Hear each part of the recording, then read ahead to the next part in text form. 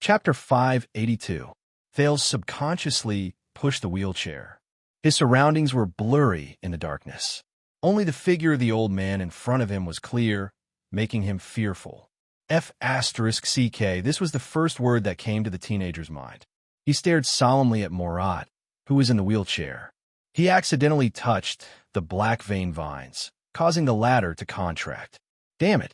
Even if I know the truth of mind reading, even if I've gone through 6 years of training, even if I think I'm prepared, the Black Prophet is still the Black Prophet. Even if there are no clues or evidence, he can still follow the scent of deception and lies and smell the truth. How did his father, his grandfather, and the rulers of the supreme throne face this old monster?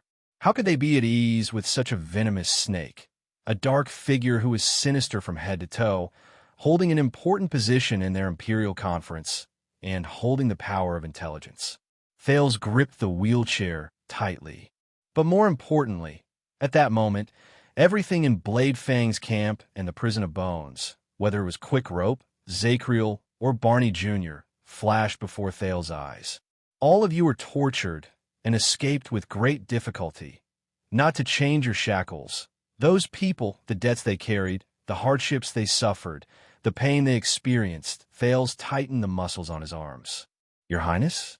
Morat still did not turn around, leaving Thales with only the back of his head, which was hollow and thin. It was a stark contrast to the endless haze he brought with him. Thales raised his head slightly. I don't know what you're talking about. What wanted criminal? No, at that moment, the teenager said silently. No, no matter how intimidating the Black Prophet was, he could not break through him. He had to hold this line, no matter the cost. Morat sneered. I believe Yodel must have told you not to lie in front of me, Thales interrupted the Black Prophet abruptly. Morat glanced sideways slightly. You're right. Having made up his mind, Thales did not think further. I did lie. Right now, right in front of you. The prince's expression was infuriating, and his next sentence was even colder. So what?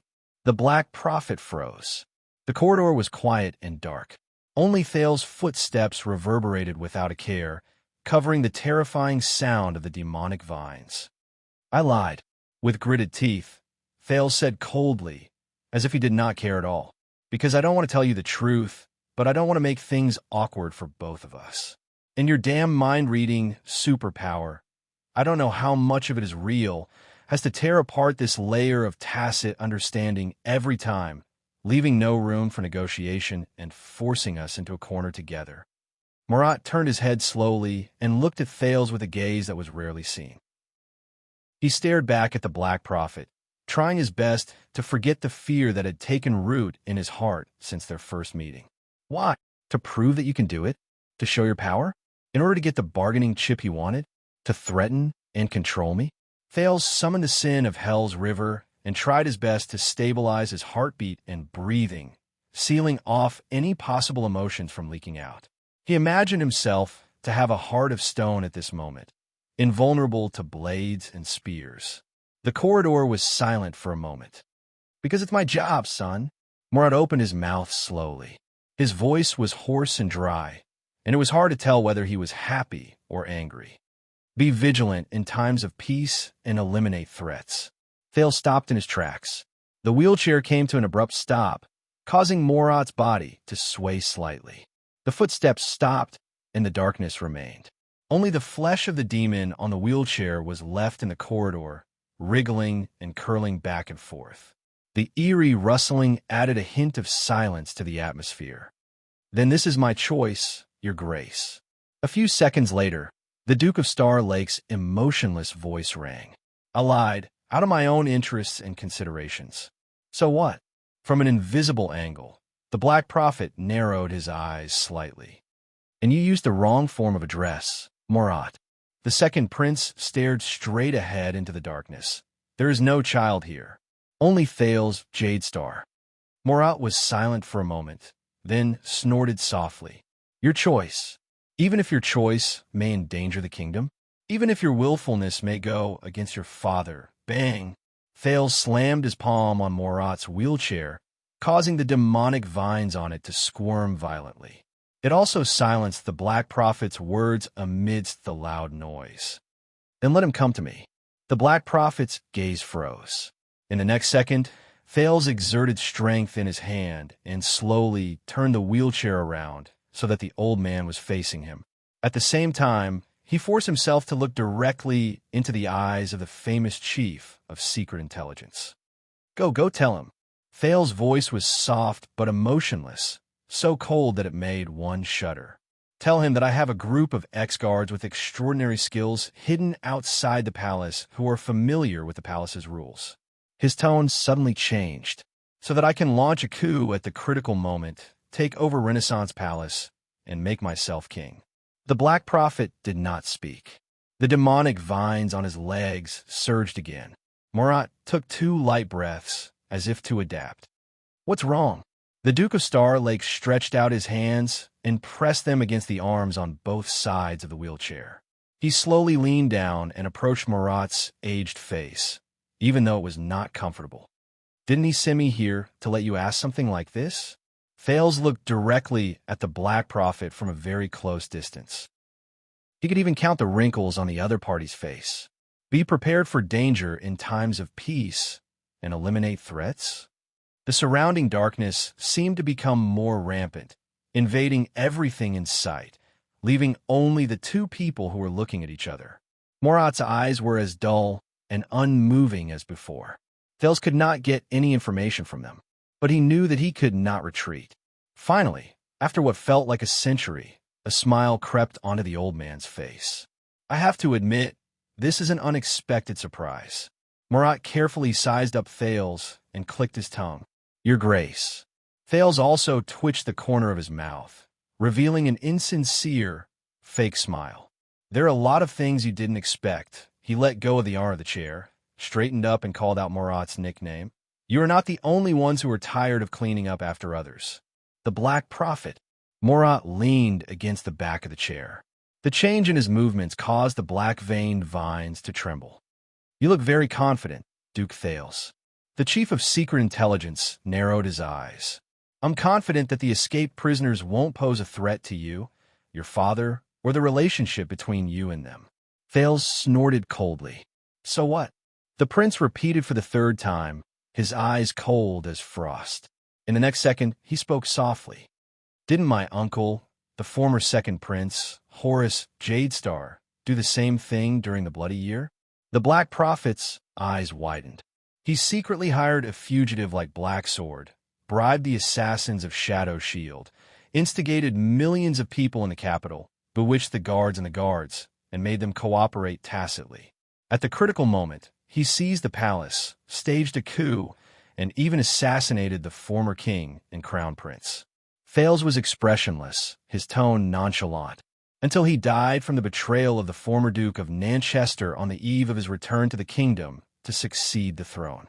"But you can't do it again. Neither my father nor you are that stupid." The old man in the wheelchair was silent for a long time. He also sized Thales up for a long time. He looked into Thales' eyes, as if he was looking at a treasure. "You are indeed good at gathering information, aren't you?" But Thales did not care about the other party's answer. He just stared straight at Murat. "So you know, the sin of Hell's river roared in his veins, helping the prince resist other impulses. Those prisoners in the prison of bones, some of them acted according to orders, some had no choice, some were forced, some were at a loss, and some were completely unaware." The Black Prophet just stared at him without saying a word. "Colluding with the enemy?" Thales sneered. "They may have failed in their duties, but it was mostly because of the Jadestar royal family's internal strife that they had to bear the blame." He thought of Barney Jr. and the deceased Nayer and Nalji in the prison of bones. He gritted his teeth and said, "Bury the past." Murat closed his eyes and inhaled softly, as if savoring the dim light and oppressive atmosphere. "I understand." The Black Prophet slowly opened his eyes and looked straight at Thales. "About why you let them go?" Thales did not avoid his gaze. He met the other party's gaze and nodded. "They have paid the price for not seeing the light of day for more than 10 years. And at least on the day I see them, they have completely atoned for their crimes."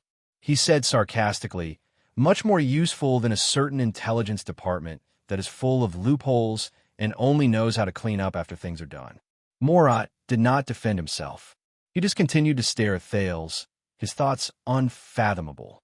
So, I gave them freedom as a reward, Thales continued.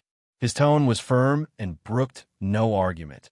In the most low-key, safest, most in line with the kingdom's interests, and in a way that does not damage the royal family's reputation. The prince took a deep breath and adjusted his mood. Now, Morat Hansen, your grace. Or, you can go to my father and tell him that his only son is raising men of sacrifice, harboring fugitives, and coveting the throne. It is better to eliminate him as soon as possible to prevent future trouble.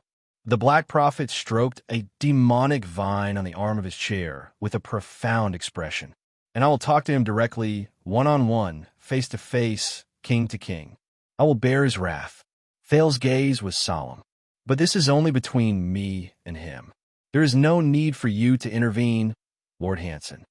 With the arrogance that he had sensed from King Neuven and King Kessel, he said coldly, because as a Jade Star, I only answer the questions of another Jade Star.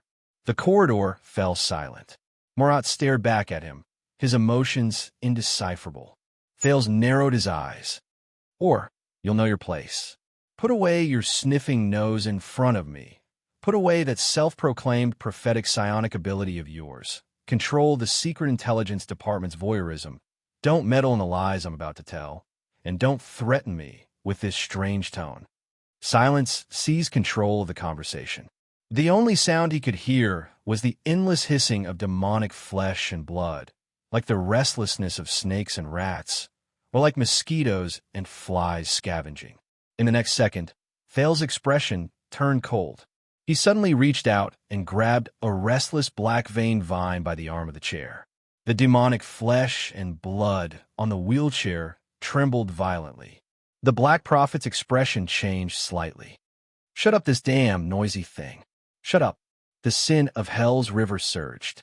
Thales clenched his teeth and pulled hard, forcibly pulling it out and throwing it to the ground. Or I will, he said coldly. The effect was immediate. The demonic flesh and blood immediately moved away from Thales and fled to other parts of the wheelchair. The hissing disappeared. Throughout the entire process, Thales stared at the Black Prophet without moving his gaze.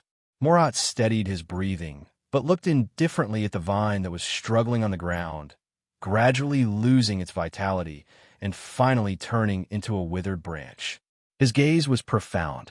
After a few seconds, he turned his head and looked at Thales again.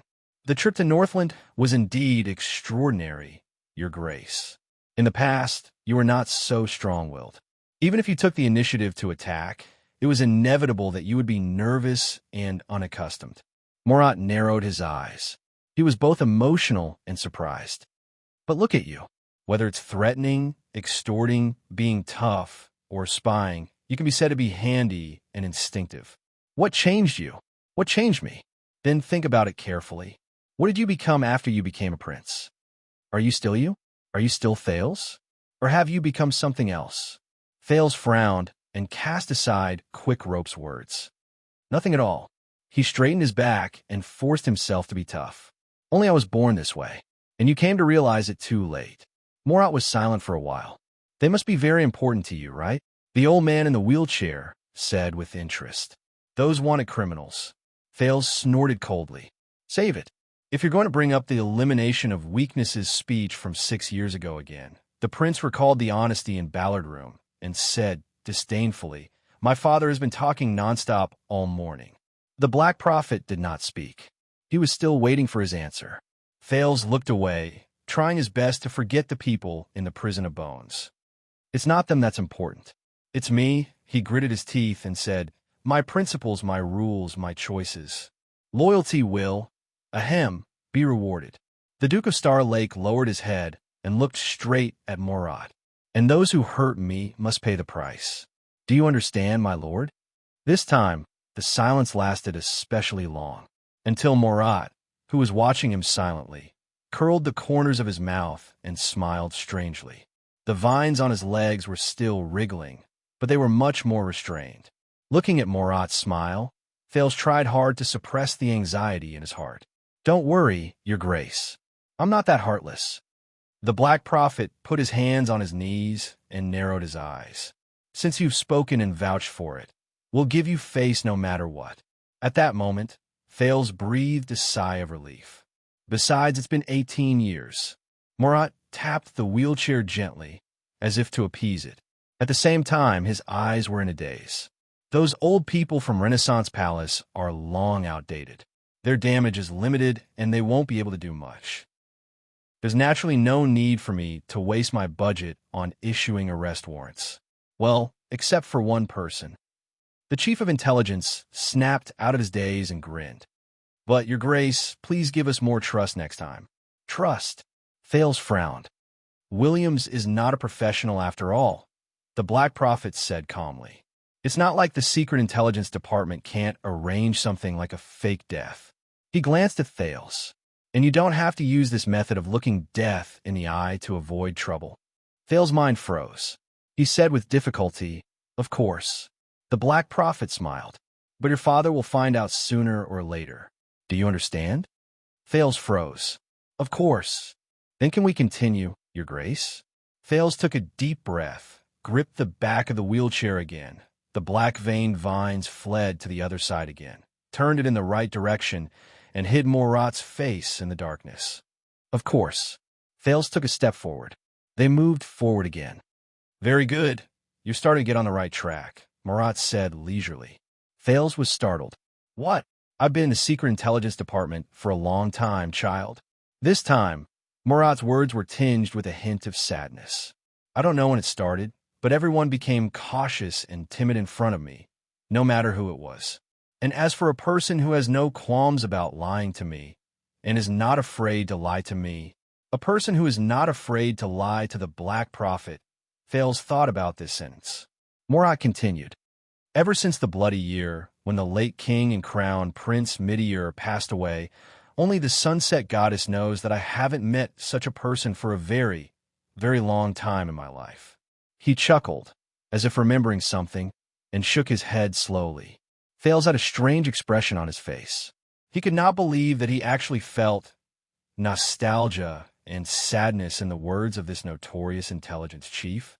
So what about before that? Thales took the opportunity to ask. My uncle, my grandfather, when they stood in front of you, how did you get along? The Black Prophet was silent for a second. Just like you just now. Thales' footsteps faltered, but he quickly adjusted. Whether it was the late king or the late crown prince, they were never afraid or concerned about lying in front of me, even though they knew that I had the ability to detect their lies. In the endless darkness and desolation, Murat said faintly, And do you know why? Thales' thoughts paused. 82nd and Crown Prince Midir, they were never afraid or concerned. Lying in front of the Black Prophet, Thales was a little surprised. At that moment, he suddenly recalled the image of the two described by King Kessel in the Star Tomb, as well as the king who was the enemy of the world, mentioned by Zacriel in the Prison of Bones. But he quickly reacted. Power. Thales pondered. Because they have power. They're not afraid of you. And they do not care what you know. He stared blankly at the back of the Black Prophet's head. And as a subordinate of power, you have even less motivation and need to expose their lies. For some reason, at this moment, Thales remembered the night he and Quick Rope exposed each other's identities. This has nothing to do with your power, Thales. On the contrary, the more power you have, the tighter the chains will lock you, and the deeper you will be trapped, the more you will be unable to break free. Just like our father. Well said. The Black Prophet suddenly clapped his hands and laughed. He laughed for a few seconds before slowing down his tone. Power. Only power. Murat's words were full of emotion. Power is not afraid of lying. To a certain extent, it likes to lie, enjoys lying, and is good at lying. The power it possesses can only flow through lies, distinguish between friend and foe, and manifest its existence. His tone slowly tightened, causing Thales to be on guard for no reason. When it really makes people go against their will and nature, it makes those who feel that something is wrong start to become numb and convince themselves to give up questioning and believe in lies. Only then can it become real power. Thales was a little lost in thought. The Emperor's new clothes, the elephant in the room. The prince said faintly, "They lie to us. We know they are lying, and they know that we know they are lying. But they keep lying, and we keep pretending to believe them." The Black Prophet pondered for a while, then hummed in puzzlement. "I didn't say it." Thales came back to his senses and coughed. It was a female author who said a certain saying from Northland. Morat was silent for a while, as if recalling, then denied. "No, there is absolutely no such saying in Northland." Thales was embarrassed at first, then smiled in relief. "Indeed, there isn't," he said without hesitation. "I'm lying." The Black Prophet smiled. "I know." Thales snorted softly. "Yes, I know you know." He raised his head and looked at the road ahead. A door appeared at the end of the corridor. "So, when I lie next time, please be understanding." Morat heaved a sigh of relief, seemingly satisfied. "Welcome aboard, Duke Thales." Thales was silent for a while. "My pleasure, Lord Hanson." The Black Prophet nodded and clicked his tongue. "But you have to understand, when I know it but do not expose you, I am also lying." His words carried a deeper meaning. "Don't get too used to it." Thales' vision turned blurry.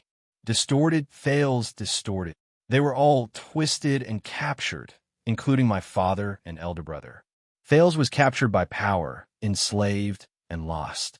In those chains, they became something else. Indifferent tools, cold-blooded scum, suspicious tyrants, but they were no longer themselves. Of course. Thales shuddered and stopped thinking about Quick Rope's words. Of course. The teenager's footsteps moved forward steadily. For some reason, after the negotiation and probing with the Black Prophet, he had clearly resolved the crisis for the guards and Quick Rope and blocked the threat. But it was different from all the previous escapes. This time, he did not feel the slightest bit relaxed. He felt a momentary sense of relief. On the contrary, this time, especially when the Black Prophet laughed, Thales only felt that the burden on him was getting heavier and heavier, tighter and tighter, difficult to escape. He subconsciously tightened his grip on the wheelchair. "One last question, child." Thales' ears tightened, and he became extremely vigilant. "Can you be more stable?" Under Thales' strange expression, the old director of the Secret Intelligence Department leaned back in his chair and let out a long sigh. "You're pushing me to the point of falling apart." Finally, in a complicated mood of awkwardness and anxiety, Thales followed the instructions and pushed Morat into a dark room. Thales let go of the wheelchair and looked around the strange room doubtfully. The decoration was simple, the area was small, and the visibility was poor. The biggest feature was a huge mirror embedded in the wall opposite them. It barely reflected the blurry figures of him and Morat, one sitting and the other standing.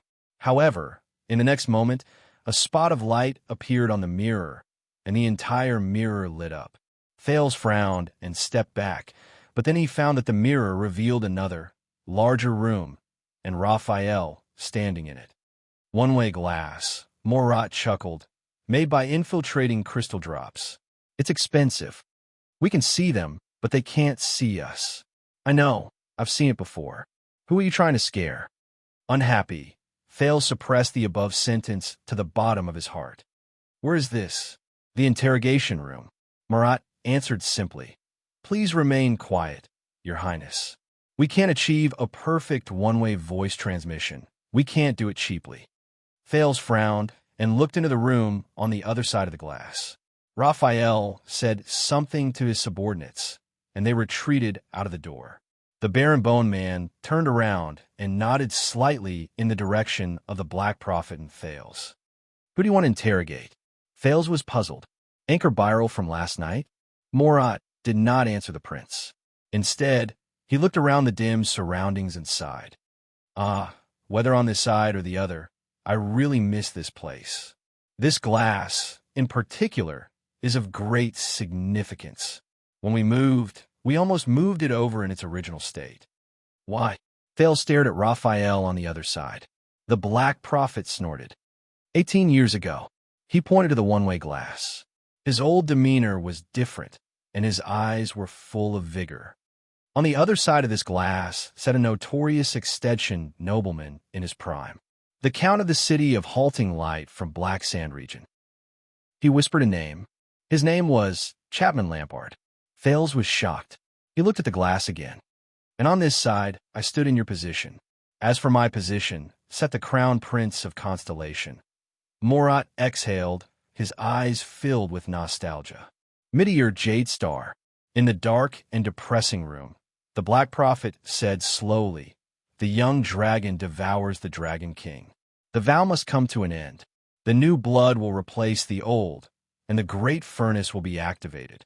That year, Dragon's Blood, a top-secret plan to use the leader of the enemy country as the target, to open the curtains for Constellation's revival, and to place the final chess piece on the virtuous king's chessboard, was born on both sides of this glass."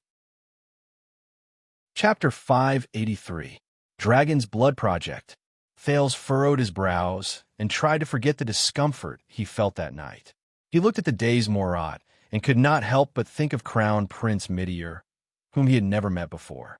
It was hard to imagine that the man in the wheelchair, the man who Gilbert, Gines, and even the Black Prophet praised endlessly, could devise strategies and completely change the rules of the game in the kingdom of the Great Dragon.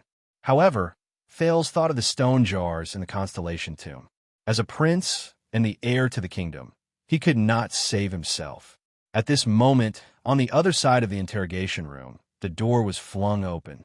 Fales snapped out of his daze.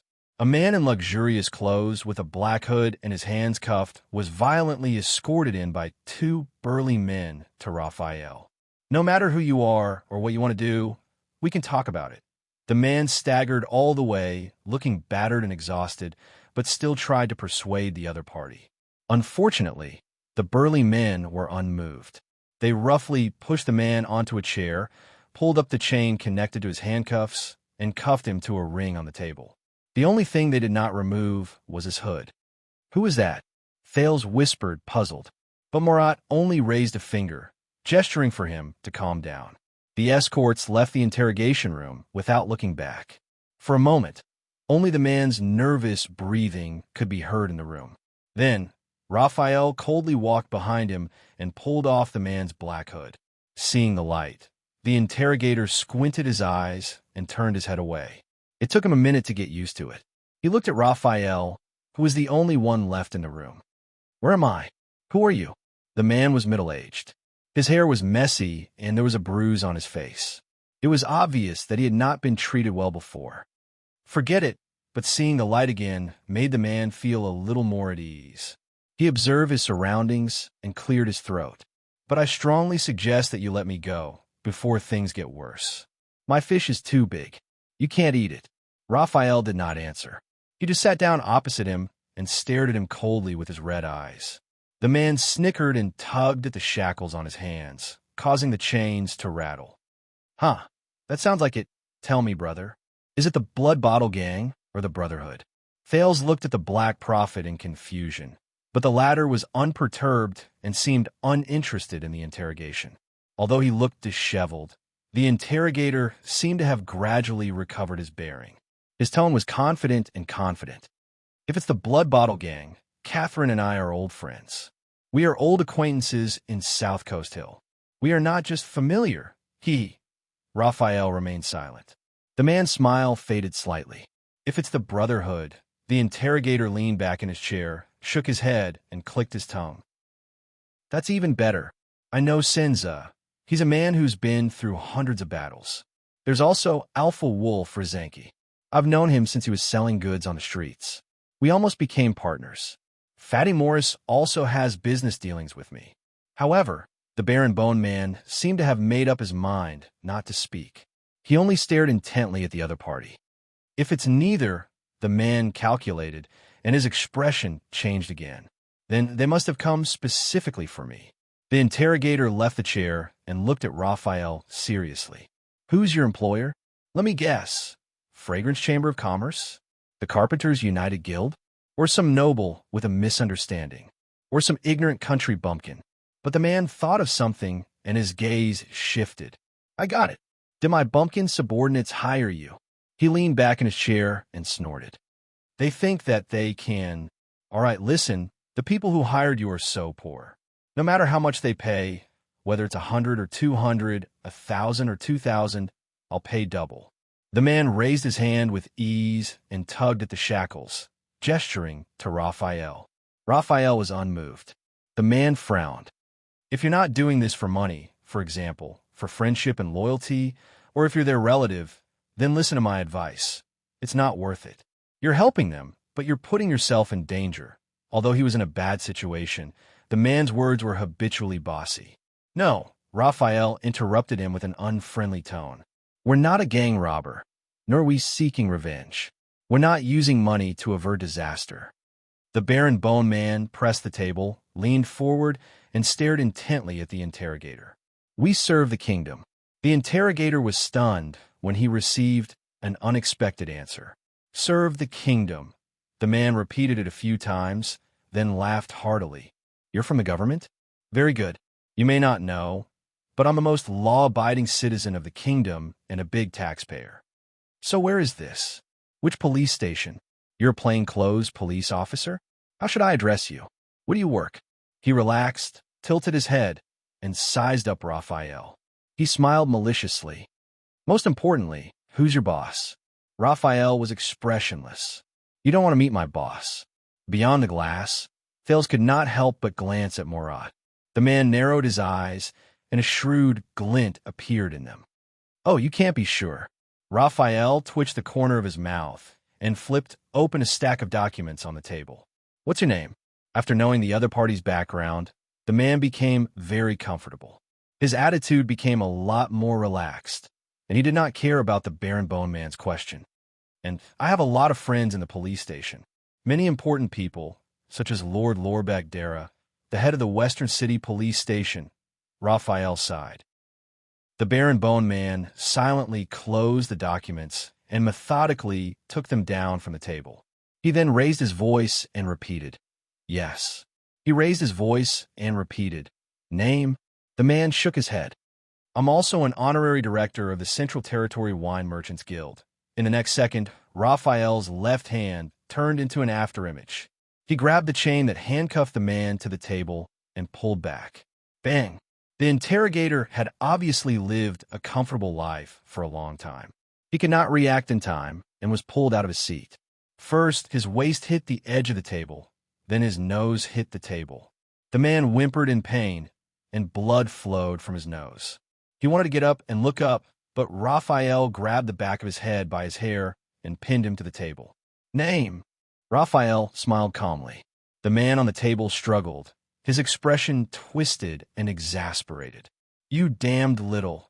Raphael lifted the man's head, aimed his nose at the table, and smashed it again. Bang! The man trembled, gritted his teeth, and grunted. Name? Raphael's smile remained. The man's face was bright red, tears and mucus flowing, but his toughness was beyond expectation. I know this process. Start with simple questions. Let the prisoner get used to answering. Without waiting for him to finish, Raphael exerted force in his hand, turned the man's head, and pressed the interrogator's bleeding nose firmly against the table, grinding it back and forth. The man let out a muffled howl like a pig being slaughtered. Watching all this, Thales frowned. Beside him, the Black Prophet laughed softly, causing the black vein vines on his knees to tremble. Raphael's next sentence was light, like the ravings of a lover. Last name? But it was different for the other party. F***CK. F***CK Moss. Moss. Under the intense pain, the man cursed, but he answered very quickly, Yes. Degory Moss. He protested angrily. Come on, you're working so hard. Did you get paid overtime? The corners of Raphael's mouth curled up slightly. At that moment, the Baron Bone Man looked sinister and awe-inspiring. He let go, and the interrogator, named Degory, was able to sit back in his seat. He covered his nose and gasped in pain, indignant. F***CK. Damn it. Raphael took back the documents, but he frowned as he looked at the sticky puddle of blood, mucus, and tears on the table. He shifted his stool and finally put down the documents at the corner of the table. What do you do? Dagori pinched his nose and glared back fiercely. And what do you do? A new temp? Hiss, wait. Dagori's expression changed, and he hurriedly stopped Raphael, who was tugging on the chain again. Answer me. The Baron Bone Man smiled brightly and shook the half-torn chain. Or answer it. Dagori looked at Raphael seriously, and finally confirmed the other party's gaze. Why? The interrogator heaved a sigh of relief, as if resigned to his fate, and answered without hesitation. I'm a wine merchant. I make wine and sell wine.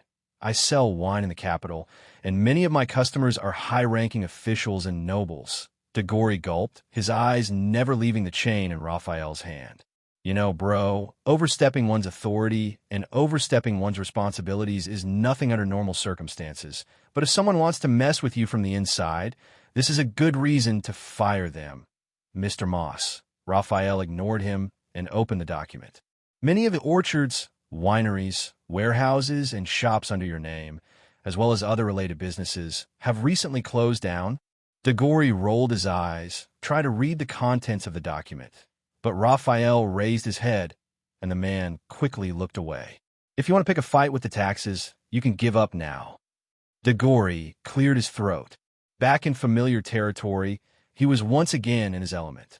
City Hall, Police Department, Department of Finance, City Defense Team, Department of Discipline, all the departments in the capital can prove that I'm a law-abiding citizen, a great philanthropist who repairs bridges and roads. If I go to trial, I can hire the best defense lawyer. Many high-ranking officials and nobles will be willing to vouch for me, and even testify in court. In fact, I've not only paid enough taxes, but I've also paid quite a bit more. Quite a bit. He stared at Raphael, his smile sly and arrogant, but the smashed bright red nose somewhat ruined his image.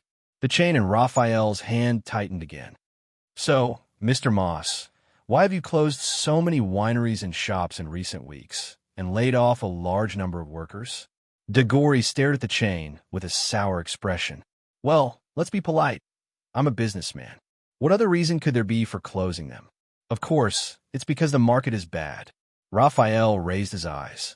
But you're one of the largest wine merchants in the Central Territory, the wine supplier for many aristocratic families' banquets. Dagori raised his eyebrows and laughed fearlessly. So Raphael still ignored him. So, the many people who work in your winery industry, farmers, workers, craftsmen, assistants, including a few venture partners, and some raw material merchants upstream and downstream, as well as distributors and retail wine merchants, totals up to hundreds of people. Raphael looked at Dagori. They intend to file a joint complaint and send you to trial. The wine merchant's expression changed.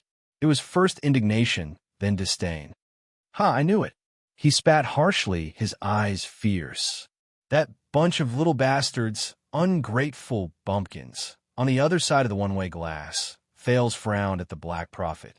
This guy is an experienced and cunning businessman, but I don't understand why I'm here to see this. Relax, Your Highness. Morat raised his finger to his lips and said softly, Some things may be small, but you can see the big picture. Some things may be small, but you can see the big picture. Some characters may be small, but they can understand everything. Thales was stunned.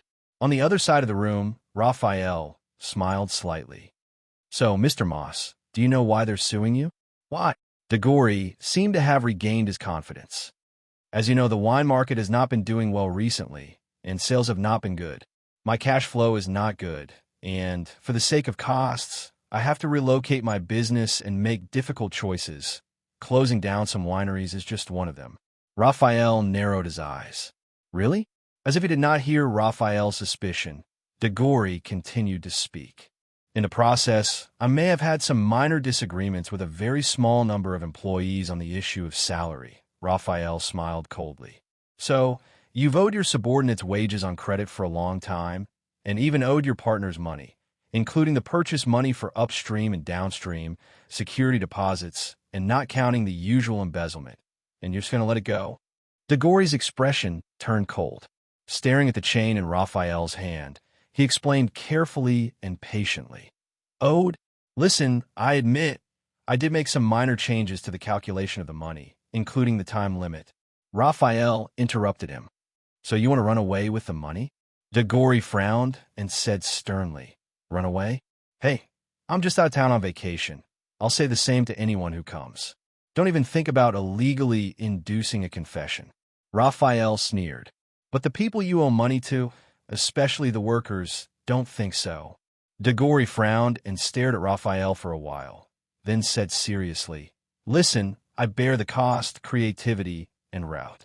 They provide the labor, skills, and time. The boss and the employees work together to make the best wine and work toward the goal. So, the winery business is not just mine, but everyone's. Well, like a family. When a family experiences setbacks and hardships, everyone in the family should be considerate of each other and work together to overcome the difficulties. He glared and tapped his fingers on the table, as if to teach the person in front of him a good lesson. But some people just don't understand. They're narrow-minded, don't see the big picture, and can't take the slightest bit of hardship. Just because their salaries are a little lower and their lives are a little less smooth, they turn their backs on me. They don't care about the opportunities and conditions I provide them. Raphael nodded and pursed his lips. But you're the boss, and this is your winery. That's right. Degori said bitterly, So, I can see the truth of this industry better than they can, care more about the future of this industry than they do, and grieve the depression of the wine industry more than they do, because I'm like a father to them. Raphael glanced at the document. But you've closed the winery. Degori's expression froze. Then he snorted. It can't be helped. No matter how warm the family is, no matter how hard the father works, if the children are rebellious, disobedient, and immature, there's nothing that can be done. And you know, some people, the wine merchant looked exasperated. 90% of the reason I shut down the winery is because these lazy workers are demanding a pay raise. These people are simply cancer in the industry. They're short-sighted and don't know that the most important thing about a job is not salary and benefits, but room for growth and prospects, including the value of training. Degori looked indignant. They also don't know how to look at the problem from a higher perspective. You should know, as bosses, when have we ever cared about our salaries? They only know how to make a fuss. But when they make a fuss, why don't they think about what happens if one day the winery closes because of them? What happens if the entire industry falls apart because of them? When that time comes, won't they be the unlucky ones who have to pay for it themselves? Degori was tired from speaking and paused for a moment. He exhaled through his nose with a regretful expression. Now, I can only say that they have only themselves to blame. Enough. Raphael was obviously tired of listening to his speech. We don't care about your business. The baron-bone man leaned forward and said coldly, And we don't care if you're another shameless and unscrupulous boss. We only care about one thing. Degori exhaled and smiled coldly with an expression that said, It's finally here. Well, let's get straight to the point, the wine merchant said scornfully. How much target did your boss give you? How much money to let me go? Raphael stared at him, his eyes cold. He said coldly, I want to know the real reason why you closed the winery and withdrew from the wine industry. Degori was puzzled. What? Raphael sneered. Before you closed it, you said at a private gathering at the Winemakers Guild that the wine industry has no future, so you'd rather withdraw your investment and run away? Degori's expression changed at first. Then he said indignantly, I'm not running away. I'm just going abroad for a vacation. But Raphael repeated emotionlessly, Answer me. Degori was stunned for a long time, but he finally shook his head. I've given you all the answers you want. And to be honest, you're suspected of illegal torture. Raphael smiled and flipped to the next document without changing his expression. In fact, I have a list of bad debts that you've accumulated over the years by robbing Peter to pay Paul. Degori's expression changed. Raphael continued as he observed the other party's watch. And a list of your assets outside of the wine business. 6 estates in the Central Territory, 2 long-distance merchant ships docked at Maiden Harbor, a large plantation in South Coast Hill, a salt works in the Land of Cliffs, a large field in Blade Edge Hill, 2 foreign titles bought at a high price, your wife's private garden, the positions of your 2 sons, as well as the assets under the names of your 3 mistresses and 8 other illegitimate children. Seeing the change in Degori's expression, Raphael narrowed his eyes. If I send them to the Department of Finance and the Department of Justice, Degori swallowed, but he said firmly, "You're right." Then go ahead. Raphael frowned. Degori got up from the back of the chair, leaned against the table, and gritted his teeth. I can guarantee that no matter where you go, you'll only get one answer. That's my legal income, with all the necessary documents and clear property rights. If you dare to use the public power of the king's officials to extort, illegally embezzle private property, and do such a vicious thing to a powerless civilian businessman, wow, this is a serious crime, and it goes against the kingdom's policy of encouraging the market and supporting commerce for more than a decade. The wine merchant glared at Raphael fiercely, as if he wanted to return the favor of having his nose broken. It won't be good if this news gets out. With my status, I guarantee that many chambers of commerce will protest, including many righteous and open-minded bureaucrats and nobles, and powerful people from all over the country. They will all speak out. By then, it'll be your boss who doesn't want to see me anymore. Degori's tone was threatening. Because you're not touching me, but the cheese of many big shots behind me. Do you understand? Now, whether it's a labor dispute or a tax issue, you have no reason to detain me. Raphael closed the document in his hand and began to size Degori up again, as if realizing for the first time how difficult this person was to deal with. The latter looked back at him coldly and shook the shackles on his hands. After a few seconds, Raphael smiled.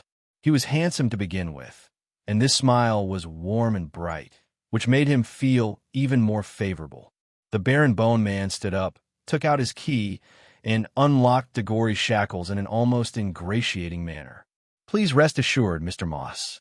This evidence will not be sent to the Department of Finance or the Court of Justice. We don't want to be troubled by the people behind you. Seeing that his strategy had worked, Degori, who was freed from his shackles, looked overjoyed. Very good. In my opinion, you're young and have a bright future ahead of you. You're a promising young man. How should I address you? But Raphael did not answer. He just continued the topic. I'll just pack up these documents and send them to Jade City. Degori was stunned. What? Raphael's smile was like a spring breeze in rain. Yes, send them to Iris Castle, to the desk of the ruler of South Coast Hill, Duke Xianxia. How's that? Chapter 584. Xianxia. At that moment, Degori froze. On the other side of the glass, Thal's expression also changed. Why? The wine merchant asked subconsciously. You know why. Raphael's smile did not falter. Degori sat up straight and said nervously, This little brother. You said you serve the kingdom? Which department is it? Raphael nodded and became even more interested. That's strange. You're not afraid of the bone-sucking Department of Finance, nor are you afraid of the fiendish police department. You're not even afraid of the Transcendent Court. It was only when I heard the name of a foreign noble that I lost my composure. Degori shuddered. He understood something and looked around nervously. This isn't any police station, is it? Who exactly do you work for? Raphael snorted. Oh, perhaps you're afraid that the Duke of Iris Flowers will find out that Degori Moss, the capable businessman who received his help, grace, and mission as his representative in the Central Territory wine business, has been pocketing his own money behind his back, reaping huge kickbacks for so long, and running so many private businesses elsewhere. Thale saw Degori tremble with every word Raphael uttered. Raphael smiled amiably, and he actually dared to say that the business had failed, and that he would go back and complain to the Duke that he was poor. Degori's breathing quickened. He swallowed hard. Listen, little brother, there must be some misunderstanding between us. I don't understand a single thing you're saying. Raphael picked up the documents and left his seat, looking like he was going to pack up and leave. Don't worry. We will arrange for a carriage to send you home with great fanfare in front of everyone to thank you for your cooperation and confession, right after the evidence is sent to Jade City and into Duke Zan's hands. Degori froze. The confidence and arrogance on his face were gone. You can't. He wanted to say something, but he was tongue-tied. Raphael turned his head sideways and smiled wickedly. He threw the last straw. After all, you know that the kingdom's secret intelligence department is not allowed to interrogate people illegally. In that second, Dagori shuddered violently. What? You said you're the king? What king? The wine merchant asked blankly. The Baron Bowman just smiled and turned to leave. Wait, I remember. Perhaps the last sentence was too powerful. Dagori threw himself off the chair and got up from the ground in a panic. His voice was choked with sobs as he said, Today, I have a large amount of funds coming in. I guarantee that those who are owed wages and debts will soon receive the money. There is still a large amount of surplus. I want to donate all of it to you or your department to support your work. Can you just pretend that I have never been here? But Raphael smiled wickedly and remained unmoved. Don't worry. You are very familiar with Boss Catherine, right? When you go out, the Blood Bottle Gang will definitely treat you well. I heard that the custom of Jadeite City is to sail a ship and bring people out to sea. No matter what happens on the high seas, it has nothing to do with the laws of the kingdom. He narrowed his eyes and smiled. We can't do anything even if we wanted to. It seemed that with every word Raphael said, Dagori could remember something. As a result, his sobbing grew louder, and his gaze grew more terrified.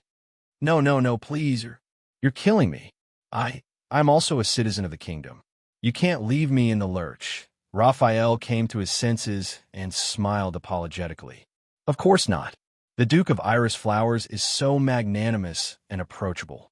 Maybe you won't mind? After all, you have such a big family. You have to support them too. Support them. Dagori shuddered. He stood rooted to the ground and stared at Raphael blankly. Raphael smiled as usual and looked back at him happily, patiently waiting for a response. After a full 10 seconds. Damn it. Finally, under Raphael's gaze, Dagori could not bear the pressure and fell limply to the ground. All right, whatever you want, I'll give it to you. He completely broke down. Tears and snot flowed down his cheeks as he sobbed. Just don't tell the Duke. I just want to make a fortune before I retire. My family. Raphael smiled very happily. Welcome to the kingdom's secret intelligence department, Mr. Moss. Satisfied, he bent down and helped the trembling Dagori to his feet. Don't worry. With our care, you won't retire so soon. Dagori stared blankly at the young man in front of him, his face numb. At the other end of the room, Thales turned around in disgust. Is this how you recruit and win people over?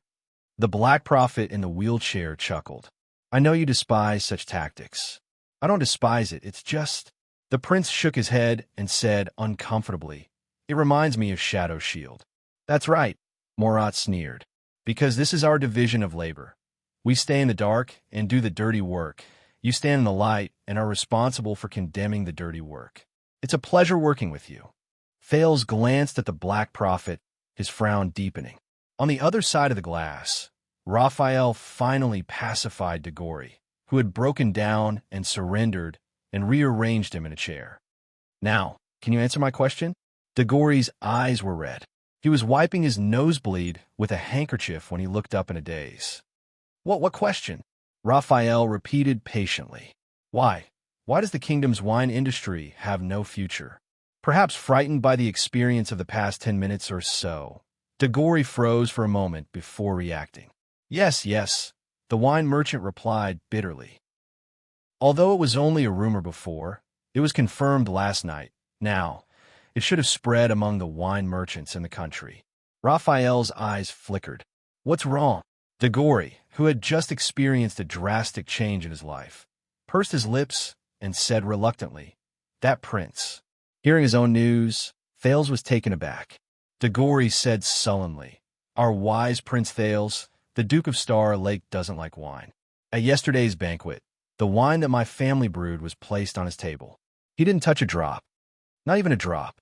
He said resentfully. Even during the toast, he deliberately spilled it and refused to drink it. Raphael snorted. Perhaps your wine doesn't suit his taste?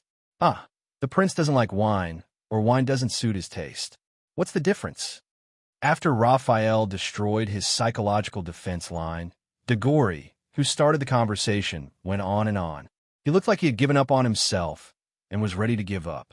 And not only does he not drink, the wine merchant said unhappily, he doesn't like others to drink. Thales looked up in surprise. Raphael also frowned. Really? Degori laughed, his face full of sarcasm. I didn't go to the royal banquet yesterday, but a friend of mine did. He saw it with his own eyes. Before the hostage incident, there was a noble girl. She was very beautiful and had a good family background. She asked the prince to dance. In the end, just because she drank 2 glasses of wine before talking to the prince, she was publicly reprimanded by His Highness and came back in tears. Raphael was still skeptical. Are you sure? It's all over the socialite circle. Degori spat on the ground. His Highness rejected every girl who drank. Even his own aunt had a few more glasses of wine. He showed no mercy and kicked her out of the banquet in advance. There's also a servant who testified. After the banquet, when His Highness spoke to Duke Zan alone, he only drank water. Raphael pondered for a moment. That's it? Just based on the trivial incident at the banquet last night? Maybe this is just an excuse you came up with to cover up your act of running away after your business failed and implicating hundreds of families. Degori interrupted him indignantly. I said I'm just going abroad for a vacation. Listen, the prince hates wine. This has been going on for a long time, not just last night. What do you mean? Degori snorted softly. First of all, the Northland merchants from Black Sand region. They have a rumor that Prince Thales and the current king of Extet fell out over a glass of wine and detested each other. I don't know how the prince is in the north, but his return to Constellation is also very obvious. He lives in seclusion, lives a simple life, and doesn't indulge in wine or women. Degori raised his finger and pretended to be serious. In Bladefang's camp, my colleagues in Western Desert prepared a bottle of fine wine, bribed the legendary winged soldiers, and prepared to dedicate it to him and advertise it at the same time. In the end, the prince didn't give them any face and smashed it on the ground without even looking at it. You know, that's the heir to the kingdom. That's when the rumors started. Degori exhaled indignantly. And I just heard what happened this morning. 2 of Prince Thales' personal guards, royal guards, former members of the 7 Jade Star attendants, drank a few too many glasses of wine last night, so they messed up and caused an accident in which they took hostages. So the prince ordered them to be whipped in Mindy's hall. They were beaten half to death. It said that he even personally counted the lashes. Raphael listened attentively, glancing at the one-way glass from the corner of his eye. Degori slumped, then looked up. This is great. Soon the whole of Constellation will know that the future king doesn't like to drink, and he doesn't like people who drink. Damn the prince. Raphael coughed. Maybe you're overreacting. The prince's dislike of alcohol won't have that much of an impact. Oh, he's the prince, the future king. Degori interrupted the Baron Bone Man impatiently. Everything he does, every minute, every drop has a super huge impact. Okay. Raphael did not speak. The other side of the one-way glass fell into a dead silence. Listen, little brother, you're still young, but I've seen it, I know. Degori grabbed his handkerchief and wiped his nose. This may not happen so soon, but as time progresses, the upper-class circle in the capital will gradually form a trend. In order to curry favor with the prince and get close to the duke, first, some people will start to drink less. Then everyone will follow the trend and drink less. Then, famous people will advocate not to drink, and then it will spread to the entire Eternal Star City, urging everyone not to drink, until the kingdom officially enacts laws to restrict and ban alcohol. Raphael was dubious. Isn't that a little too exaggerated? Degori shook his head. All right, maybe I'm exaggerating a little, but bro, you're also a public servant. When the higher-ups like it, the lower-ups will add to it. Haven't you heard? When a cup falls in Renaissance Palace, a head falls in the kingdom. The wine merchant glanced at Raphael and smiled sarcastically. And did you know that Prince Thales smashed a lot of cups at the banquet? Ha ha! His laughter was discontented and desolate, gradually fading away. When the king turns his nose up at a certain kind of person, the people will drive them to extinction. When the duke takes a second look at something, It will go down to the common people, and it will be priceless, even priceless. People will regard a certain brainless sentence uttered by a big shot after drinking as a wise saying and interpret it painstakingly. Academic pedants will even invest in it and conduct research on it. Or when a great noble forgets to wear his trousers for a stroll, it will be regarded as a new style of elegance, a fashion trend, and people will worship it and scramble to imitate it. Degori said angrily, "That's right. Is there any lack of such situations?" The wine merchant sighed. Power is a hook that draws everyone closer to it, just for a pitiful amount of bait. How else do you think I made my fortune? There was a moment of silence in the interrogation room. So you closed down the winery after careful consideration, Raphael said flatly.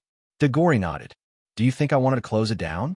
Believe me, if I don't cut my losses and exit now, in a few months, when the rumor that the prince doesn't like wine spreads, my business report will only look worse, and my sugar daddy in Jade City will be even more unhappy. And I'm not the first person to know. The market has a better nose than I do. Gold coins only follow power. He pouted.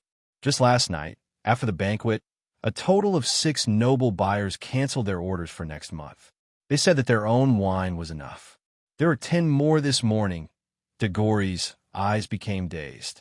I originally thought that after the prince's return and the royal banquet, the capital, which has been quiet for more than a decade, would have many more banquets. The demand for wine, especially for extravagant banquets like ours, would definitely soar. So I expanded the range of partners, bought several more wineries, and prepared to increase production. For this, I borrowed a lot of money. He snorted coldly, wiped away the last bit of blood from his nose, and threw the handkerchief on the table. Now I can only cut my losses in advance. At least in the short term, I won't have any sizable orders for banquets in the capital, big or small. Raphael was silent for a moment before continuing. According to you, you're only the first person to act on the basis of rumors. In your line of work, more people will suffer and more people will lose their jobs. Degori snorted strangely, half crying and half laughing. What can I do? I'm in despair too. He was in low spirits. But who's the one who caused the wine merchants to lose confidence, the future of the wine industry, and all my workers to have to eat dirt? If you're so capable, don't look for me. Look for His Highness, who told the world I hate wine. Moses slumped in his chair and muttered for the second time. Damn aristocrats. Damn prince. The interrogation room returned to silence. Raphael sighed. Very well. Thank you for your opinion. I'll make sure he knows. Make sure he knows soon. Moses, who was immersed in his decadence, realized something. No. I hashtag and percent yin, and the wine merchant's expression changed drastically as realization dawned on him. Don't write down what I just said. Sunset knows that my whole family is loyal and wholeheartedly supports the Jade Star royal family. He waved his hands in an attempt to defend himself to Raphael. But Raphael only glanced at the one-way glass, then waved his hand to have Moses taken away. It's true, my mother can testify. I've been a loyal supporter of His Highness Thales since I was born. Aren't we on the same side?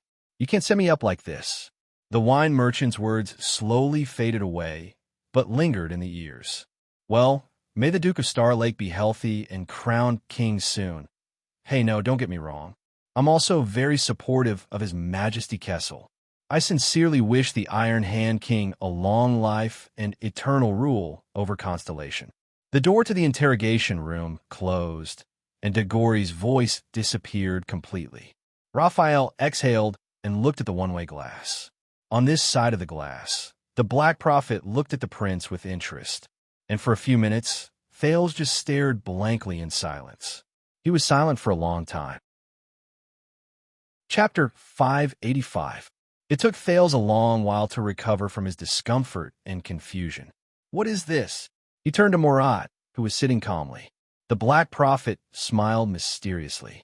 What do you think it is? Thales was silent for a few seconds.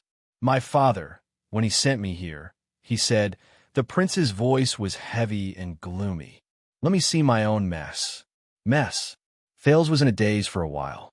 Murat said faintly, then you've seen it.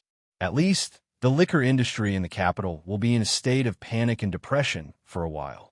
Thales clenched his fists. Damn the prince. Everything he does has a super, huge impact, okay? The voice of the wine merchant, Degori, still seemed to echo in his ears. But I didn't do anything, Thales muttered. The Black Prophet's sneer reached his ears. At your level, not doing anything is also a form of attitude. Whether you mean it or not. Thales frowned hard. Drink a little. A few sips is good. Princess Elisa's words to him on the day of the banquet rang in his ears. I bet that by tomorrow, you'll feel like everyone is looking at you. Everyone is looking at you. Thales took a deep breath and exhaled painfully through his teeth. They shouldn't interpret it that way. But they did. Morat's voice seemed to come from another room, but it was no less grim. And you left your home for the past 6 years, went to the far north as a hostage, and was placed under house arrest within the high walls. The demonic flesh on the Black Prophet's knees surged.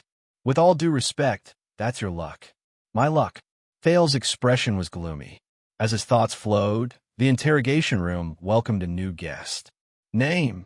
Raphael picked up his pen, turned to a new page of the document, and looked coldly at the stout, thick-limbed old man opposite him, whose face was full of anxiety. The newcomer was treated much better than Degori's. Although he was also brought in with his head covered, the old man was not shackled and could move freely on the chair. Gibbon, I'm Gibbon, sir. In stark contrast to the arrogant wine merchant, the old man on the chair was obedient. There was even a hint of flattery in his tone. Gibbon Filson. Everyone calls me Old Gibbon or Old Bull. Raphael pursed his lips. Now, Gibbon Filson, do you know why you are here? Gibbon forced a smile. To be honest, I don't really know. May I ask who you are? Police station. Raphael didn't even raise his head. Compared to the previous interrogation with the wine merchant, the Baron Bone Man's attitude this time was cold and distant. The old man was stunned for a second. Impossible. Old Gilburn was all smiles as he shook his finger at Raphael. I have a relative who works at the police station. I know their procedures. It's definitely not like this. The Baron Bone Man raised his head expressionlessly, but the old man observed his surroundings. His eyes lit up as he thought of something. He was excited and curious. I know, this way of doing things. Old Gilburn had a mysterious and slightly smug look on his face. He leaned forward to the edge of the table, close to Raphael. You are the kingdom's secret intelligence department. Am I right? Raphael's expression changed slightly as he looked at the old man who was winking at him. I've experienced it. A long time ago, when there was that serial blood-sucking murders in the capital. Old Gilburn nodded with a sinister smile, obviously eager to show off. The famous time limit police officer fought with the people from the secret intelligence department in my shop. Bang. Raphael tapped the table and interrupted Gibbon. That's right. You're absolutely right. The Baron Bone Man's gaze was profound and mysterious. He approached old Gilburn and said softly in a tone as if he was telling a ghost story. We are the kingdom's secret intelligence department. We work for the Black Prophet. In that second, the old man's smile froze on his face. On the other side of the glass, Thales frowned and turned to Morat. But the old man in the wheelchair was unperturbed. What? Old Gilburn blinked in disbelief as he looked at Raphael's unfriendly gaze.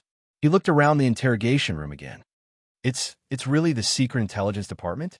The kingdom's secret intelligence department? Old Gilburn's gaze fell on the wet bloodstain on the table. He thought of something and shuddered. You're not lying to me? Raphael snorted in disdain. The kingdom's secret intelligence department.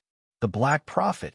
The kingdom's secret intelligence department who had a target of killing 10 people every day. The Black Prophet who bathed in the blood of children every night. Gilburn first smiled uneasily as he thought of all kinds of mysterious legends. Then, he huddled in his chair. His gaze was fixed on a small spot on the edge of the table. He did not even dare to breathe loudly. First of all, I'm not a child anymore. The Black Prophet won't like it. Then, I hope I'm the 11th person who came here today. Thinking of this, Gilburn wanted to cry, but had no tears. So, old Gilburn, what do you do? What do I do?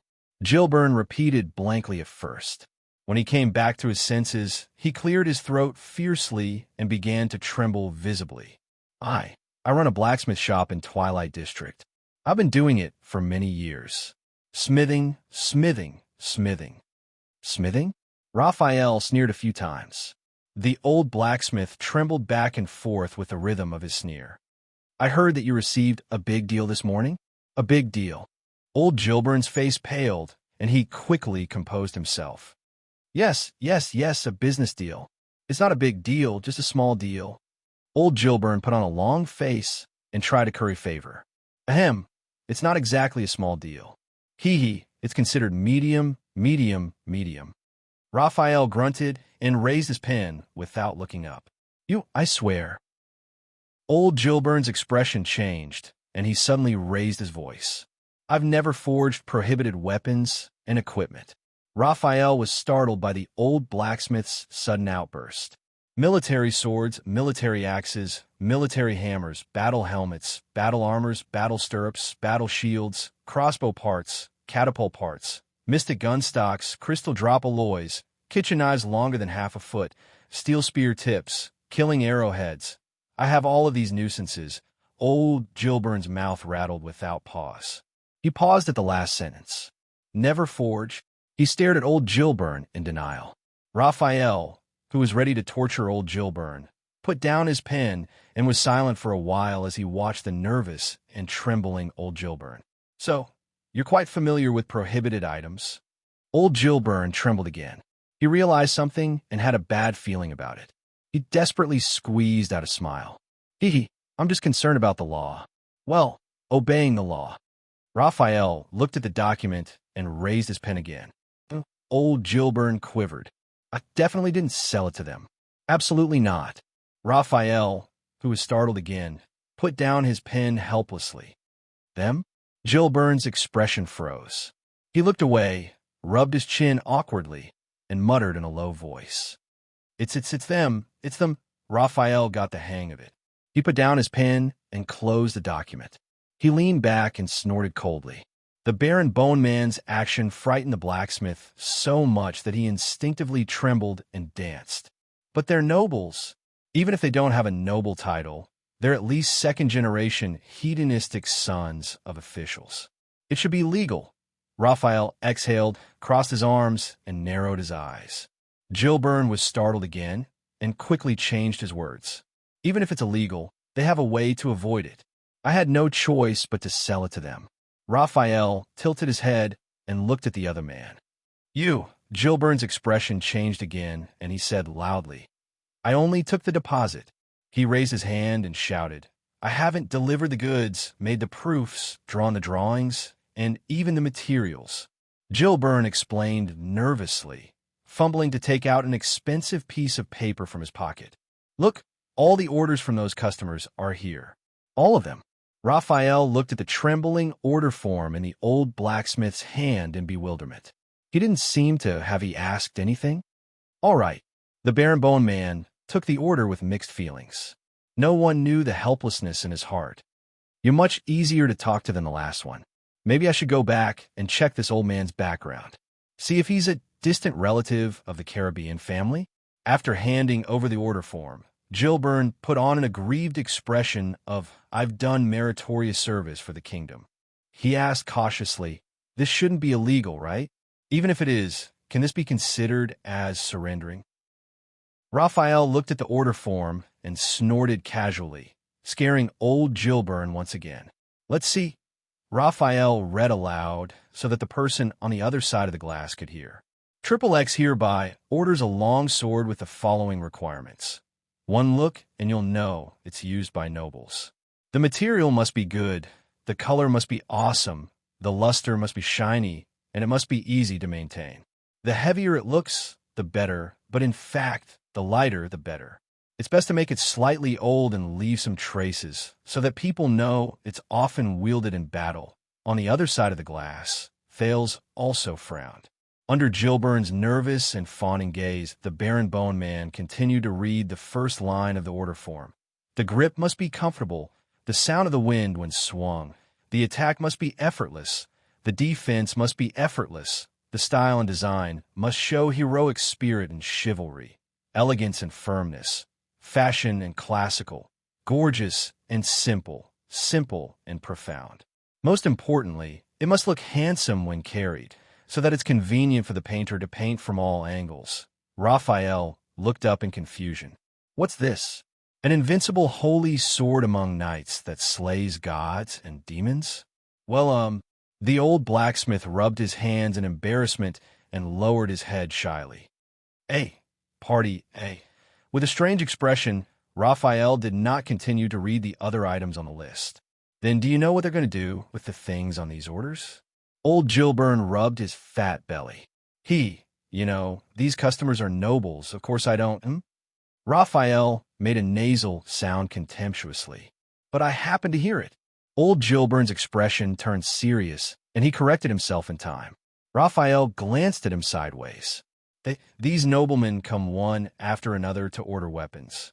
Most of them are going to... Old Gilburn paused and smiled obsequiously. Duel. Despite having expected it, Thales still tensed up. Duel. Raphael pondered and nodded. Do you know why? Speaking of this, old Gilburn was enraptured. What else can it be? Of course, it's because the Duke of Star Lake solved the case like a god last night, and he's strong and agile.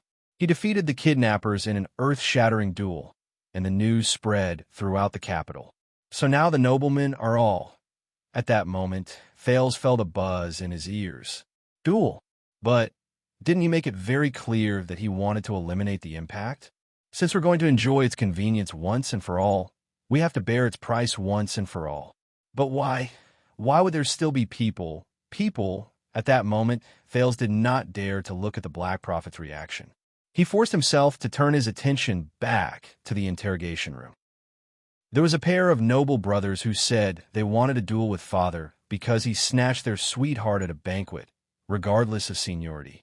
Oh my, look at this! Old Gilburn's eyes shone as he recounted the gossip. They even ordered 2 weapons and specified that the material and style must be exactly the same to show fairness, because they were going to duel with each other after killing father. Then I said, what about father's sword? So they ordered a 3rd one. Don't you think that's silly? Raphael looked up. The blacksmith choked on his words. Listen carefully. There's a shortage of materials. The furnace is cold. The apprentices are on strike. Raphael's voice was flat. Or you fell in love with a quiet, graceful, coquettish little widow in the countryside and planned to sell the shop, quit, and go back to marry her, huh? Quiet, graceful, coquettish and coquettish? Old Gilburn was confused. Raphael paused, his expression unchanged. Party A, the Baron Bone Man coughed. But I don't care what reason you use. Raphael coldly handed the order back to old Gilburn. Refund the deposit and cancel this batch of orders. The old blacksmith was slightly startled. Cancel? This is such a big order. Raphael ignored him and took out a document and pushed it in front of Gilburn. If there's no problem, take a look at this confidentiality agreement, sign it, and you can go. Old Gilburn looked at the agreement and rubbed the order in his hand reluctantly. Well, I don't have any good reason to cancel the order in such a short time. Bang! Raphael suddenly moved. He grabbed Gilburn's hand, his gaze as sharp as a sword. Then put on a bandage for 2 months and say your arm is broken. Gilburn was scared silly and allowed the Baron Bone Man to hold his wrist. Go to the Department of Finance and show them a seal on this agreement, Raphael said calmly. Someone will pay for the breach of contract and the bandage. Old Gilburn felt wronged. But it's no use. He tried to argue. There's more than one blacksmith in the capital. Although I'm indeed the best, but I'm alone. Those foppish brats will definitely go to other shops. Why don't I make a few shoddy and unkillable? Be gentle. Amid old Gilburn's screams, Raphael tightened his grip on his wrist and threatened. So, you want us to pay for the medical expenses as well? Old Gilburn choked out a few sobs and put on a smile that was uglier than crying. He picked up the pen and signed obediently, expressing his firm support for the decision of the kingdom's secret intelligence department. Very well. Raphael released the blacksmith who was gasping for breath. Hurry up. we still have to rush to deliver the agreement to the others, or pay for their medical expenses. The Baron Bone Man said coldly. Old Gilburn, who was rubbing his wrist and crying, immediately perked up. Don't forget Karachi's blacksmith shop on South Street. By the way, that old cunning bastard is terrible. For decades, he's forged contraband for scum like the Blood Bottle Gang and the Brotherhood more than once. He even lied to everyone that it was produced by my shop. You mustn't believe him. Raphael shot another glare at old Gilburn, forcing him to swallow his words. The old blacksmith could only pout and try hard to sign page after page. Okay, I understand. You have a heavy responsibility to suppress the unhealthy atmosphere of duels and maintain the legal system and stability of the kingdom. I get it, but these things can be solved as long as you arrest the duelists. Why make things difficult for us, little? You see, this is the problem. Raphael supervised him to finish signing the agreement and looked at the one-way glass casually. If the kingdom explicitly prohibits it, their dissatisfaction and resentment will move upward. Raphael looked at the old blacksmith. But if a supplier like you cancels for some reason, he narrowed his eyes and approached old Gilburn. Do you have a problem with that? Old Gilburn had a tacit understanding and shook his head faster than the bellows in his house. No. The old blacksmith finished signing the agreement and handed it to Raphael obsequiously. Raphael scanned the signature on it, closed it, lit a candle, and covered it with wax. Very well. Then, as a reward for your cooperation, in the next few months, there will be a large demand for equipment for the regular army of the royal family. They will even have to recruit blacksmiths to forge it directly. There will be a large number of new orders. Gilburn's eyes lit up in surprise, but only for the army and the person who holds this agreement. Raphael narrowed his eyes and held up the sealed agreement. Do you understand? On the other side of the one-way glass, Thales watched in silence as the ecstatic old Gilburn was put on a hood and taken out of the interrogation room. I'm sorry. Marat, who was in a wheelchair, picked up a cup of tea and chuckled. Raphael rarely deals with these small matters at the grassroots level. He's not very skilled. But don't worry. We will have someone talk to the craftsman later and follow up on his mental health regularly to ensure that he won't resent you or even slander you. Or there will be news of orders for specialized weapons for duels. Looking at the Black Prophet's meaningful smile, Thales felt increasingly uncomfortable. I thought that the nobles of Constellation would despise Extet's customs. The prince stared at a stain on the glass and said with difficulty. Marat put down his teacup. Duels have always been a martial ethos that originated from the Empire. In the primitive times, it carried the spirit of chivalry and filled in where justice could not reach. The old man in the wheelchair was unperturbed, as if he was an outsider. Do you know how many centuries, how much blood, how many tragedies, and how many lives our ancestors paid, from the Imperium to the Kingdom, in order to get rid of the outmoded customs that gradually fell behind with the development of time and disregarded justice and tore apart the internal structure? His words were like a blade, cutting into Thales' heart over and over again. But now, what people see is only the deeds of the North Star, and they are scrambling to follow him. Especially the story of how you used your wisdom to avoid being killed in Extet in the name of a duel. Plus your supreme demeanor last night, which won the hearts of countless boys and girls. The Black Prophet shook his head and did not continue. But that was enough. Thales was expressionless. Duel. That was what he brought to the Constellations, saving Doyle and Anchor, but ultimately causing the death of even more people. No matter what, you always want to find a way for everyone to be happy. A perfect choice that meets the highest expectations in your heart. King Kessel's words reverberated in his ears. It's best to be uneventful and harmless. Avoid the ugliness and sacrifice that you don't want to face the most. Thales raised his left hand with difficulty and looked at the scar on his palm. But doesn't the damned fate give you a damned response every time?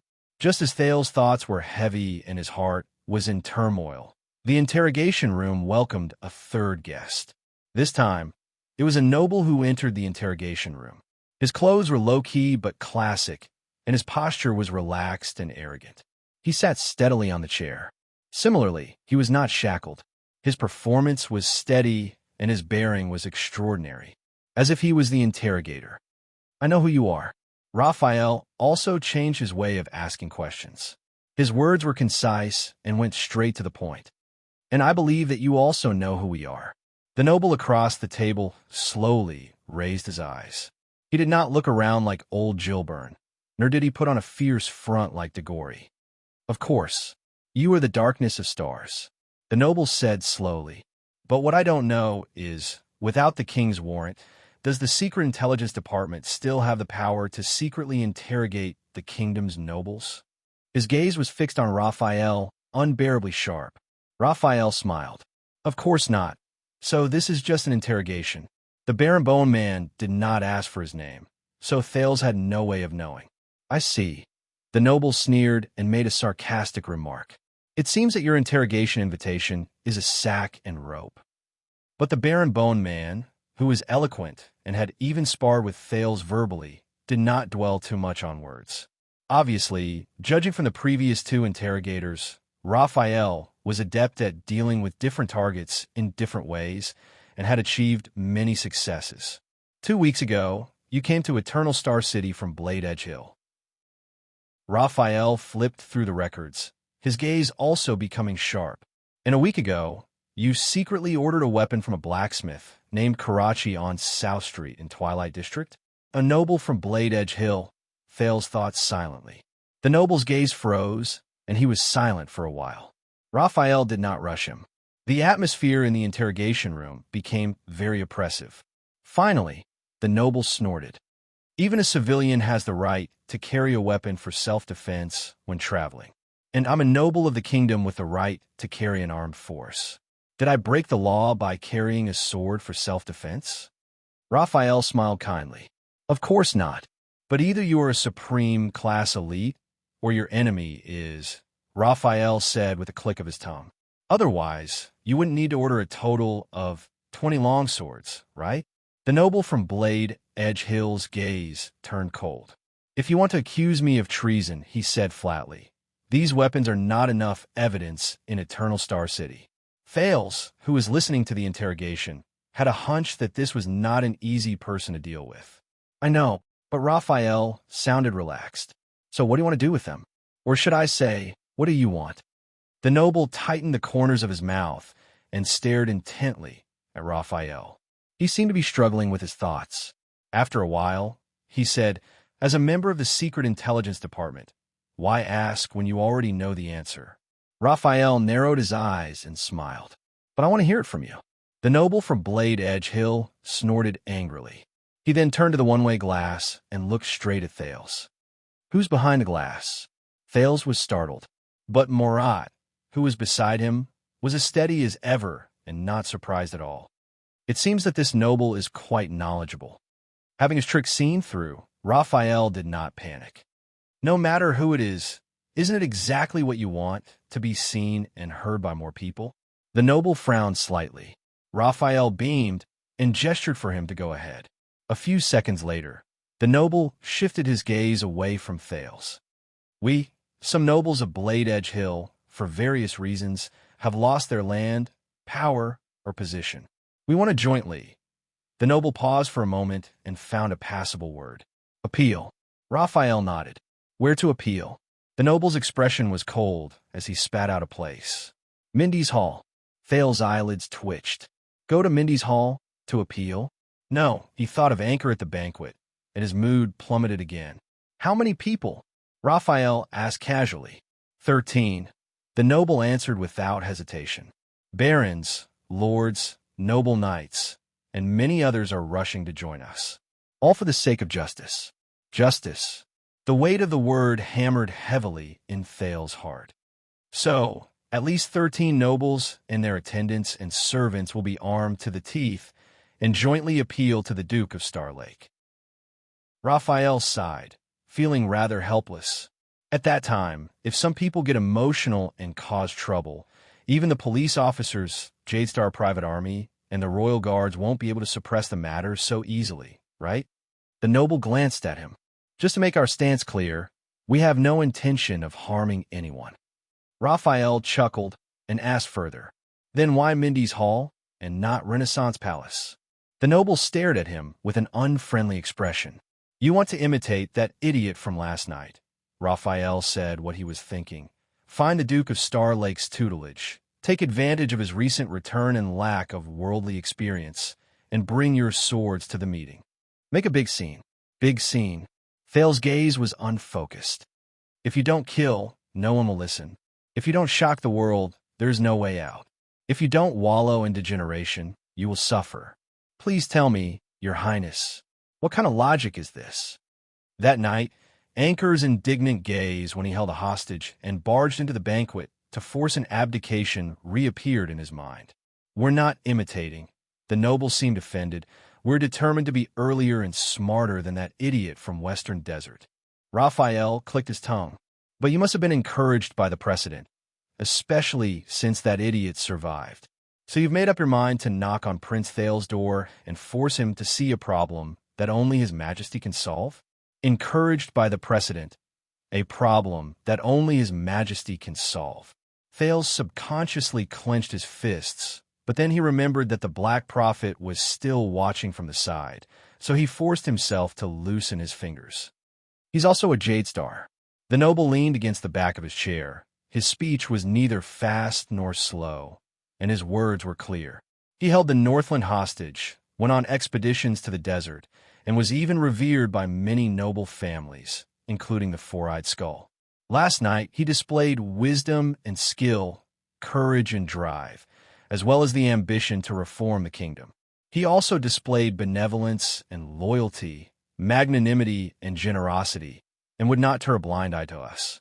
Raphael nodded as he listened, and said sarcastically, "And this is your repayment to the great philanthropist, Prince Thales, as a group of loyal subjects and good aides, carrying 20 swords and visiting Mindy's Hall as if to force an abdication?" The noble of Blade, Edge Hill, suddenly looked up. "He's our future king." His voice was like steel, and each word weighed a ton, making it difficult for Thales to breathe. "He can afford it." Raphael was silent for a while and did not look at the one-way glass. "But if he doesn't want to, and it's not convenient for him to meddle in your messy affairs that involve the interests of many parties and can't be resolved, then he's not fit to be king," the noble said decisively. Raphael snorted coldly. "You really have the guts to say that?" The noble laughed, his laughter chilling. "Have you been to Blade Edge Hill, young man?" He looked at Raphael in an aggressive and unflinching manner. "If you've never been, then shut up. And if you've been, then you'll know that there's nothing we don't dare to say." Raphael was silent for a while. Thales could feel that the Baron Bone Man was at a disadvantage. A few seconds later, Raphael snorted softly. "You seem to be a smart man, sir." His words were polite, but the meaning behind his words was clear. "And you're already sitting here. Do you know what to do?" The noble turned away, snorted softly, and pondered for a while. But in the end, he still turned back and said in a low voice, "Of course. I'll go back and tell them to cancel this appeal and protest." Raphael's eyes lit up. "Very well." The Baron Bone Man closed the document happily. "If everyone was as reasonable as you, I wouldn't have to collect overtime, pay every day." He stood up, ready to end the interrogation or questioning. But the noble called him back. "You may have one today, young man." The noble of Blade Edge Hill raised his head and looked straight at Raphael. "You stopped us." But his words made Thales extremely uneasy. "But as long as the root of the problem is not solved and the chronic disease of the kingdom is not cured, there will be more people like us." More people like us. Thales felt like he was in a trance. "Then I don't mind seeing you a few more times." Raphael did not back down, whether it's here or in the courtroom or in a coffin. The noble laughed out loud, but his laughter immediately turned into a warning. "Secret Intelligence Department, do you think this is the solution?" He stared coldly at Raphael. "We haven't been forced into a corner yet. We have families and businesses to worry about. For the sake of the bigger picture and our livelihood, we can swallow our anger when we encounter injustice. But what if there's another Anchor viral? What about the next person who presents himself to Prince Thales just for these questions? The next anchor viral. Thales closed his eyes. The noble from Blade Edge Hill shook his head disdainfully. Just you wait. What you did today won't solve your problem once and for all. Neither can the Black Prophet. His eyes focused and his tone was firm. Only one person can. Although he was not in the main interrogation room, Thales, who was listening, felt like he was about to suffocate. Raphael forced a smile. Then I'll make sure he knows. Yes.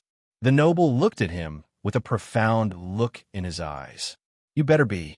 The noble stood up and allowed the two burly men to put a hood over his head without any resistance. The atmosphere in the interrogation room was finally less oppressive. Take care, my lord. We shall meet again. Raphael sent the noble from Blade Edge Hill away with a smile. Finally, he exhaled and said in a voice only he could hear, I hope not. On the other side of the glass, Thales broke away from his complicated and subtle feelings. He's right, Lord Hanson. He forced himself to speak, even if I didn't stand up last night and respond to Anchor Viral directly. The Black Prophet looked at him with interest. One day, something like this will still happen. My identity will definitely attract this kind of accident again. Thales gritted his teeth.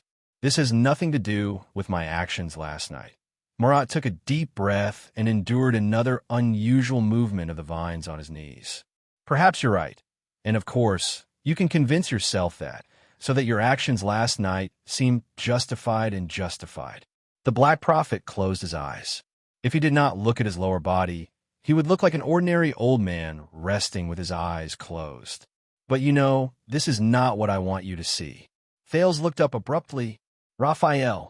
He spoke loudly. His voice traveled to the other end of the interrogation room. Raphael calmly turned around and bowed to the unseen nobleman through the one-way glass. How much more? Thales' breathing was erratic. He clenched his fists, gritted his teeth, and raised his voice. Cases like this that are related to my behavior last night, as well as the things that have happened since my return, how much more? Raphael did not answer immediately. He remained silent and bowed again to the mirror, until Thales realized that he was waiting for the Chief of Intelligence's permission. But the Black Prophet beside him did not say a word. Raphael, he would not listen to the prince's orders. An inexplicable anger suddenly flared up. It flared up Thales' already inexplicably depressed heart. It even triggered the sin of Hell's River. This beast was scratching at his blood vessels again. This made him feel as if he had immense strength and boundless anger, but nowhere to vent it. He could only suppress it. Raphael, the Duke of Star Lake, tried his best to ignore his terrible state. Answer. Aye. A few seconds later, perhaps sensing the Duke's anger, or perhaps understanding the meaning of Murat's silence, Raphael spoke faintly. Quite a lot. Just what the buts found today, there are 4 more sections. Buts. The prince's buts. Thales felt as if his fists were about to explode. But Raphael's words continued. For example, the number of nobles applying for the position of police officer in the capital may increase significantly, because the first person you received, Mr. Caribbean, was a police officer, and the female officer taking care of your daily life was also a police officer. Another example, the number of members of the Glass Chamber of Commerce will increase dramatically, and there will be a large influx of funds. The changes in the market are beyond our expectations. Even if Baron Quentin tries to explain that the glass-smashing incident last night was not the latest rule of the royal family, that will be a headache for Lord Kirkirkman and Viscount Kenny. Another example, for the banquets held in the capital recently, no matter which family it is, security will be at the highest level, because your actions last night objectively encouraged everyone to bring weapons to the banquet. Take revenge if there is a grudge, and take revenge if there is a grudge. Perhaps you might even get a response and sympathy. With every word Raphael said, Thales' breathing became more and more difficult.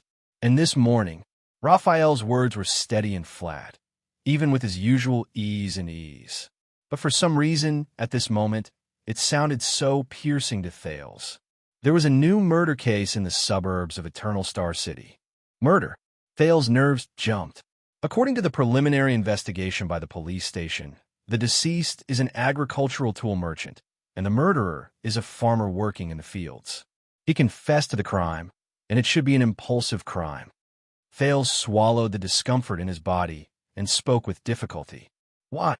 Raphael hesitated for a moment, as if searching for the right words. Then the Black Prophet coughed unhurriedly. Raphael sighed slightly. An eyewitness said that the agricultural tool merchant, who is also the deceased, had a conversation with the murderer before the crime. He changed his mind at the last minute and wanted to sell the lettuce seeds that the two of them had previously agreed on, increase the price by 20 times. Thales was stunned. Lettuce. Increase the price. No. No. In an instant, an inexplicable sense of loss and confusion took over his body and mind. It is said that the farmer was poor and struggling to make ends meet for his family. So, in his agitation, a conflict broke out, and the other party died from his injuries. Raphael's voice sounded like it came from the bottom of the water. It was erratic, but it was real. And according to the eyewitness, the reason the deceased raised the price at the last minute was, "The prince loves it." As soon as he finished speaking, Thales' figure swayed. "The prince loves it." In that second, all his anger and indignation seemed to realize the absurdity of his existence and disappeared from his senses. The prince loves it. Even Raphael, the Black Prophet, the rustling of the black vein vines, and the entire interrogation room disappeared together. All that was left was emptiness, confusion, and sorrow. And himself. The prince loves it. Thales closed his eyes in a daze, leaned against the wall behind him, and slowly leaned back. But at that moment, the teenager felt that what he was leaning against was not a wall, but a bottomless, endless, and never-ending abyss. The prince loves it. Dark, depressing, cold, dead silence, suffocating. The prince loves it. Chapter 586. In the dark interrogation room, Thales leaned against the wall without realizing it. His face was completely submerged in the darkness. The Black Prophet stroked the armrest of his wheelchair and observed the black veined vines squirming on his knees as if they were breathing. He did not even look at the prince. At this moment, they seemed to have reached a tacit understanding. Only Raphael's voice still came from the other side of the glass. Our people have basically verified that this was just an accident, but we still have to ensure that this news will not be spread, used, and led to public opinion. Let's hope this is the only murder case because of this. Murder case. Thales slowly looked up. Because of this. Because of his dietary preferences. Thales was expressionless, his gaze frozen. Of course he could defend himself. This was none of his business. The so-called prince's love for lettuce was just a fuse. The whole thing was ultimately the result of a greedy person and an impulsive person's own doing. He should not be responsible for it, including other things. Thales' fist trembled slightly. Right? Many people would not be troubled by it. King Nuven would certainly laugh it off. King Chapman would only scorn it mercilessly, and King Kessel would certainly sit on his throne, unmoved. But they're a different kind of creature.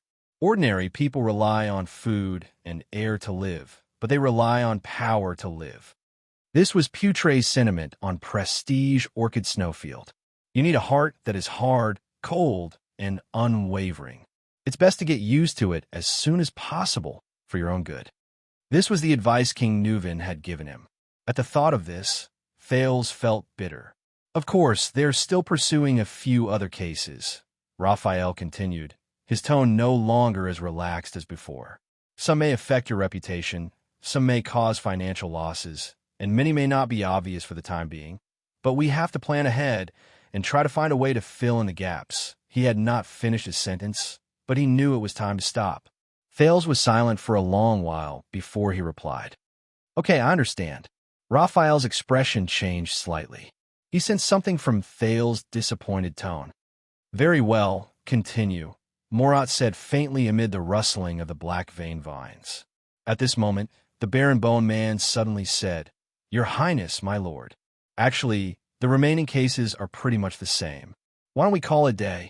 Thales, who was immersed in dejection, quietly raised his head. However, he turned his head and looked at the old man in the wheelchair.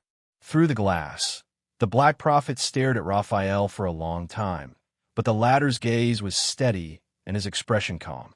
Morat snorted softly. Of course.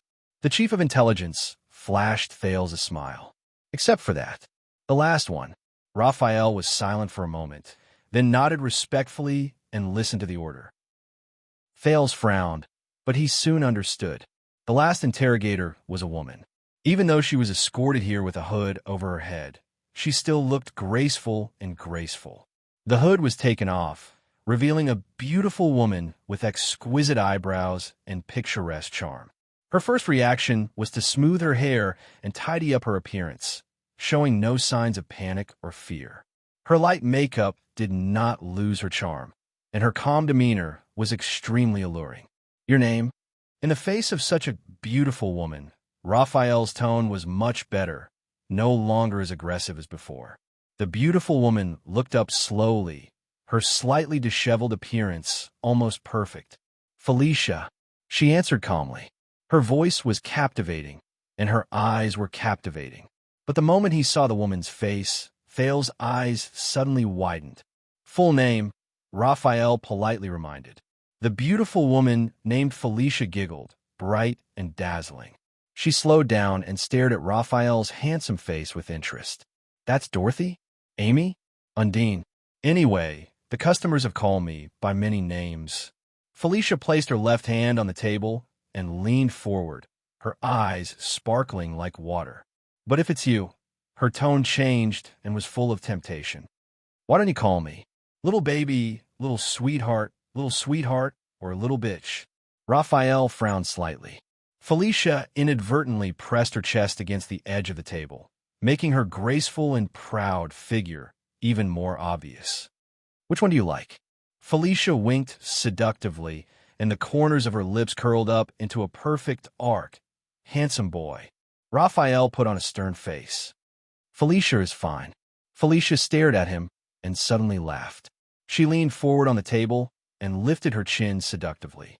Her expression was a little provocative, and she did not have the awareness of being interrogated. You're not a cop from West City, right? They're not so ignorant as to dare to kidnap people in Red Street Market. Felicia looked at Raphael carefully, and her tone became serious. As for Blood Bottle Gang, Catherine doesn't have the guts, Fergal doesn't have the face, and Nikolai doesn't have the strength. It's impossible for them to break the armistice agreement. She counted the names one by one, and her gaze never left the man in front of her. Recently, there haven't been any newcomers who would risk their lives to fight for a position. Thales stared at the woman in a daze. He looked at her appearance, her demeanor, her charm, and even the content of her words. He was more certain of his memory. That's right. It's her, an old friend. Felicia's bright eyes sparkled, but her tone was threatening. So, you're a cop from outside? Or a blue skin from another department? Raphael looked at the pretty woman in front of him and smiled. Whether I'm a police officer or not, you're already here, the Baron Bone Man said flatly. If necessary, I can lock you up for a few more nights. Felicia tilted her head and looked at him from the corner of her eyes. A few more nights? Hee. The woman bit her lower lip and exuded a charming charm. One night of mine is not cheap. Handsome boy. Besides, even though you're handsome, you're also thin. The beautiful woman moved forward and looked at Raphael with a charming and enjoyable gaze. I really doubt that you can really persevere. Felicia revealed her beautiful figure on the table and bit her lip gently. She was very seductive. A few more nights? Raphael's expression tensed. Felicia chuckled when she saw the other party's reaction. In a few more nights, Felicia revealed her fair and slender neck, and her smile was profound. Are you sure that it's enough to lock me up? Don't you want to do more strange things? Felicia switched her legs and sat down. The scenery under her skirt was faintly discernible. Raphael coughed.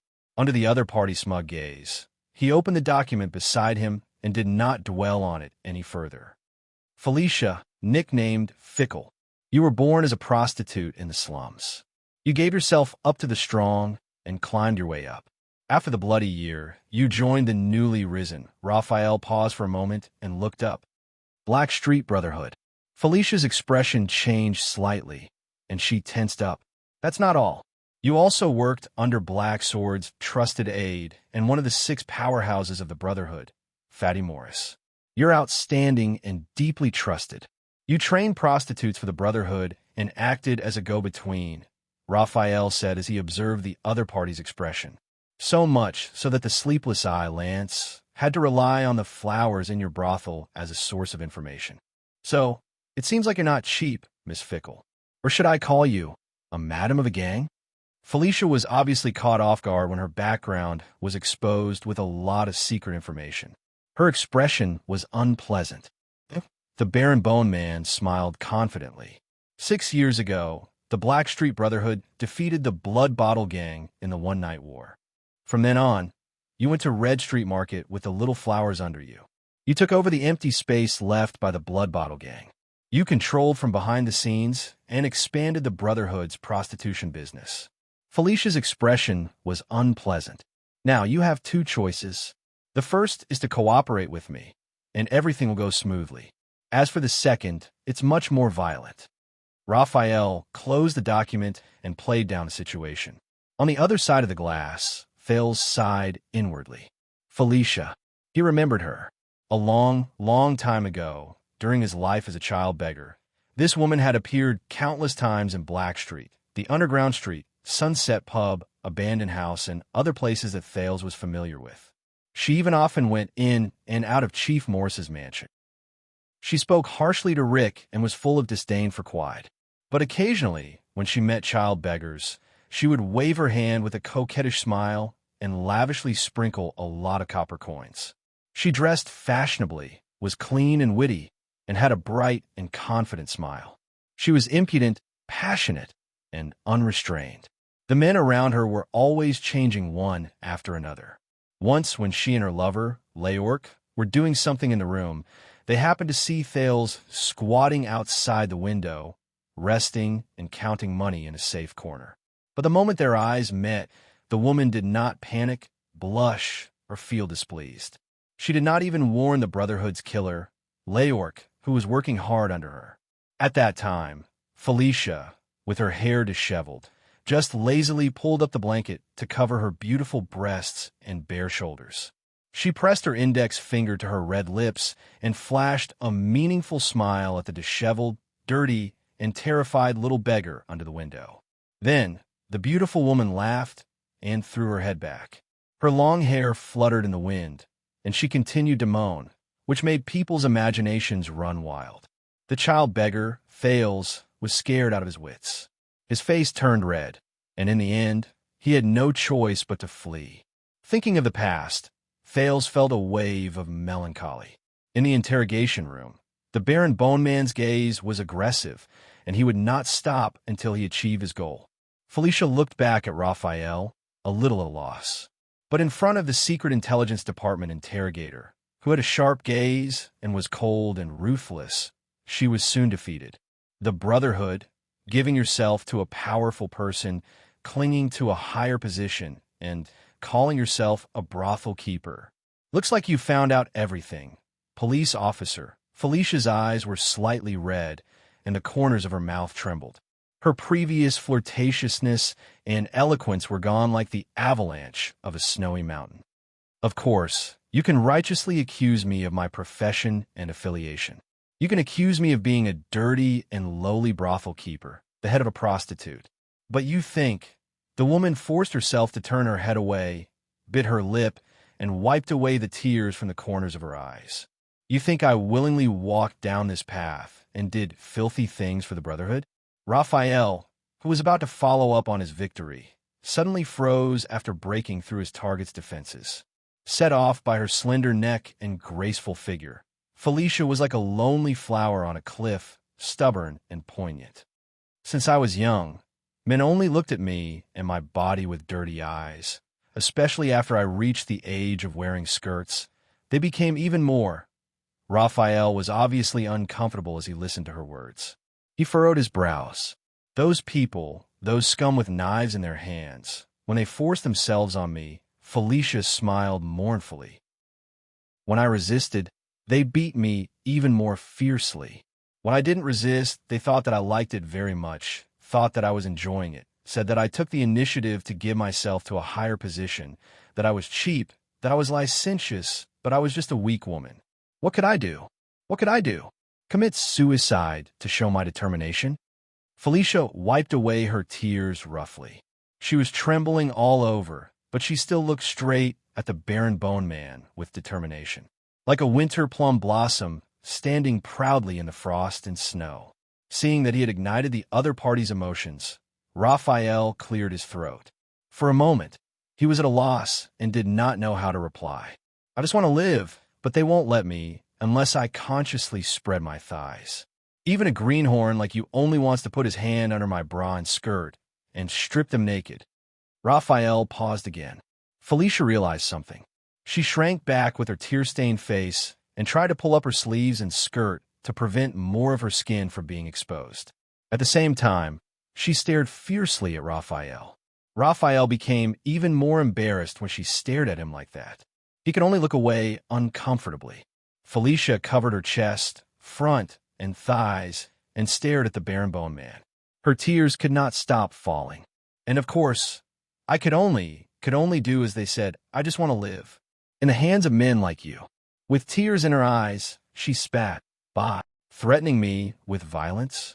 Come on, there are plenty of people in this world who have been violent to me, and you're not one of them." Felicia's breathing became heavier, and her tears fell like rain. Stubbornly, she had to raise her sleeve to cover up her tears, but it was not effective. Soon, a large patch of her clothes was soaked. Raphael sighed deeply. He looked at the document in his hand, not knowing how to continue. For a moment, the interrogation room was filled with the woman's sobs and gasps. On the other side of the glass, Thales had mixed feelings. Beside him, the Black Prophet was interested. He whispered, "Very good. I like this girl." Morat lowered his head and whispered to the demonic vine on his knee, "Tell Raphael that it's her." The black vein vines on his wheelchair surged in response. In the interrogation room, Felicia's crying did not seem to have any intention of stopping. Raphael, on the other hand, sensed something and glanced at the glass. Thales might have seen this before, but it still made him uncomfortable when he saw the back and forth between the vines. Raphael took a deep breath and hesitated for a moment. Finally, he took out a handkerchief and handed it over. The woman was stunned at first, then tentatively took the handkerchief under Raphael's signal. Thank you." Her makeup had lost its color, and her eyes were red. Wiping her tears with the handkerchief, she timidly glanced at Raphael, ashamed. I didn't want to cry. I'm just sorry." Raphael sighed again, his expression bitter. "It's okay." The barren bone man frowned at his document. "You're safe here. No one will force you. No one can hurt you." "No, the Brotherhood is very powerful. Besides, I was kidnapped in Red Street Market, and I've been missing for so long." Felicia reacted, and her expression changed slightly. "No, they don't like traitors and informants." She became flustered, but Raphael interrupted her. "Hey, listen up." Raphael held her hand and said sternly, "I will protect you." Felicia paused. "Protect me?" Felicia struggled to break free from Raphael's hand, which made the latter a little embarrassed. With a low sob that ruined her makeup, Felicia smiled sarcastically. "Yes, you're really handsome, and you don't look like a bad person. At least, you're not scum like the Brotherhood." The sarcasm on her face slowly disappeared, leaving behind deep fear and sadness. "But you're not enough. You can't protect me. You don't know how afraid they are." At this moment, Raphael laughed. He laughed wantonly, indulgent, and cynical. Felicia's sobbing voice fell silent. "Is this how you treat them?" The bitterness and pity on Raphael's face disappeared without a trace. It was as if the man who comforted her gently did not exist. Felicia looked up, trembling, just in time to see Raphael leaning back in his chair, raising his arm to gesture at her. "This whole set. What?" Felicia stared at him in a daze, until Raphael burst into laughter. The barren bone man calmly flipped open the document on the table and pushed out a piece of paper. Iron Bat Society's big hand, Gary mysteriously disappeared more than 10 years ago. Until now, he has not been seen, and no corpse has been found. Felicia was stunned when she saw the image on the sketch. Raphael pushed out the second piece of paper. Blood Bottle Gang's drug dealer leader Dogtooth Bolt. On his birthday, his subordinate, now known as Illusion Blade Catherine, betrayed him and fought with him. Mudu Talon, a corrupt police officer of the Western City Police Station. After being exposed, he was sent to the Prison of Bones. A few months ago, he failed to escape from prison and was killed on the spot. One of the honorary directors of Aroma Merchant Group, Spice Merchant Boli Kato, encountered bandits while on an outing. He was blackmailed for a large sum of money, but was still killed. Raphael methodically showed the pages of the document in front of Felicia. As for the once famous Blood Bottle Gang's #1 expert, the wandering knight Luo Sang II, who reached the peak, Raphael narrowed his eyes with a wary expression. 16 years ago, he failed to ambush Blacksword. The latter fought against 2 enemies and killed him on the street. When he heard the familiar nickname, Fales raised his head in alarm. Felicia did not speak. She only stared at the documents in a daze, like an innocent passerby who was involved in a major case for no reason. The tears on her face had yet to dry. As a weak woman, Miss Felicia, Raphael's gaze was cold. He tore off the last of his disguise.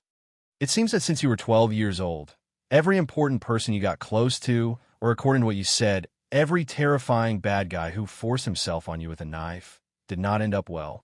Felicia sat on the spot in a daze. She seemed to have forgotten to cry. The next moment, the woman slowly raised her head. Raphael furrowed his brows. Unknowingly, the frailty and pain on Felicia's face disappeared without a trace. She no longer gasped, sobbed, and wiped away her tears. The woman threw away her handkerchief and stood up slowly. Starting from the corners of her mouth, the corners of her mouth curled up into a strange and chilling smile. It was directed at Raphael. "Handsome boy, you know me so well." Felicia's voice was delicate and soft. She sat sideways on the table and leaned forward. Her movements were seductive and provocative. "Then, do you want to know more about a little deeper?" She was naturally beautiful. Even though her makeup was ruined by her tears and the powder spread on both sides of her cheeks, Felicia's smile did not look ugly. Instead, it had a different, strange, and fatal allure to it, making it even more eye-catching. On the other side of the glass, Fales felt a wave of irritation from the sin of Hell's River. Raphael's expression was tense. He did not answer. But on the table, Felicia's eyes were misty. She bit a finger in her mouth, and almost half of her body crossed the table to approach the barren bone man in a seductive manner. "Or do you actually want to be like them?" With a hard knife, she pressed her lips against his ear and sent the heat of her breath into Raphael's ear. "Stab me." The provocative tone in Felicia's voice was heart-wrenching, and his heart surged with emotions. Raphael's breathing began to quicken. Fales could not help but recall the time when they exchanged glances when he discovered that this woman was doing something good. He could not help but blush slightly. But at this moment, asterisk crack. Asterisk, there was a soft sound. Felicia's expression changed drastically. She lowered her head and was shocked to see that her left hand, which was propped up against the table, was firmly cuffed to the leg of the table. Hence, she was now lying sideways on the table in a strange posture. One of her hands was cuffed, but her struggles were futile. She could not sit or stand, and she looked pathetic and awkward. The woman turned her head around in anger. But Raphael only calmly picked up the documents, walked around the table, and sat down on the seat that originally belonged to Felicia. Felicia had to turn around in a flustered manner to follow Raphael's direction. But when she turned her eyes, the resentment on her face instantly disappeared without a trace. "I see, so you like this." "Oh my." Felicia flashed a mysterious smile. In her awkward posture, she simply kicked off her shoes, sat cross-legged on the table, and lay down seductively in front of Raphael. The woman's slender legs were clasped together. The scenery under her skirt was hidden, and it was full of temptation. "Actually, I quite like doing it in handcuffs." But she was disappointed. Raphael only looked at her with the ghost of a smile. He was not tempted at all. A few seconds later, Felicia's smile disappeared. She tugged at the handcuffs and spat on the floor. You don't even have a reaction. The woman glared at Raphael fiercely. Why? Is your penis too small and lacking in confidence? Or can it get hard at all? Raphael could not help but cast a sidelong glance. Behind the glass, he frowned. Why don't you take it off and let me have a look? Felicia giggled and once again revealed her natural charm. She clenched her fists in the air and smacked them against the side of her mouth. Her tongue moved from the inside to the outside, making her cheeks bulge back and forth. So that I can help it? Raphael was speechless as he watched the other party's skillful demonstration. The Baron Bone Man coughed and tried his best to ignore the woman's acting skills, which were carved into her bones. Don't you have anything to say about these lists and these unfortunate men? Raphael looked at the files on the table, or rather, each dead person represented by each file. Felicia's expression turned cold. She swept her gaze over each file on the table, her eyes full of disdain. Humph. Do you know that every person who forced me said the same thing in the beginning? I'll help you. You're safe with me. No one can hurt you. I'll protect you. Felicia lay sideways on her handcuffed arm and looked at Raphael coldly. Just like you did just now. Raphael hummed in acknowledgement. Every man thinks he's better than other men. They all want to prove to me that they're different from other men. They want to prove that they really respect and love me and don't hurt me like other men. At that moment, Felicia was unsmiling. Her gaze was cold, as if this was her true self. But what happened in the end? In the end, they still eagerly took off their pants or waited for me to take off my skirt in return. And if I'm not willing, they still think they're protecting me, taking care of me, saying things like, I know you want it too, or I've done so much for you, or even you don't know how beautiful you are. Felicia's gaze sharpened. With a loud crash, she swept all the files on the table to the ground. Handsome boy, the reason why the hero saves the damsel in distress is so popular is because men look forward to it, and they naturally confirm the next scene. Felicia looked at the files on the ground and every sketch on them. She thought of something and revealed an unprecedented viciousness and hatred. The hero fucked the damsel in distress. Raphael frowned. And if that doesn't happen, if the beauties don't fall in love with the hero, and if they don't yearn for him until they're itching for him, if they're like me in the past, weakly sin of Felicia looked up and gritted her teeth. Then we'll wait for the next hero to save the damsel in distress. Then, the next hero will say the classic line, I'm different from the person who forced you. I'm here to protect you. Felicia raised her sleeves and wiped off the powder on her face. The F*King hero saves the damsel in distress. And I'm just proving to them that they're wrong. Felicia glared at Raphael with a sharp gaze. Beauties don't belong to heroes. At that moment, the head prostitute of the Brotherhood said hatefully, just like how I don't belong to them either. No matter what the hero does. Never. Chapter 587. But the moment it was updated, this chapter was blocked by the back end. Swordless was also dumbfounded. What to do? Kingdom Bloodline, Chapter 80. The hero saves the beauty. Currently typing. Please wait a moment. After the content has been updated, please refresh the page to get the latest update. Chapter 588. Sigh. I can only post it on my VX Princess account. Search for Ownerless Sword. Everyone can read it for free. Kingdom Bloodline, Chapter 81. There's a discount. Currently typing. Please wait a moment. After the content has been updated, please refresh the page to receive the latest update. Chapter 589. In the interrogation room, Felicia and Raphael both left. Thales stared motionlessly at the empty room on the other side of the glass. His eyes were still and his emotions were complicated.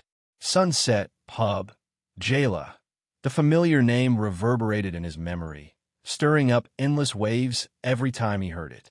Ever since he finished chatting with Gilbert that time, as a prince, he, who carried a heavy burden, had buried their sadness in the deepest part of his heart. Until just now, Thales subconsciously clenched his fists. The The sin of Hell's River was not threatened by any external force, but it was still surging and roaring in his veins. "Your Highness, do you mind giving me another push?"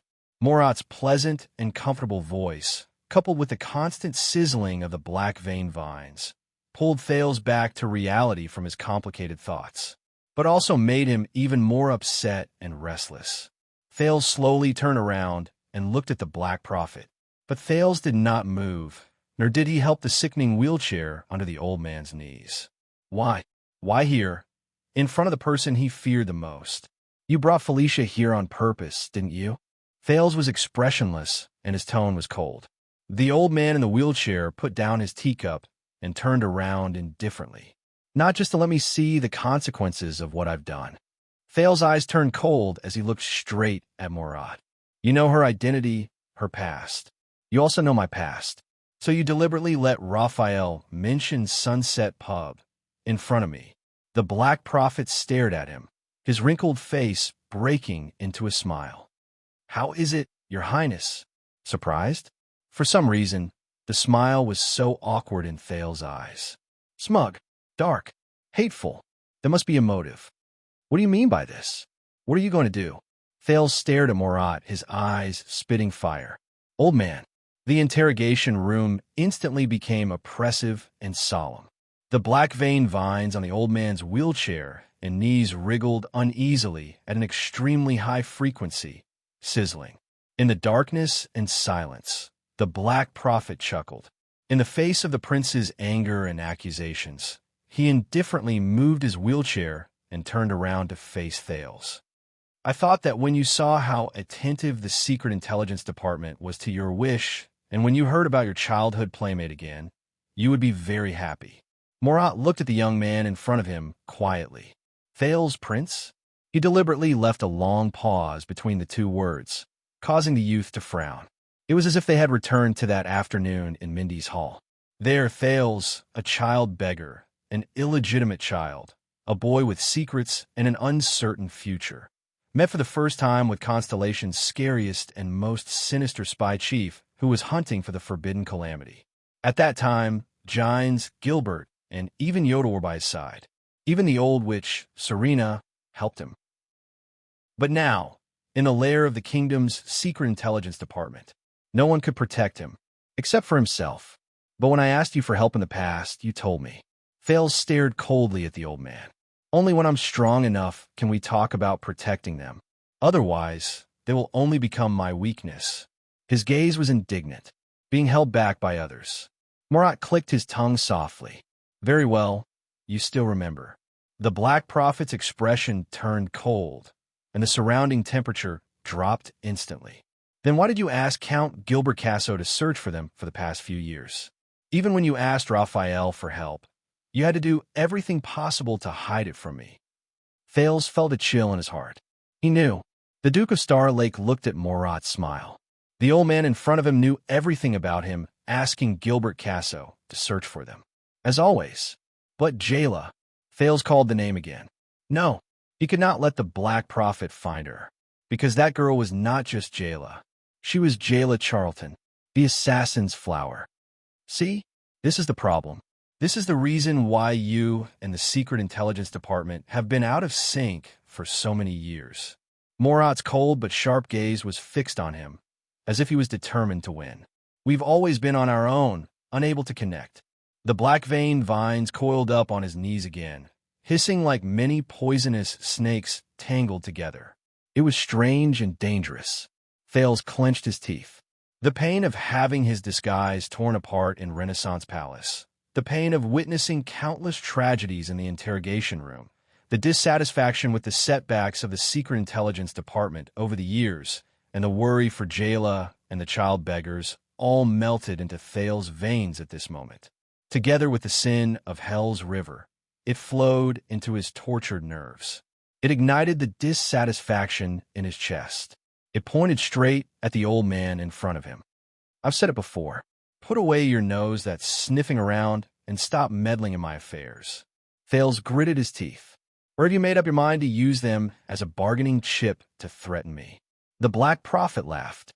"You were in danger in the north, Your Highness. Therefore, You had many concerns and found it hard to trust us, so much so that you doubted our motives. I'm not surprised. In fact, it should be a good thing that you're cautious and think twice about everything. Thales interrupted him with a sneer.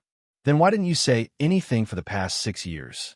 Why did you wait until I returned to the country before revealing this matter in front of me? Murat paused for a while, deep in thought. You're right, Your Highness. We began to pay full attention to this matter. The old man's tone became stern. It's precisely because you've returned to the country. Because as the Duke of Star Lake, you're now, to be precise, when you express your dissatisfaction with my wheelchair just now, that's when you're truly powerful. Murat looked at the other end of the interrogation room. That's why we let you see that scene just now. Your weakness. Weakness. Thales was shocked. What do you mean? The Black Prophet grinned. Your Highness, you're young and intelligent. I don't need to say much to understand His Majesty's intention in sending you here. Regarding the mess you saw, the old man turned to the empty room on the other side of the glass. The black-veined vines swayed back and forth, as though they were staring at Thales all the time. What do you think? Mess. Thales felt empty. Without waiting for his answer, Murat said slowly, the unemployed workers at the winery, the order for dual weapons from the blacksmith shop, the nobles of Blade Edge Hill protested. With every word he said, Thales became more absent-minded. The murders caused by Lettuce and the Northland girls in Red Street Market. These are all. Thales' lips moved slightly, but he could not squeeze out even a word. I know. Murat's tone softened. You feel very wronged, very depressed, very sad, very indignant. All of these were actually not your intention. But this is the power of power. The power of power. Thales was speechless. The Black Prophet continued to stare at him, full of smiles, but there was no warmth in his eyes. Before this, I believed that everyone, whether it was Count Casso, female officer Gines, or even His Majesty, had warned you that as the Prince of Constellation, the Duke of Star Lake, and the heir to the throne of this kingdom, your decisions would have far-reaching effects, and the repercussions would be endless. Thales took a deep breath. I know. I will think of ways to make up for it. But Murat suddenly raised his voice, drowning out his confession. But maybe they didn't tell you the crueler part.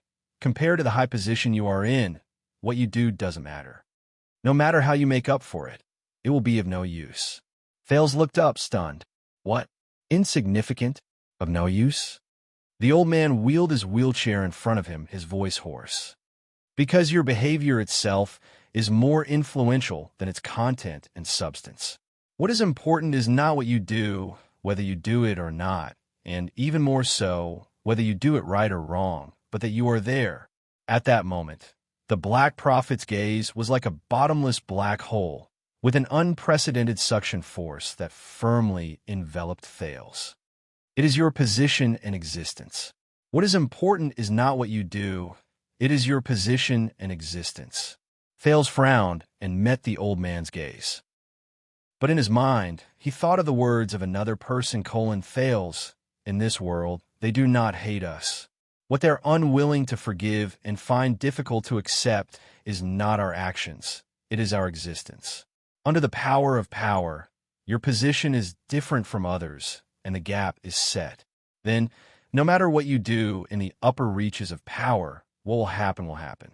The Black Prophet's expression was indifferent. His gaze was unfocused as he looked at Thales, but it was more like he was looking into the distance. You make a small ripple, and the torrent will roll. You make light of it, but it is heavy. You whisper softly, but it is deafening. Murat sighed slowly, feeling inexplicably emotional.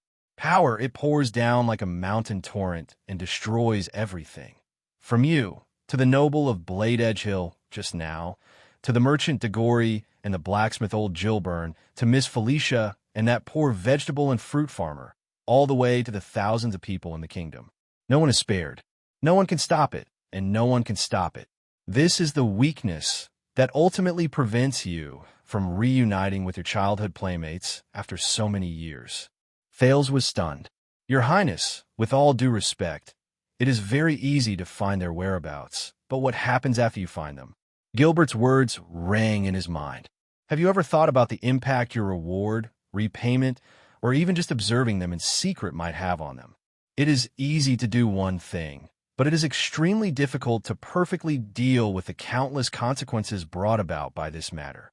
As he thought of this, Thales became more and more depressed. You mean, no matter what I do, power will always distort my actions, and as a prince, I can only accept it in exchange for a cold and hard heart. Murat did not speak. He carefully sized up the youth in front of him. There was a long silence in the interrogation room, until the Black Prophet's eyes focused again. In fact, to prevent such accidents and losses, at the upper reaches of power at the top of the crowd, around us a high wall was built. Thales looked up. The Black Prophet's eyes were bright, and he spoke with certainty. It's a buffer wall to prevent a noble like you from becoming a remorseful person with a single mistake, so as to separate the mountain torrent and thunder of power. Murat turned his wheelchair around and looked at the empty interrogation room. So we have social etiquette, lifestyle fashions, facade decorations, behavior styles. These seemingly unrelated factors are the result of power, the social dams it builds on its own in the course of its operation. Using differences to separate people, using differences to separate superiority and inferiority, using rejection to label categories, and using rupture to regulate behavior, to tell the world that they are completely different from us. Areltha Twernot. Thales frowned. The Black Prophet's gaze was sharp. That's right. They block communication, foster estrangement, breed conflict, and mark class. But it has also built a natural floodgate for the rampant, barbaric power, Liao said. Looking at the puzzled Thales, Murat snorted softly. Yesterday, if you had followed etiquette and drank that glass of wine, if you had followed the aristocratic fashion and eaten some other dishes, if you had clearly written no duels on your facade, if you had stuck to the usual aloof style of the royal family, and not rejected protesters like Anchor Birel, Murat changed the topic. And this is the weakness you exposed yesterday, at least one of them. He did not continue, but Thales' frown deepened. The prince suddenly remembered that on the day he returned to Eternal Star City, Mallows had unreasonably prevented the prince from showing his face in public, insisting that he stay low-key in the carriage, saying that it would save a lot of trouble. And he had arrogantly returned his sword to Mallows. Murat exhaled and allowed the black-veined vines on his knees to stretch wildly. Most aristocrats and high-ranking people grow up under such norms, almost instinctively. They know that they have to act with self-control, be cautious in their statements, behave in accordance with etiquette, and have a serious attitude. They subconsciously practice the principle of separation and division to avoid being a bad example and a breach in the dam, allowing power, whether it's the suction from above or the buoyancy from below, to engulf them. With a sense of disappointment, Thales snorted sarcastically. You mean, I need to go back and redo my etiquette lessons? But the Black Prophet's gaze was sharp, and he ignored his interruption. But this also fosters the habit of these people. They're used to doing it, as if it's instinct, but they don't know why they do it. They can't cross this high wall and dam. Outside the norms, they will be at a loss in the face of the barbaric attitude of power after it breaks free. The old man in the wheelchair looked straight at Thales, and his tone changed. But your Highness Thales, you're different. Thales was stunned. The Black Prophet's lips curled slightly. You may be of noble birth, but you started from humble beginnings. You stand on the upper reaches of the river, but you understand the monstrous waves of the lower reaches better than most of the children of aristocrats and the relatives of officials. And today, you see how inconspicuously they originate from the tiny ripples under your noble fingertips. Thales bit his lower lip. First, it's these messes, then my past. The prince suppressed the confusion and bewilderment in his heart. After saying so much, you want me to stand on the high wall, make a choice between the gains and losses of power, make a sacrifice, and ignore and accept the tides behind the ripples in order to overcome my weakness and become truly strong? At this point, Thales felt dejected. Murat stared at him for a long, long time. But unexpectedly, the old man shook his head in the end. No, I told you to eliminate your weaknesses. but you don't have to be restricted by your means. In the next second, the Black Prophet's tone became urgent, and every word was full of strength. A slight ripple, and a torrent will roll. It's just an understatement, yet it's so colorful. A whisper is deafening. Murat's eyes flashed, as if there was a blade in them. From another perspective, this is not a weakness, but an advantage. This is the true power of power, a power that many people dream of. At that moment, Thales had an illusion. The old man in the wheelchair before him had turned into the deepest point in the endless darkness, devouring all light. King Nuven, King Chapman, King Kessel. These people seemed to be looking at him from the other end of the darkness. The black vein vines made an ominous sound and squirmed more violently. You do not drink, causing countless winemakers to lose their jobs amidst the banquet organizer's suspicions and doubts about your preferences. But your clear taste in wine can also force winemakers to rack their brains to brew better wine, or to do everything possible to develop new export routes abroad.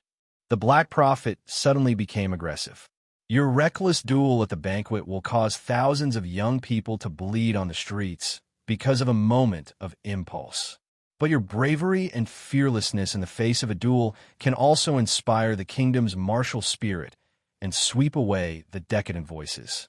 Your tolerance and indulgence towards lawless people like Birel will cause the minds of countless subjects to become unstable and restless. But your harsh pursuit of justice and life can also warn people of their evil intentions, deter unhealthy tendencies, and unite noble men to go through fire and water for you. You will become the norm at the banquet and follow the example of your superiors, which will cause profit-seeking villains to flock to the masses, and the common people will never know whether they will be lucky or not. But you can also make a decree with a flip of your hand and make contributions with your words, leading the kingdom's direction and opening a way out for the future. Thales stared blankly at the chief of intelligence of the Secret Intelligence Department. The old man said eerily, "You, who are on both sides of the wall, should focus on these and not hesitate in the ruins of power after the flood has passed through." The power of power. Thales stared at Murat, his mind in a jumbled mess of thoughts. But then he remembered another passage. "Trust me, your people will always give you unexpected feedback that goes against your wishes. People will always respond to their rulers in ways that are beyond their expectations and catch them off guard." It was as if the Duke of Western Desert was standing in front of him again, with a ferocious and terrifying face, smiling at him with a tacit understanding. Thales felt his heart sink. "But you said it," he said with difficulty. "My behavior itself is more influential than the content and substance of my behavior. No matter what I do, there will be countless messes to clean up, and if I deliberately make up for it, that's right." The Black Prophet interrupted him loudly. His voice, which sounded like a venomous snake hissing, was very powerful at this moment. "So, you have to be more focused and do your best. Try to make the content and substance of your action." He stretched out his finger and pointed at Thales' heart. "Surpass itself. Surpass the original sin of its position and existence, and in turn, cover its weakness. Are you worried that with the addition of your position, your concern for your childhood playmates will become their ferryman of hell's river bell?" The Black Prophet suddenly brought up the thing that Thales cared about the most. "Then you have to think about how to make your concern, your actions, go beyond the limits brought about by your position of power, and drive away that life-threatening ferryman." Thales' expression was uncertain, and his mind was a mess. What you have to do is not to make up for it, but to control it. Not to stand on this high wall and sigh, but to ride this high wall and ride the waves.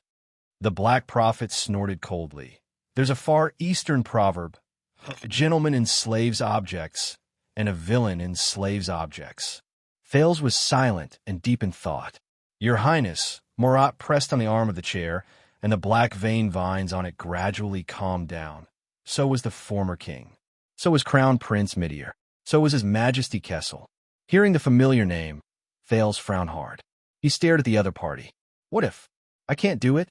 The Black Prophet smiled. "You can do it." Murat turned his wheelchair and turned his back to the prince. "From the moment you returned to the country, you could do it. You were ready a long time ago. Just one step away. He said sinisterly. It's just that you're too cautious, too fearful, and too wary of its unpredictable power and possible consequences. Thales gritted his teeth, his thoughts unsettled. A few seconds later, he looked up abruptly at the Black Prophet's back. I don't like you. I know. Morat did not turn his head. But as I said, it doesn't matter whether you like me or not.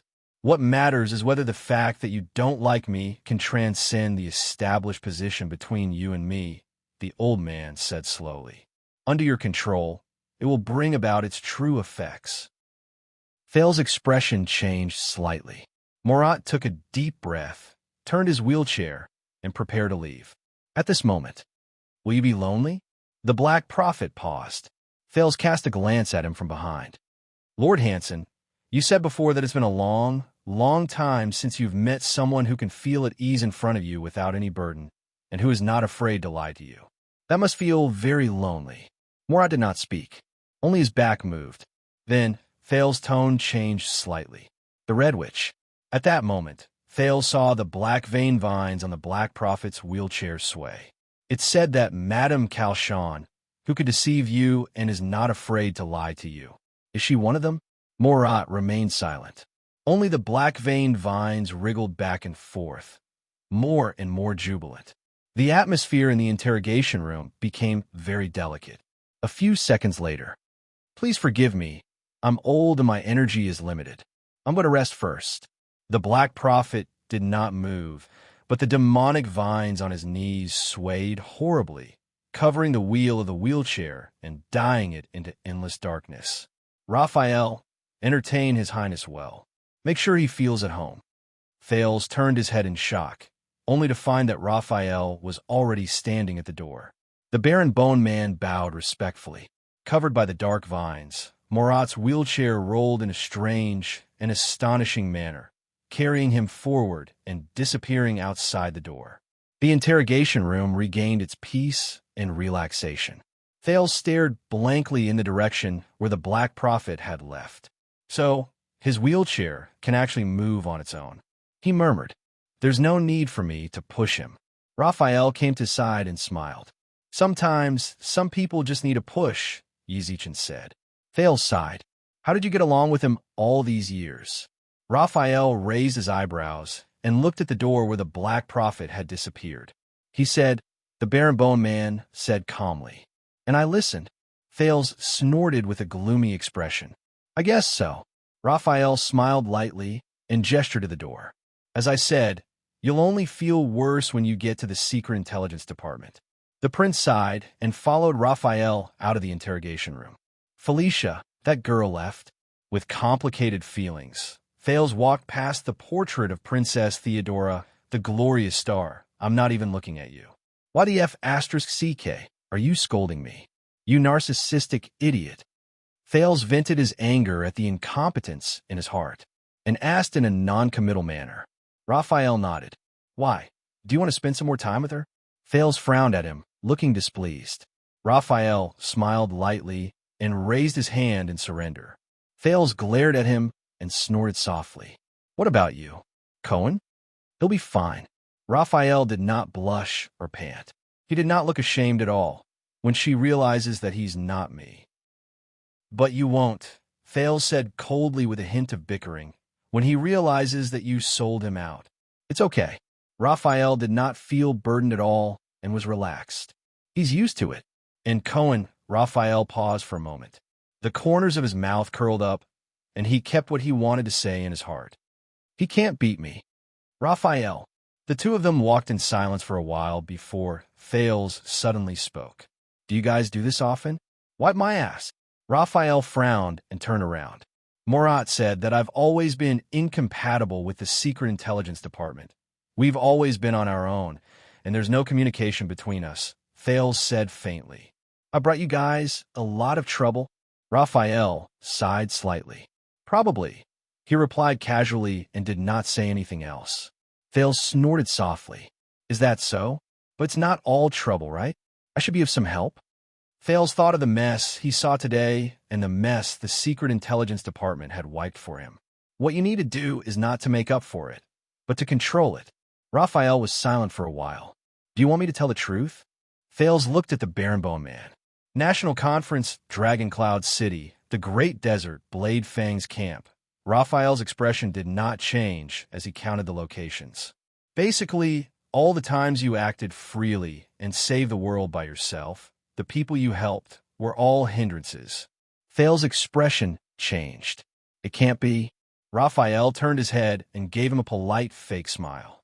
But Thales caught up with him and said indignantly, National Conference, if I hadn't persuaded Zan, we had a backup plan. Dragon Cloud City, if I hadn't gone back and defeated Lampard, we also had a backup plan. Great Desert, as expected. Blade Fang's camp, completely hindrance. Thales did not manage to catch his breath. He said unhappily, Really? Raphael shrugged. The kingdom's secret intelligence department is the place with the most meticulous planning in Constellation. We have records of any accidents, including you. The prince is one of them. When he heard this name, Thales took a deep breath and reminded himself not to get angry. All right, let's take the most exaggerated example. 6 years ago, when you carried out Dragon's Blood, did you think that you would lose control like this? Charlton? Shadow Shield? Secret Room? Chapman Lampard? Raphael looked back at him. Of course, it was all within expectations. Thales was stunned, and he immediately laughed in anger. The kingdom's secret intelligence department really dared to say that. Raphael shook his head and said slowly, That's the truth. The status and function of the kingdom's secret intelligence department, the relationship between the two countries, and the strength and weakness of the two countries have long determined the consequences of the Battle of Dragon's Blood. But most importantly, no matter how things develop, it is still within the acceptable range and does not exceed our expectations. Even if there is an accident, it is within the scope of the backup plan. Thales snorted in disdain. Really? Thales took a deep breath and recalled the conversation he had with the Black Prophet about the consequences of power. Chapman is king, and his ambition is greater than Nuven's. Northland is rotten and chaotic, far more than expected. The prince is captured. The succession of the throne is in doubt. These are also within the plan. The two continued forward. Didn't we talk about it? It doesn't matter if Lampard wins or Nuven wins, they will still fight to the death, Raphael said nonchalantly. After Dragon's Blood, Ekstedt will definitely shatter inch by inch, and it will be difficult to gather, just like now. As for Lampard's ambition, the situation in Northland, and your whereabouts, it's all within the plan. All right, Thales sneered as he listened. He crossed his arms. What about the calamity? What if the blood octopus in Dragon Cloud City loses control and the Queen of the Sky doesn't come? Raphael was silent for a while. Don't worry, we also have a backup plan, the Barenbone Man said faintly. Even if the great dragon doesn't come, we also have an absolutely reliable way to completely suppress the blood calamity. Recalling the power of the mystic Giza, Thales smiled sarcastically. Is that so? I highly doubt it. Then, what about the Red Witch seeing through your plan and making use of her to lay an egg? What's the backup plan? Since we're going to Dragon Cloud City, we will definitely have to fight the secret room head-on. Raphael did not panic. Being stopped by them is also within our expectations. Didn't you come out safely? Thales curled his lips and shook his head. It sounds like he's being stubborn. What about when King Chapman entered Heroic Spirit Palace and prepared to gather the archdukes to join the coalition army to invade Constellation? The prince said coldly, Don't tell me that was also within your expectations? You also have a backup plan? Raphael did not even turn his head. Of course. Thales shook his head in disdain. He said sarcastically, Yes, the backup plan is to make the little boy break into the chimney of Heroic Spirit Palace. Raphael suddenly stopped in his tracks. They stopped. Thales turned around, puzzled. This should be a top secret, but, Your Highness, since you were so suspicious at that moment, the prince suddenly realized that the Barenbone Man's expression was extremely serious. Let me put it this way. Raphael's red eyes stared straight at him. Do you think that if Lampard had successfully framed you as King Nuven's assassin and even persuaded the archdukes to send troops south, we would really have no countermeasure? Countermeasure, Thales frowned secretly. Furthermore, you've been standing here for the past 6 years, thinking that you've saved the world by yourself and turned the tide. The prince's expression changed slightly. Raphael's tone was very mysterious, with a very deep meaning. How did you know that on that day, in Heroic Spirit Palace, an ally who secretly communicated with us and cooperated with us, Raphael said faintly. Only Lampard. His voice faded away. Tom seemed to stop at that second. Thales was completely stunned. Only Lampard. What?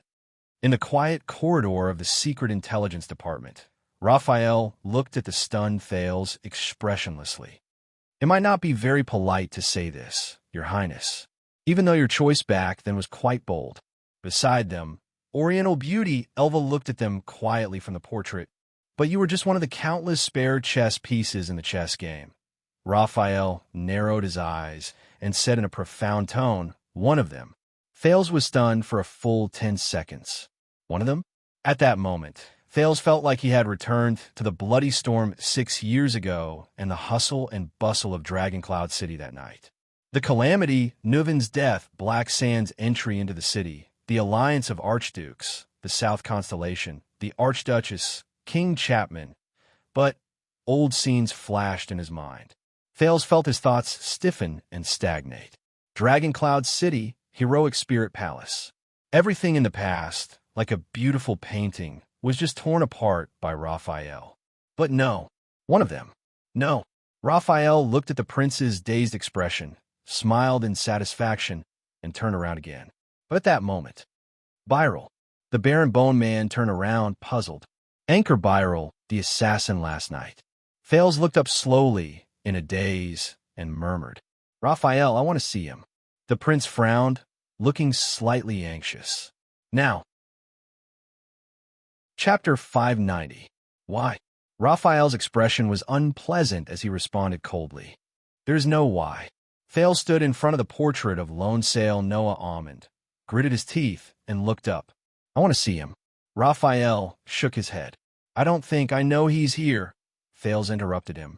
While he tried to reorganize his thoughts, he insisted firmly, I know he's here.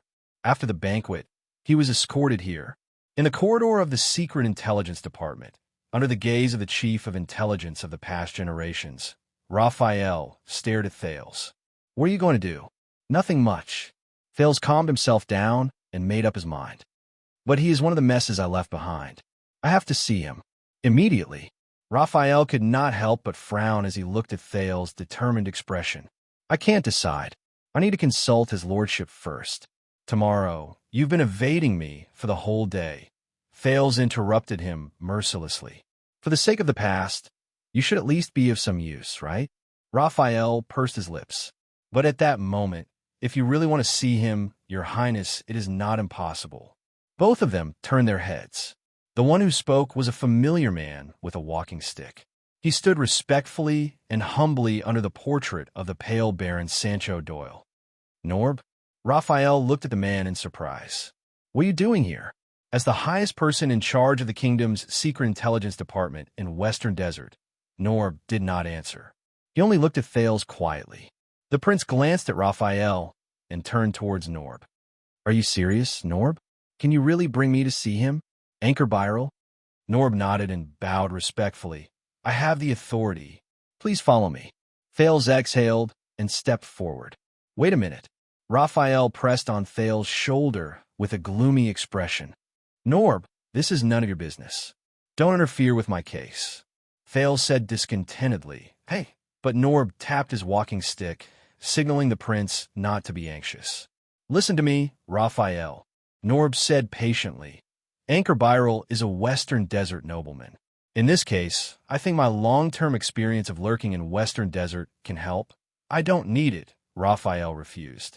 But this time, Norb didn't back down. But the Lord needs it. The person in charge of intelligence from the West Wilderness said calmly. In fact, he has already assigned me the interrogation and investigation of Anchor Byral before he is transferred to the Court of Justice. Raphael was instantly stunned. When? Just now, Norb said calmly. And I think that letting Your Highness meet him may help the progress of the case. At that moment, Raphael frowned at Norb, who looked back at the Baron Bone Man nonchalantly. The two men from the Secret Intelligence Department exchanged glances in the air. "Your Highness," Norbwin gestured with his hand. "Shall we go?" Thales glanced at Raphael and took a resolute step forward. Seriously, as he walked past the Baron Bone Man, Thales cast a displeased glance at Raphael. "What do I need you for, Cohen Caribbean?" Raphael stood rooted to the ground. His expression seemed to have sunk into an ice house. Norb smiled faintly and turned to lead the way. "If you're worried, Raphael, you're welcome to accompany us." He became friendly and humble again. Raphael said nothing and remained expressionless. The figures of the prince and Norb gradually disappeared into the distance. The Baron Bone Man looked coldly at the portrait of Black Messenger, Mason Johnbold. A few seconds later, he strode forward and quickly caught up with them. Thales quickly realized that the place he was going to was not simple. They took many turns, and in an inconspicuous corner, they set foot on a stone staircase that sunk into the ground. Unlike the desolation on the surface, the underground corridors of the Secret Intelligence Department were heavily guarded and heavily locked. He had already encountered several groups of police Ludo dogs used for sniffing.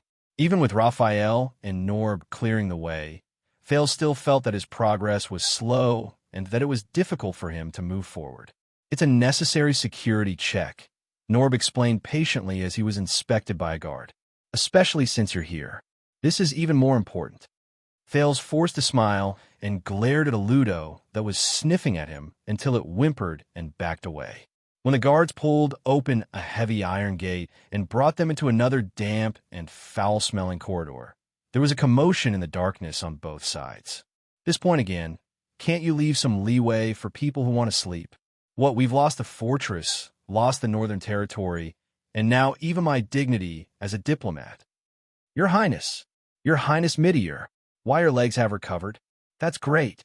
I knew that those despicable people wouldn't succeed in their scheme to usurp the throne. No, Your Highness, you must stop His Majesty. He can't marry that woman. He's here with the ravings of the devil. He's here with the conspiracy of the gods. He's here with the cruelest fate in the world. They must have been hiding for a long time. They've been in cahoots with the rebel army. They even wanted to instigate the Duke to make him their king, invade Eternal Star City, and change the dynasty. All of them, yes, all of them must have colluded together to murder the Duke. Starlight, Starlight, long live the Starlight. Someone must pay the price, damn bastards. I knew there was something wrong with the battle at the altar. Bulsh *T conquerors of the desert gods altar. Bulsh *T. Listen to me. It's Sylvia, Princess Sylvia. It must be her.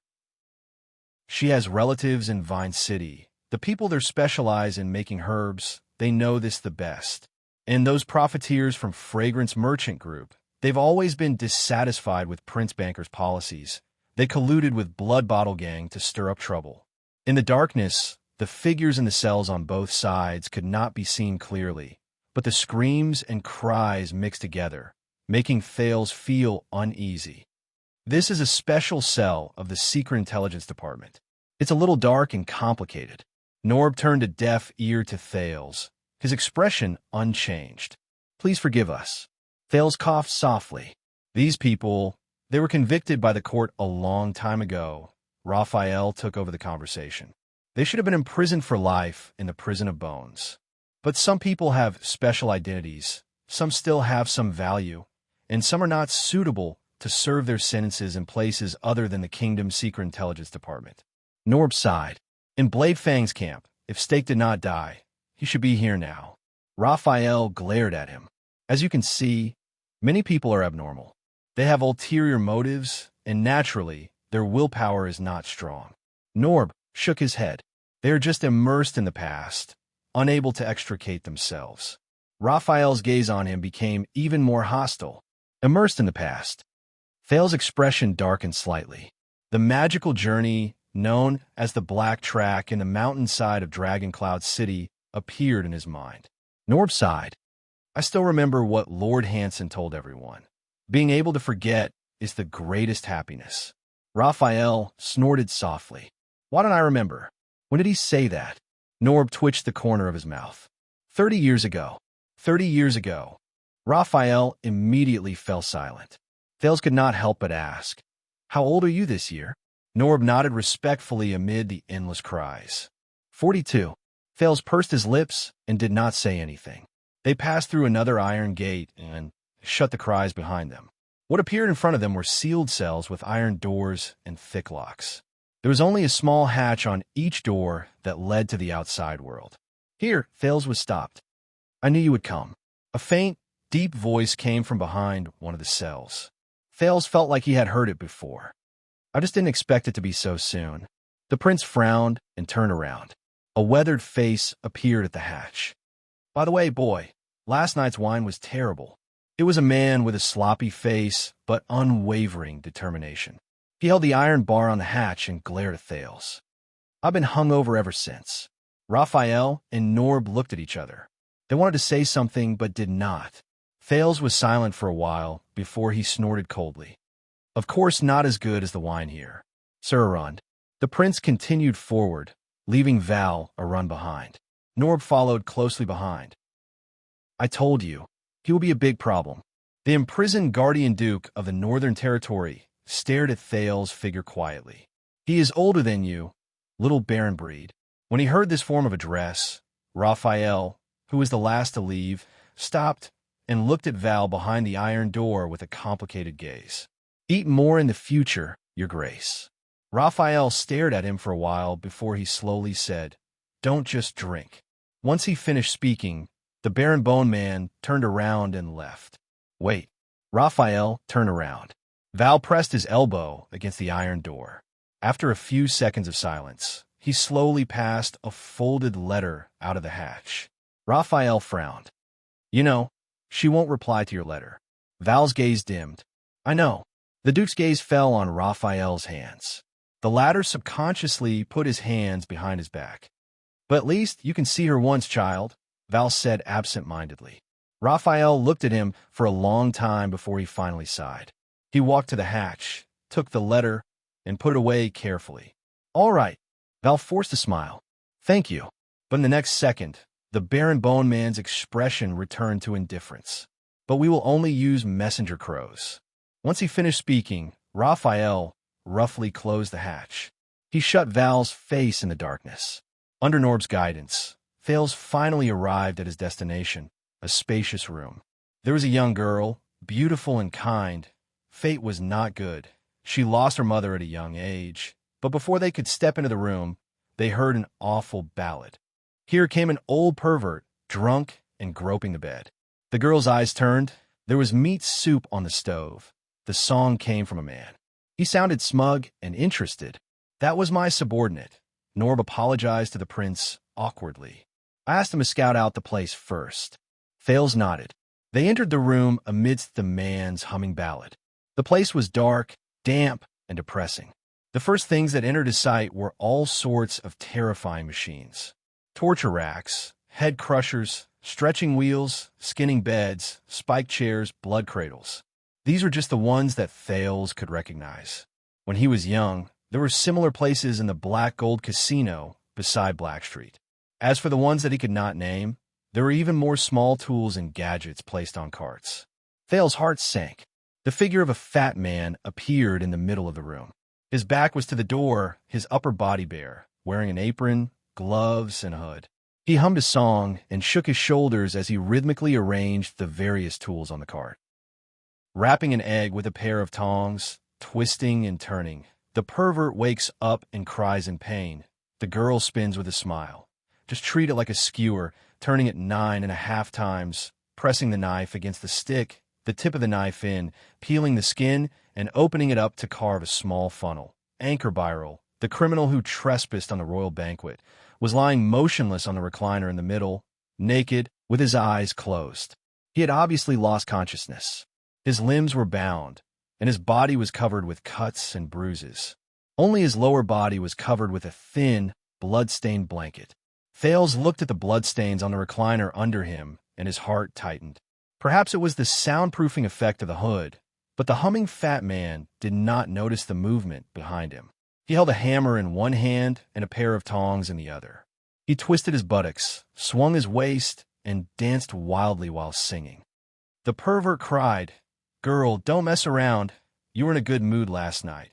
Why are you so violent tonight?" The girl smiled. "You're mistaken. I'm a flesh eater. I didn't eat much tonight. How's the broth in the girl's pot?" In the bloody, terrifying, dark, and sinister torture chamber, this fat man swinging his fat and dancing passionately was such a refreshing sight that Norb could not help but cough awkwardly. Gomez. The fat man did not seem to hear him. He continued to move his buttocks, swinging his waist, and the hammer seductively brushed past his buttocks that were facing the three of them. Norb had to increase his volume. Gomez. With two clangs, the hammer and tongs fell to the ground. The fat man froze in place, maintaining his posture of stroking his buttocks. The song stopped. The room fell silent. The fat man named Gomez trembled as he took off his hood and stumbled around. He was the first to see Thales and was startled. "Wow." Gomez breathed a sigh of relief. He wiped away the sweat on his face from his vigorous dance. "Where did you come from, little brat? Don't you know it's wrong to scare people like this?" Norb appeared from the darkness. "Gomez, this is Prince Thales." Gomez froze again. A few seconds later. "Ah, Norb, you're early. You're dressed well today. I was, warming up." Hee, warming up. The fat man first begged for mercy, but when he realized what Norb said, his expression changed. "Ah, did you say you're your highness?" He glared at the expressionless Thales and sized him up several times. Your highness Thales." Gomez immediately put on a fawning expression. He tried to use the apron on his body to cover the fat on his chest. He was so excited that he spoke incoherently. "I'm a one from Western Desert, that? Do you remember that?" Unfortunately, his naked, ferocious, sweaty, and blood-stained appearance reduced his fawning effect by half. Thales had no choice but to smile at him. "Wake up the prisoner." Norb felt humiliated and helplessly covered his face. Gomez smiled obsequiously and said, "All right." He turned around and picked up a pair of bloody tongs before walking excitedly towards Anchor, who was lying on the recliner. Thales' expression changed. "Wait a minute." Norb stopped him in time and glanced at Thales. "Be friendly."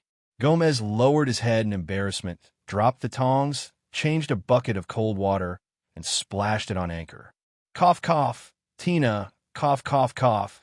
Anchor, who was lying on the recliner, was splashed with cold water. He struggled up from the recliner agitatedly, as if he had just woken up from a nightmare. "Tina, cough, cough." He coughed out the water in his mouth in pain and looked around weakly. It was only when he saw the bandages on his hands and feet that he realized he was still in a nightmare.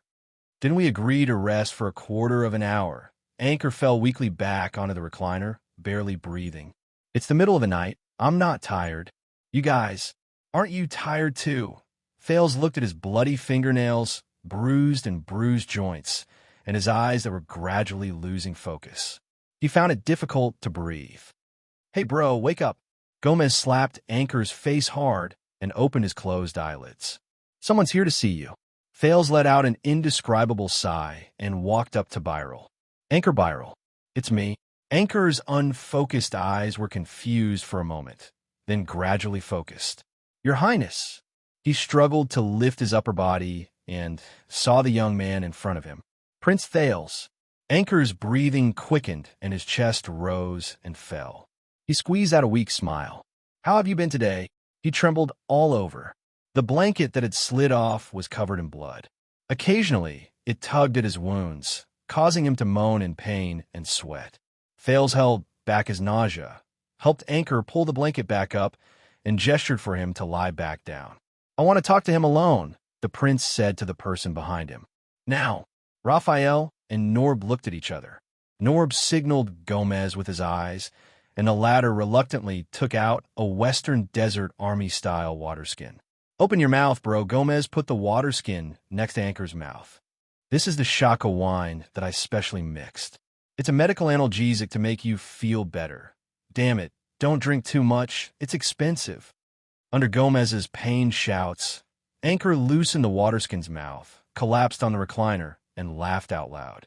Raphael was about to say something, but Norb patted him on the shoulder and pulled the aggrieved Gomez along. The three of them left the torture chamber. Only Thales and Anchor were left behind. "It's useless, Your Highness." Anchor, whose limbs were bound, struggled to turn his head, his words stuttering. His words were intermittent. "This is the kingdom's secret intelligence department.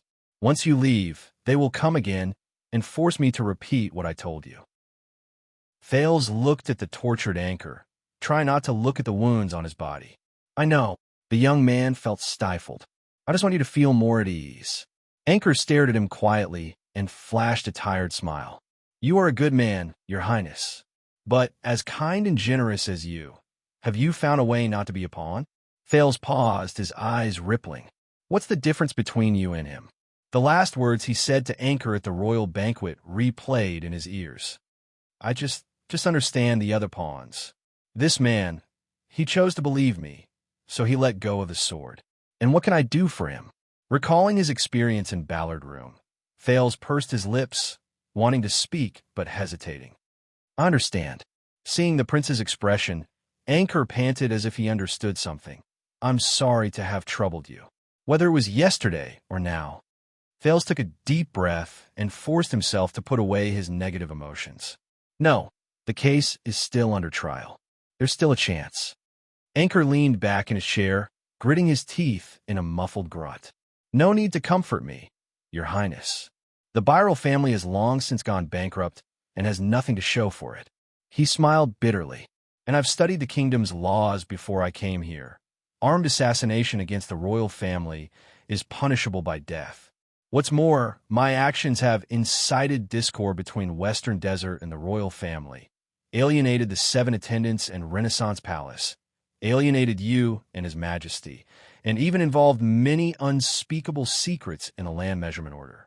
It's extremely tricky and a headache. All stakeholders will be happy to add insult to injury." Anchor stared straight at the ceiling, his gaze unfocused in the dim light. "I'm hopeless." Thales draped his recliner, or torture chair, and gritted his teeth. "Not necessarily." The Duke of Star Lake recalled the Black Prophet's words and forced himself to smile. "I can think of a way to offend the royal family. As for the rest, I can communicate with Baron Doyle and persuade him to be kind." The prince tried to piece together the words he had thought of to make them more beautiful, or at least less feeble. "As long as both sides agree, the debts between your families can be settled. As for the land dispute between Crocaw City and Mirror River—" "No, Your Highness." Anchor interrupted him. The young Western Desert noble forced a bitter smile, looked at Thales gently but hopelessly, and shook his head weakly but decisively. "We all know very well that this is no longer a problem between Crocaw City and Mirror River." Thales' words came to a halt, and he could not continue.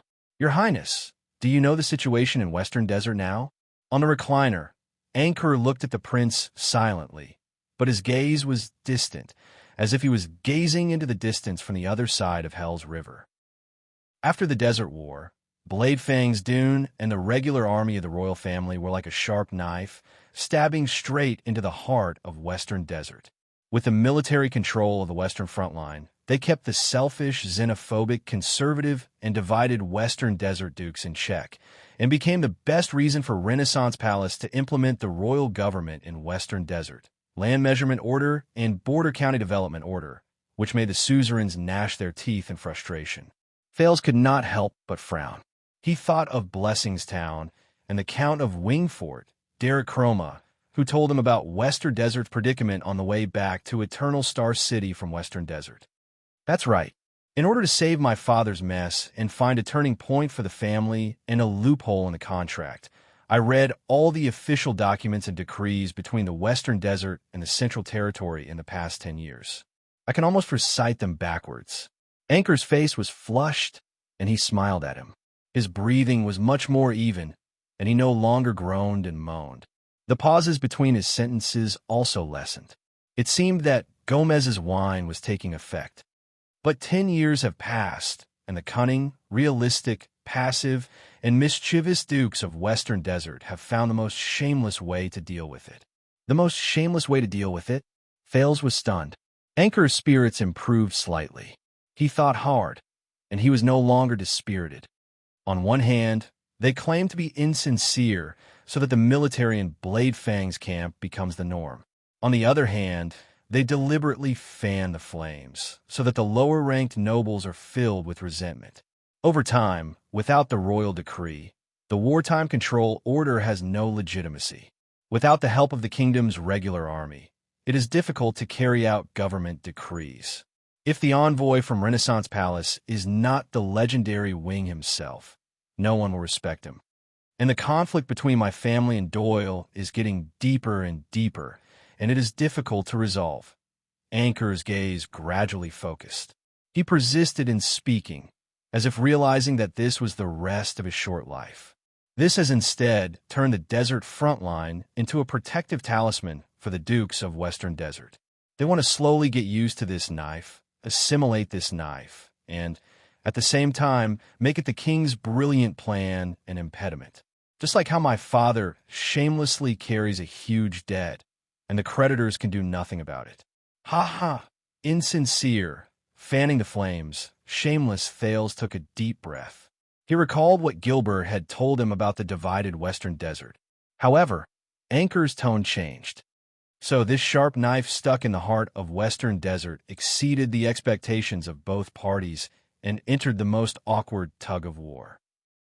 Anchor took a deep breath, cherishing the few moments where the alcohol allowed him to ignore pain.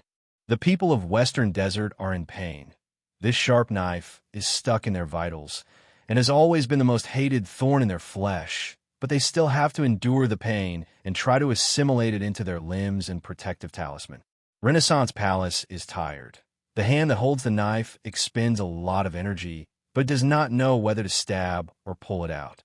It is immobile, and it is difficult to advance or retreat. If we advance, we will cause a huge mess, and the losses outweigh the gains. If we retreat, all our previous efforts will be in vain. Thales' gaze changed. At that moment, he seemed to see a black and white chessboard. On one end was his father's magnificent and noble staff of constellation. On the other end was the inconspicuous wooden cane in Fakenhaz's hand. Both sides are waiting and waiting for an opportunity. Perhaps it is a foreign war, a crisis, a major event. The people of Western Desert are waiting for a turning point in the situation, while Renaissance Palace is waiting for a further opportunity. Thales nodded and wiped away the bloodstains that obscured Anchor's vision. I know, for example, my return to the country, the ownership of Blade Fang's camp, the invasion of the Baron and mixed breeds. Both sides are going back and forth, dealing with each other as they see fit. For example, Thales did not continue, but looked at Anchor quietly. Anchor forced a smile and nodded weakly. And I realized that the Birel family, who had nowhere else to go, wanted to save themselves, and the only way was to seize this opportunity. Let my family's case climb to the heart of the struggle, and hitch a ride on this carriage that is the center of attention. Thales lowered his head and sighed. So I had to die.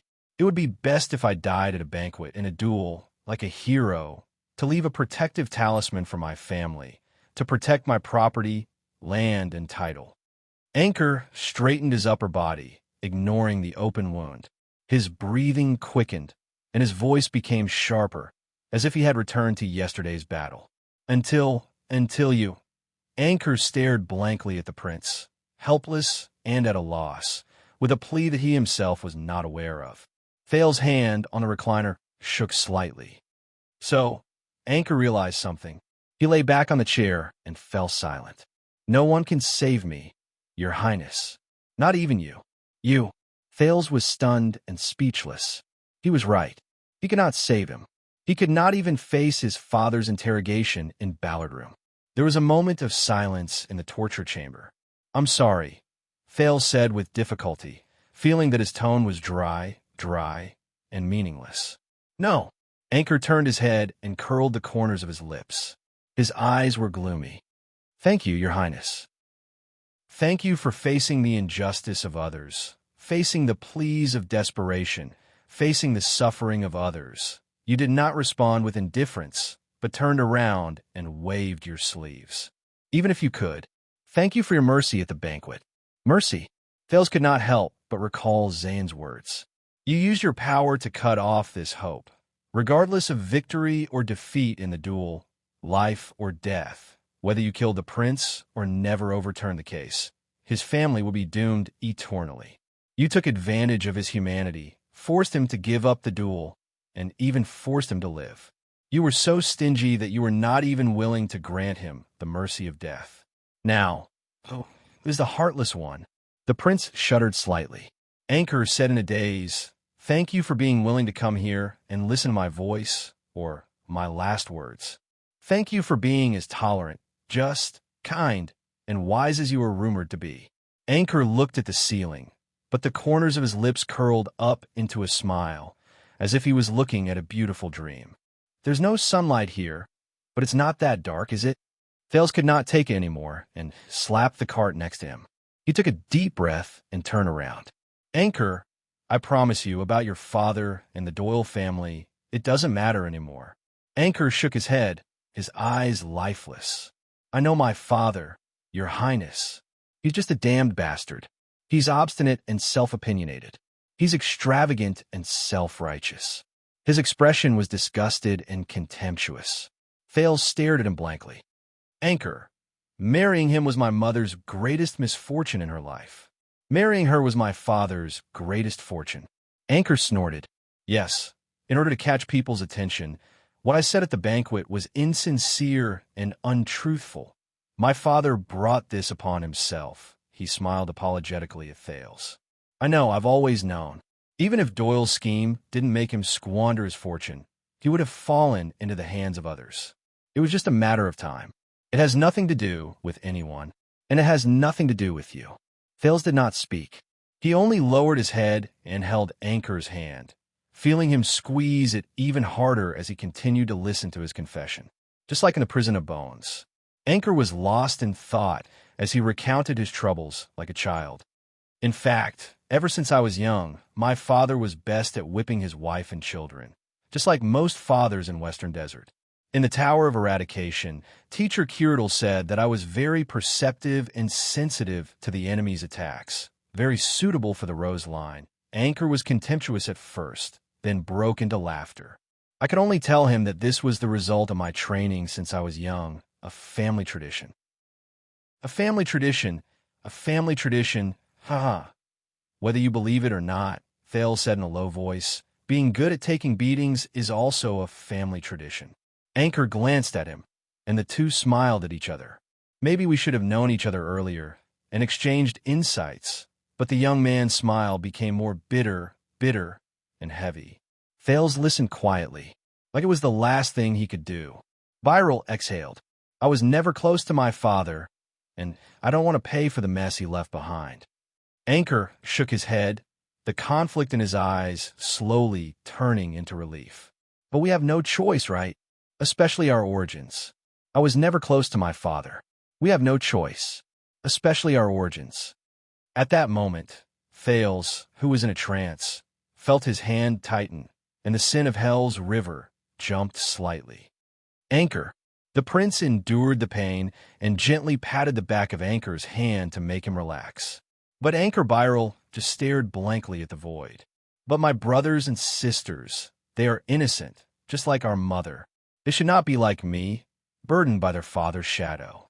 They should walk out of Western Desert and see the world outside, just like I promised them. Anchor came back to his senses, full of disappointment. But I can't see it. Thales closed his eyes. My father's shadow. At that moment, he seemed to see the figure at the end of the long table in Ballard Room, or the throne at the end of the long corridor in the council chamber. They will be fine. The prince opened his eyes and tried his best to comfort Anchor. Your sisters-in-law, I swear. I'll do my best. Anchor looked at him and nodded laboriously. It's impossible to count on Byral to keep his title, land, and provide them with adequate food and clothing. Anchor seemed to recall something and tried his best to explain. But my mother, she deposited a sum of money in the royal bank when she was alive. The proof is in the hands of our maid, Tina. After I die, That might be enough to raise my younger siblings until they become adults. Not necessarily. Before I came, I really didn't expect the prices in the capital city to be so expensive. Anchor smiled bitterly. I just need your help not to let others find out, especially my father's creditors. The Doyles are not the only family, especially after Crocaw City's land has been reclaimed. Thales exhaled, trying his best to calm his voice and instill confidence. I'll get someone to look after it, Thales said seriously. In Western Desert, Duke Fakenhaz will give me face, and Derek Chroma of Wingford is also my friend. The truth was, he did not know if they were his friends, but he had to say it. He had to. But in the next second, Thales' palms trembled. He quickly looked at Anchor, who was agitated, his chest heaving up and down. Anchor, don't be agitated. Maintain your strength. It took Anchor a few seconds to recover. It's all right, Your Highness. He was sweating profusely and tried his best to smile. Even if I'm someone's pawn, it's still my choice. Thales looked at him, all sorts of feelings welling up in his heart. But he had a thought. Speaking of pawns, the prince said slowly, there's still one more thing I can't figure out, Anchor. Anchor turned his head slowly and looked at him in confusion. Zayn Covendier, as the instigator of the conspiracy, he specifically told me yesterday, Thales said in a low voice, trying not to let his emotions affect his judgment. He asked me to come and see you in prison when I'm free. Anchor's palms froze. The Duke of Star Lake said solemnly. He also said, His Majesty will be very happy. Why? Why did he say that? Anchor Byral? Into this chapter. Chapter 591. In that second, Anchor was stunned.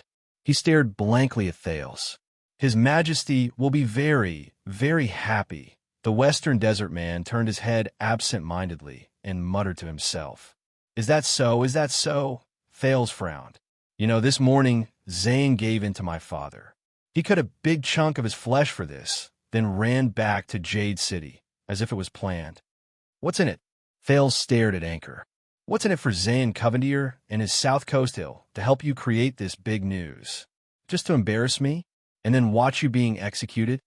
Anchor was still in a daze and did not speak for a long time. Anchor? Thales had to raise his voice. Byral trembled slightly and came to his senses. He looked at Thales blankly. His lips trembled as if he wanted to say something.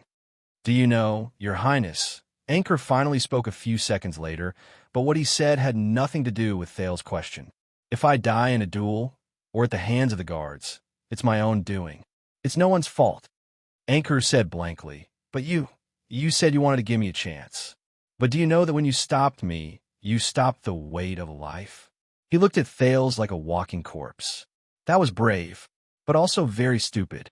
In the next second, Anchor's expression kept changing, his facial muscles contorted, as if he was having an intense mental struggle. Something was wrong. Thales frowned. Anchor's behavior was not right. How interesting. Thales' tone was calm as he continued to speak. You know, more than one person has said I'm stupid, and it was after I made them suffer. Thales recalled the people who had said that. Neuven, Chapman, Kessel. But Byral ignored the prince's words. But why did I agree at the time? Why should I give you the sword? He was immersed in his own world, his words flowing like pearls. I'm just a pawn. Why should I overthink? The more Anchor spoke, the more agitated he became, until he sobbed bitterly. Perhaps I still have a hint of foolishness left in me. The Western Desert noble gritted his teeth, but he could not stop the tears on his cheeks. A trace of weakness, a trace of luck. I want to believe, to rely on. His reaction made Thales even more suspicious. But when they were dealing with me, I suddenly thought of something. Anchor bit his lower lip, his eyes brimming with tears. You're only one person. Thales had no choice but to comfort him more to calm him down. If I believed you and relied on you. But you, who can you trust? Who can you rely on? The next second, Anchor suddenly struggled. He did not care about the pain of his limbs being tied up, nor did he care about the terrifying wounds all over his body. He exerted force in his hands and pulled Thales in front of him. The astonished Thales had no choice but to hold onto the other side of the recliner to maintain his balance. At that moment, Thales realized that he was face to face with Anchor, and his eyes were filled with fear. "Your Highness, you are also just another chess piece, aren't you?" Anchor gripped his hand tightly, his body trembling to its peak. "Another chess piece? What else did Zayn say to you, Anchor? Why did he insist that I come to see you? Since things are, as you said, irreparable?" The Duke of Star Lake stared at Byril. "What other chess pieces does he have? What is it?" Anchor let out a painful whimper. "Reason tells me that it's wrong. I shouldn't have taken my chances. The desert god is merciful. The desert god is merciful." He breathed heavily and spoke incoherently. His meaning was unclear. "Your Highness, you shouldn't be weak either. The desert god has no disasters, but the world has disasters." Thales grabbed Anchor's hand tightly, watching his painful and fragile tears, and became more certain of his judgment. Anchor was a chess piece, but Zayn was not the whole game. "Anchor." Thales reached out decisively, hugged Anchor's head from both sides, and looked straight into his eyes, as if he was looking into his soul. "Think about your family. Think about why you came to the capital." Anchor shuddered. "We are the same people," the prince said in an irrefutable tone. "No matter what we face, let me help you." Anchor stared back at the prince blankly, his gaze blank and helpless. But Thales' gaze was unwavering, overbearing, not allowing him to retreat. The next second, Anchor exhaled. With this exhalation, he seemed to have lost all his strength and fell weakly back onto the recliner. But Thales was stunned. Sobs could be heard in the air. In front of the prince, a wounded Anchor lay dejectedly on the chair. The young man bit his lip and trembled. Hot tears rolled down his cheeks. "Anchor Byril." Thales felt suffocated. This man who dared to make a scene at a royal banquet and exchange his life for the future of his family, cried. Thales suddenly thought of Ralph. That night, the phantom wind follower, who had lost all hope, cried in front of him, just like Anchor Byril at this moment. The prince sighed, sat on a stool beside him, and lowered his head dejectedly. He suddenly lost interest in knowing the answer and did not want to pursue the matter further. At this moment, "Tina." Thales looked up. Anchor was lying on the chair, holding back his sobs as he whimpered, "Tina Amore." The prince frowned. "What?" Anchor took a deep breath, as if it could give him courage. "Tina Amore, the daughter of the former baron of Amore town," he said intermittently, like a zombie. "She's living in Crocos City, in our Byril household." Thales was puzzled. "I don't understand. What does this have to do with her?" Anchor looked up abruptly. 5 years ago. He raised his voice, his expression mournful, like a prisoner on death row heading to the execution ground. The case of tax exemption for the development of border counties caused the most controversy in the Western Wilderness. In the Western Wilderness, Baron Imolii town returned from a trip to the Blade Edge Hill. However, he was infected with the Mist Plague, and his entire family died. Thales was stunned, but Tina didn't. Anchor widened his eyes and stared at the prince. For 5 years, she tried to forget the past, hid her identity, and lived with us as a maid, after I left my father's castle with my sister-in-law. Amore town, the entire family died. Thales felt a jolt in his memory. It was familiar. "But as long as you go to my house and find Tina," Anchor panted, fear and pain entangled in his voice. "She is the most convincing living proof. Her bloodline, her survival, her existence, her testimony can prove that 5 years ago, Baron Amore's entire family did not die of a plague." In the next second, Anchor's voice became extremely cold and full of resentment. Instead, it was a few important figures in Western Desert who conspired together to silence them. At that moment, Thales' heart stirred. He remembered. After the incident, Amore town was given over to someone else to suppress the situation. Those in the know include the 3 most powerful families, Brave Souls Fort, Wing Fort, and even Fakenhass. He had heard of this. Thales thought in a daze, on the way back to Eternal Star City from Bladefang's camp. According to Cohen's cousin, the Count of Wing Fort, Derek Chroma. But why? Thales reacted and asked anxiously. Why? Anchor was sweating profusely as he panted. He let out an ambiguous sneer. in order to turn Blade Fang's camp into a talisman, in order to assimilate that sharp blade into a normal state, in order to stop Renaissance Palace from extending its hand to the west, Western Desert had to endure the pain of having a blade piercing their heart, and had to sacrifice the interests of the middle and small nobles. Obviously, Baron Amore could not bear the pain. The king's decree dealt a huge blow to him, so much so that he decided to cast aside his tacit agreement with the three families and act rashly. He even threatened to lead his troops in protest, ignite the conflict, and force Western Desert to take a clear stand against Renaissance Palace. Thales's expression changed several times. He recalled what a certain duke had said to him. You have to know that when your vassals and subordinates are enraged, and the public's will is high, you have no other choice but to go with the flow. If you don't become their leader, you will become their enemy, and be the first to fall under a pincer attack from both inside and outside. The tragedy of the Amole family. This will be a tragedy that will shock the entire kingdom. The three great families are selfish, willing to sacrifice the interests of their subordinates and lords, not hesitating to kill the natural orthodox nobles of the kingdom to clean up the family. This will expose to the world how backward, autistic, brutal, and conservative Western Desert has been for a long time. Anchor closed his eyes in pain and leaned back on the recliner.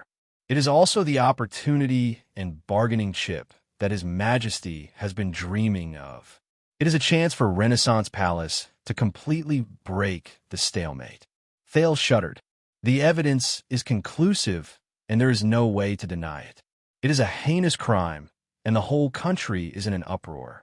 The three families will be besieged internally and externally, and Western Desert will be divided and difficult to unite. They can either submit, allow Renaissance Palace to do whatever they want, or accept whatever punishment His Majesty gives them. Anchor's face was pale, or Thales was inexplicably shocked and speechless. The bargaining chip that King Kessel had been dreaming of to completely tame Western Desert, held in Byral's hands. But why? Too many things that he could not figure out came at once, squeezing his head until it hurt. There was a long silence in the room. No matter what, His Majesty will be very happy to have this bargaining chip. Very happy. Anchor subconsciously struggled, the straps on the recliner rattling.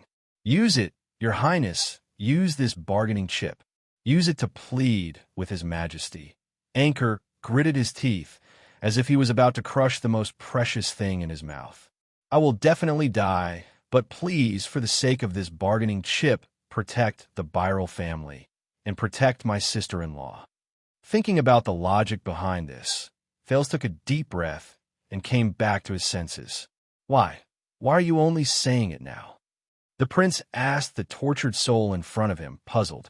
If you've made up your mind, why didn't you take it earlier and bargain with the Secret Intelligence Department, or even my father? Anchor's expression crumbled. The madness and ruthlessness in his eyes vanished without a trace in an instant. So, Your Highness, what's the price? Anchor replied blankly. Thales understood and looked at him sadly. Everything. The young man revealed a numb and despairing smile and nodded. The Byral family will become traitors, the target of public criticism. In the chess game of Western Desert, we will no longer have a choice, no longer have freedom, no longer have a future. Thales pressed on his shoulder. In the next second, Anchor's eyes were slightly dazed. Endless pain and remorse seeped out of his voice. And Tina, she will never forgive me. As Byral's voice faded, he stared blankly at the void, motionless, like a walking corpse. Dead silence.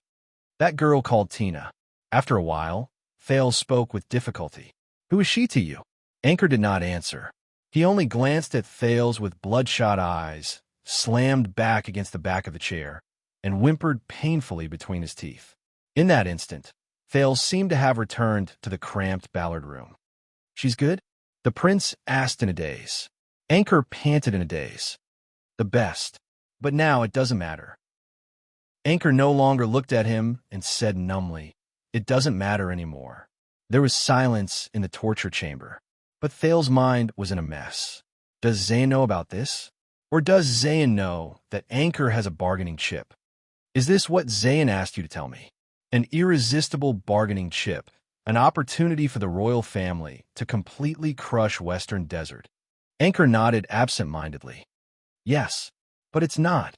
Thales frowned. What do you mean? Anchor raised his head and looked at Thales bitterly. In order to save my family, I did ask Duke Covendier for help and asked him to facilitate my intrusion into the banquet. But it wasn't him. Anchor said faintly. He was just another chess piece. Zayn was just another chess piece? Thales was stunned. I don't understand. Anchor panted for a few seconds, his expression pained, as if the effects of Shaka wine were gradually fading. But Thales could not care less. Long before that, when I was searching everywhere, I asked another person for help. Another person? He was the one who reminded me of the plan to bring a sword to the banquet and duel in front of everyone to protect my family. Anchor's words were intermittent, with the double sorrow of heartbreak and despair. What? Thales suddenly felt that he had touched the back of this chess game. Bring a sword to the banquet. Duel. Who? The prince pressed down on Anchor's shoulder in shock, shaking him and asking, Who was that? Anchor hissed in pain, but he still smiled bitterly and said, But he was indifferent. He refused to help me. I even used this bargaining chip to threaten him. But he just laughed. He finally said that my only chance to save the Byral family can only be found in the capital, in one person. Anchor's bloodshot eyes were fixed on Thales. He also said, in case I fail, in case I have to use this bargaining chip, I must hand it to you. And I can only hand it to you. Zayn was just a chess piece, someone. The one who set up this chess game. Someone else. Thales could no longer hold it in. His grip on Anchor's shoulder tightened. Who? The one who drove Anchor to his death. The one who sneered and moved the chess piece. The one who drove himself and Doyle into a dead end. In his anger, the prince's eyes burned. Who was the person behind this banquet farce? Thales made quite a commotion. Norb and Raphael's footsteps sounded urgently from behind. Your Highness? What happened? But Thales did not care. He only pressed down on Anchor and waited for his answer. The one hiding behind the scenes, the one who watched coldly from the sidelines, the one who, in the end, hinted at Zayn, guided Anchor, and pushed Thales to find this bargaining chip that His Majesty would be happy about, and did not hesitate to ignite all the conflicts under the table in the kingdom. He wanted me to tell you, Your Highness. Anchor panted in pain, mustered the last of his strength, and leaned close to Thales' ear. The carriage is about to disperse. What do you want? Thales was shocked. What? At that moment, it was as if time had stopped. Along with his thoughts, the carriage was about to disperse. The carriage? But Thales stared at the dying Anchor in shock. That's not right. That's impossible. How could it be? It's too dangerous. Your Highness, stay away from him. The footsteps behind him were getting closer. Anchor Byral gave a pale and numb smile. He also said, Since I've given it to you, then hold on tight. In that second, Thales' eye sockets suddenly widened.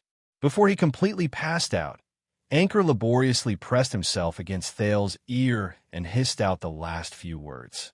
Hold on, your sword. Western Desert Hill, ruins, floating sand palace. In a quaint and solemn room, Derek Chroma put down his teacup and glanced at the chessboard on the table. Are you going to take this step or not? He asked the person across the chessboard respectfully and politely. Your Grace. Across from him, the master of the ruins, Cyril Fakina, stared at the chessboard leisurely, deep in thought, but his expression was even more ferocious and terrifying. Patience, young man. Patience. A good game of chess is never won in one move.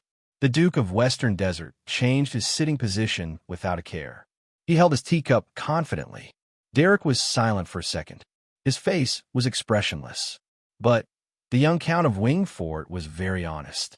He pointed at the lonely black king on the chessboard, which was tightly surrounded by white chess pieces. You only have this one piece left. Fakenhaz's hand that was holding his teacup froze. Derek pointed out the truth calmly and even more ruthlessly. No matter which way I go, my next move is going to be a checkmate. Fakenhaz's eyebrows twitched slightly. What do you know? Looking at the overwhelming situation of 10 white and 1 black on the chessboard, The Duke calmly coughed at the right time to hide his slightly red face. The situation on the chessboard is only superficial. What's more important is the chess player. He extended his finger and pointed meaningfully at Derek, then at himself. As the saying goes, even chess is evenly matched. Little Derek, remember, we're playing chess with a person, not chess pieces. Chess player. Derek narrowed his eyes. Fakenhaz smiled coldly and gently placed a chess piece. The king moved. His demeanor was profound, full of vigor. Derek cast a sidelong glance at him as he placed his chess piece. He breathed a sigh of relief and extended his hand to take his next move. "Wait!" Fakenhaz shouted loudly. Derek's hand stopped in midair. The Duke of Western Desert bent down and observed the chessboard with a profound expression. "Let me think again." Under Derek's incredulous gaze, in the next second, Fakenhaz calmly extended his hand and placed the only king back to its original position. Let me think again. Let me think again." Derek's hand fell to his side in disappointment. "Sir, there's only this move left. You keep going back and forth." The young Count Chroma sighed heavily. "Or else, we can just consider this game as invalid." "Hey, how can we do that?" Fakenhaz slapped his thigh. "We have a stake." He firmly interrupted the Count of Wingfort. His gaze was fierce, and his aura was aggressive. "And this is a peerless sword." Fakenhaz pointed at the sword in the distance, which was used as a stake in the game. He said sternly, "Don't you know that I just gave my saber to someone?" The entire kingdom knows." Derek could only roll his eyes in his heart due to his good manners. "But you're about to lose. No matter how good this sword is, what does it have to do with you?" He smiled elegantly and used vulgar words to pierce the Duke's heart mercilessly. But unexpectedly, Fakenhaz only smiled sinisterly. He stroked his walking stick gently and resumed the manner of an expert. "The situation on the chessboard is only a superficial representation.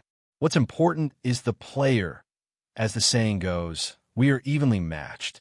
Little Derek, remember, we are playing against a person, not a chess piece." Derek shook his head absent-mindedly. Once he was certain that time was not flowing backwards, he exhaled in pain and covered his forehead in resignation. Fakenhaz saw his movements, narrowed his eyes, and seized the chance to extend his hand. "It's useless to touch my chess piece secretly, Your Grace." The Count of Wingfort buried his head in his hands. He did not even look, but he seemed to have predicted what would happen. "You only have one king left." Fakenhaz's expression did not change when he was caught. He naturally and smoothly withdrew his hand that had been secretly touching the other person's chess piece. His expression was calm. There was no guilt. Derek raised his head. His expression was stern. "Seriously." The Count of Wingfort no longer looked at the chessboard. "You should really be glad that I have a good temper to give away such a huge bargaining chip just like that. If Count Bosdorf was here, he would definitely lead his soldiers to Crocaw City and burn that orphan girl from the Amoli family to ashes." Fakenhaz did not seem to have heard him. He only stared at the chessboard carefully. He stared at the only king he had left. It was as if he could create a miracle with his stare. "You seem to have a large army pressing down on us, and I seem to have no chance at all." The Duke focused on the chessboard and muttered to himself, "But where is the turning point?" Derek glanced at him and said tentatively, "Of course, if Black Lion knew about this now, he would also lead his soldiers to the ruins and break your other leg." Fakenhaz was still immersed in his own chessboard. He scratched his chin and thought hard. "No matter what you do, you will die. You bastard," as expected of someone who was taught by Caribbean. Derek snorted in disdain. "Are you sure you are taking the right step? What if His Majesty announces to the world tomorrow that he will list our crimes and force us to, for example, disband the army, raise the tax rate, and hand over the right to appoint and dismiss government officials? What if Count Bosdorf cannot bear the humiliation and leads the people to revolt?" The Count of Wingfort stared at Fakenhaz coldly, but the Duke still ignored him. "It's fine. Chess skills are not the key. Not the key." Fakenhaz pretended to be deep in thought. He rubbed his palm as if he wanted to rub a chess piece from it. The key is the person playing the chess. Think, Cyril, think again. There must be a way, but in the next second, Derek's aura changed. But let me say this first, Your Grace. He stared at the Duke of Western Desert, who was mumbling to himself. If the ending is not good, I do not intend to die with you. Wingfort has its own place to go. But Faken has turned a deaf ear to him. He only stared at his bald king's chessboard. It's fine. Continue thinking, continue thinking. When the sky turns dark or the sky turns bright, there must be a way to break the stalemate. The sky turns dark, the sky turns bright. Derek raised his head and looked at the position of the sun. He felt a chill run down his spine. Enough, Sir Cyril. Derek, who had long since lost his mood, pointed at the white king who pushed him down and said impatiently, It's just a game of chess. I admit defeat. At that moment, Asterisk Faken has slapped his thigh fiercely. Look, the Duke, who was immersed in the world of the chessboard, suddenly came back to life and returned to reality. Look, he pointed at the white king who was pushed down by Derek. He grabbed his own black king and laughed excitedly. Didn't I win just like that? As he stared at the Duke of Western Desert, who could not stop laughing, Derek's expression twitched. Win, my foot, Faken has put down his chess piece. Filled with emotions, he heaved a long sigh. It can be seen that perseverance will eventually pay off, and hard work is the way of the king. The twitching on Derek's face became even more extreme. Faken has stared at the cold and merciless scenery of the ruins outside, floating sand palace, as if it had been plowed by nature's razor blade. He suddenly felt a surge of heroic spirit, and he slapped the table. In this situation, in this game, when I won, I should give a big white. The Count of Wingfort could no longer hold on. He sighed in resignation and buried his face in his palms again. Chess, chess. As expected, we are not playing a game of chess, and neither are we playing chess pieces. Faken has chuckled. We are playing a chess player. Derek gave him a polite and resigned smile. Chess player, my foot. Just like you, young Derek. You are still too young and too eager to admit defeat. Derek could no longer hold it in. That's right. The entire game took 2 hours, and you wasted 1.5 hours just on the last move. He stood up and left swiftly. He did not forget to swear. Who the hell can win against you? As he stared at Derek's retreating figure, Faken has smiled softly. He turned his head around and stared at the Black King, standing tall on his chessboard. My uncle can, the Duke said softly with a sigh. So can Midir. When he thought of this, the Duke of Western Desert's expression changed. He stood up in a fluster and shouted hastily, Hey, leave that sword behind. It was not easy for me to win the bet. He extended his hand expressionlessly. Monthly votes, rewards, and comments praising Swordless Sword for being diligent and updating. End of this chapter. Chapter 592. Thales walked out of the cell, where Anchor was being interrogated numbly. He was in a daze. In front of Raphael and Norb, he still instinctively maintained his dignity and bearing as the Duke of Starlake. His every move was elegant and steady. He still remembered everything that happened in the interrogation room. He remembered how his words and actions had far-reaching effects and were difficult to reverse because of his power and status, not the content of his words. This was his luck, but also his curse. But when the two men from the Secret Intelligence Department came forward and respectfully asked the prince, What did he say to you? Nothing. Thales only remembered that his voice was calm and composed, as always. He was just unwilling and begged to live. Raphael and Norb did not say anything, but the Baron Bone Man's gaze lingered on him a little longer. Norb's expression became more serious as he sized up his surroundings. But that was no longer important. The carriage is about to disperse. What does the prince wish to do? Hold on to your sword. The dying Anchor used all his strength to tear the words out of his throat. They lingered in his mind like maggots, echoing and deafening. Please follow me, Your Highness. The exit is this way. In front of the absent-minded Thales, Norb bowed respectfully in a humble and low-key manner. According to the rules, we cannot return the way we came. But Raphael appeared in front of him and Thales, and glanced at Norb indifferently. I'll just send him out. Norb smiled and nodded without refuting. Behind him, Gomez looked back at the two men and occasionally stole glances at Thales. But Thales did not care.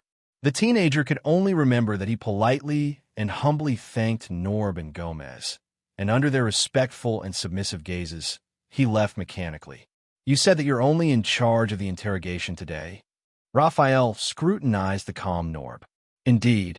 Looking at the prince's back, Norb smiled and nodded. Raphael glanced at the unconscious anchor. "How lucky," the Baron Bone Man said coldly and turned to follow the prince. "What a coincidence." Norb bowed respectfully and sent Raphael off. Only when the other man disappeared did his gaze become profound and strange. "Very good. The troublesome prince is finally gone." Wiping his sweat, Fatty Gomez tugged at his apron as if he had just finished a big exam, causing his fat to jiggle. He turned to look at the naked anchor and happily picked up a pair of pliers. "Now we can return to the main topic. See if I don't squeeze him dry, Gomez." "Yes." Norb turned around, his face expressionless. "Stop." Gomez walked towards Anchor with the vice in his hand, but his smile froze halfway. "Okay, I'll go now, huh?" With an indifferent expression, Norb walked towards the unconscious Anchor with his cane. "From now on, don't use hard torture on him, and don't use soft torture like sleep deprivation. If necessary, give him pain relief." Gomez looked puzzled. "Then how should I ask?" Norb shook his head. "Let's just pretend that we're police officers now. We'll stop the interrogation at the verbal level. That's enough." Having worked together for a long time, Gomez could read Norb's calm but determined tone. He hesitated for a moment. "But it wasn't easy for us to return to the capital, and it wasn't easy for us to encounter this major case of the Western Desert. If we don't take this opportunity to render meritorious service, we've already rendered meritorious service." Norb looked at the darkness outside the door, then leaned over to observe their prisoner. His eyes flickered. "Just now, rendered meritorious service?" Gomez blinked. Unwilling to give up, he still wanted to fight for it. "But didn't you say that this guy must be holding back or hiding something? Maybe he has something big?" The previous interrogators almost broke him. "We have to get something out of him before he's completely broken or sent to the gallows. And let Lord Hansen know." Norb interrupted him again, straightening his back with his cane. "Trust me, he won't die." Under Gomez's puzzled gaze, Norb glanced at Anchor, who was covered in bruises and had almost no unscathed skin. "Not today." Thales walked expressionlessly in the dark underground corridor of the Secret Intelligence Department. But he felt like he was standing on Ghost Prince Tower in Bladefang's camp, enduring the cold wind and the assault of flying sand. His palms were cold. "He told me that if I have to use this bargaining chip." Raphael walked in front of him, leading the way. His back was dark. "I have to give it to you." They did not return the way they came. Instead, they walked through one checkpoint after another, shuttling through the maze-like underground corridor. But Thales no longer cared. "I can only give it to you." Thales clenched his fists. "Why?" His gaze pierced through the darkness of the corridor and vaguely projected thousands of miles away in the western desert, at that hateful, maverick noble who often laughed maliciously. Just a few months ago, he was still talking and giving pointers in front of him. He appeared to be unique and concerned about the country and its people. But why? He's the mastermind behind Anchor. He handed me the bargaining chip that could suppress the vassals of the Western Desert and destroy the Great Wall, and into the hands of a Jade Star. Thales clenched his teeth. He did not understand at first, and his whole body was anxious.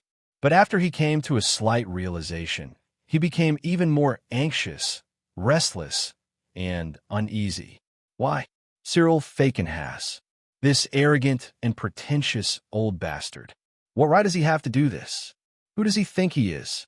What right does he have? What right does he have? Wow, Morat Snake Cub. A male voice with a Northland accent came from behind a cell door, pulling Thales back to reality. Long time no see. Raphael ignored the other party's tone, which sounded like they were old acquaintances, and walked quickly past the cell door. Snake Cub. Hearing these words, the dazed Thales felt an inexplicable sense of familiarity. When he was still in Ekstedt, Archduke Alceus of Prestige Orchid Region often called him Constellation's Little Viper. Moreover, the prisoner who said this had a Northland accent. It was as if he had returned to the past. Back to the days in Dragon Cloud City when, despite the hardships, he could still manage to hold on without any worries, and could even find joy in hardship. Dragon Cloud City. Thale's pupils trembled. He stopped in his tracks, and his entire body came to a halt. Raphael sensed that something was amiss and turned around with a frown. Thale slowly turned around and stared at the iron cell door from which the voice came. There was a small opening on the door. The everlasting lamp, which was a rare sight in the corridor, shone on the blurry figure at the opening. "What an honor for you to grace us with your presence." Thale's eyes slowly widened. He took a deep breath and took a step forward, wanting to poke his head out to see the figure behind the iron gate. Then, a hand suddenly reached out from behind him. Asterisk clang. Asterisk Raphael appeared in front of him, pulled the iron gate violently, and shut it tightly. "Wrong way, Your Highness." The Baron Bone Man acted as if nothing had happened. "The exit is ahead." Thale stood in front of the cell and stared at the closed iron gate. "Why?" The prince's voice subconsciously took on a hint of coldness. "Why close it?" Raphael maintained his smile and asked in return. "Why did you stop?" Thales was silent for a moment, his gaze fixed on the iron gate. "Open it," he said calmly. Raphael chuckled softly. His attitude was casual and cynical. "It's just an annoying prisoner." Thales looked around. There were many such narrow cells in this small corridor, but it was obvious that this was the only one with a prisoner. Solitary confinement. "Open it, Raphael," Thales repeated calmly. The atmosphere was slightly solemn. Raphael was silent for a second. His smile gradually disappeared, and he returned to a businesslike tone. "Your Highness, this is a wanted criminal and internal affairs of the Secret Intelligence Department." Thales did not let him continue. The prince enunciated his words slowly, and his voice was as cold as ice. "I order you, Raphael, open it." Raphael frowned. "According to the rules of the Secret Intelligence Department, Your Highness," Thales' gaze became fierce. He lost his composure and shouted angrily, "Damn it, just open it." At that moment, the oppression and grievance he felt in the Secret Intelligence Department all turned into anger and exploded in his chest. In the face of the prince's sudden outburst, Raphael's expression did not change. His gaze gradually became solemn. Thales could no longer endure it. He took a step forward, grabbed the handle without any explanation, and pulled the iron gate open. Asterisk clang. Asterisk the sound of metal clashing reverberated in the corridor. Raphael did not stop him, but his gaze was cold. "What's wrong, R.A.?" The voice from before rang again, and it mocked. "It's been a long time since we last met. Do you want to treat me to a good meal?" A stubbled face appeared at the gate and cast a cold gaze at Raphael. The moment he saw the other person's face clearly, Thale's eyes widened. Goo! Shock and doubt filled Thale's heart at the same time, forcing him to speak involuntarily. "It's you?" Behind the gate, the face full of Far Eastern characteristics froze slightly. The prisoner turned to Thales, looking slightly puzzled. Raphael's expression darkened, and he exhaled in a barely noticeable manner. "That's right." In disbelief, Thales carefully sized up every inch of the Far Eastern prisoner's face. He ignored his doubts about the prisoner's voice and completely confirmed his guess just now. "It's him. It's really him." 6 years ago, the butcher shop owner in Dragon Cloud City, the Far Easterner who gave him shelter and a meal in the despairing morning after Dragonblood's night. "It's you, Goo," Thales said in a daze.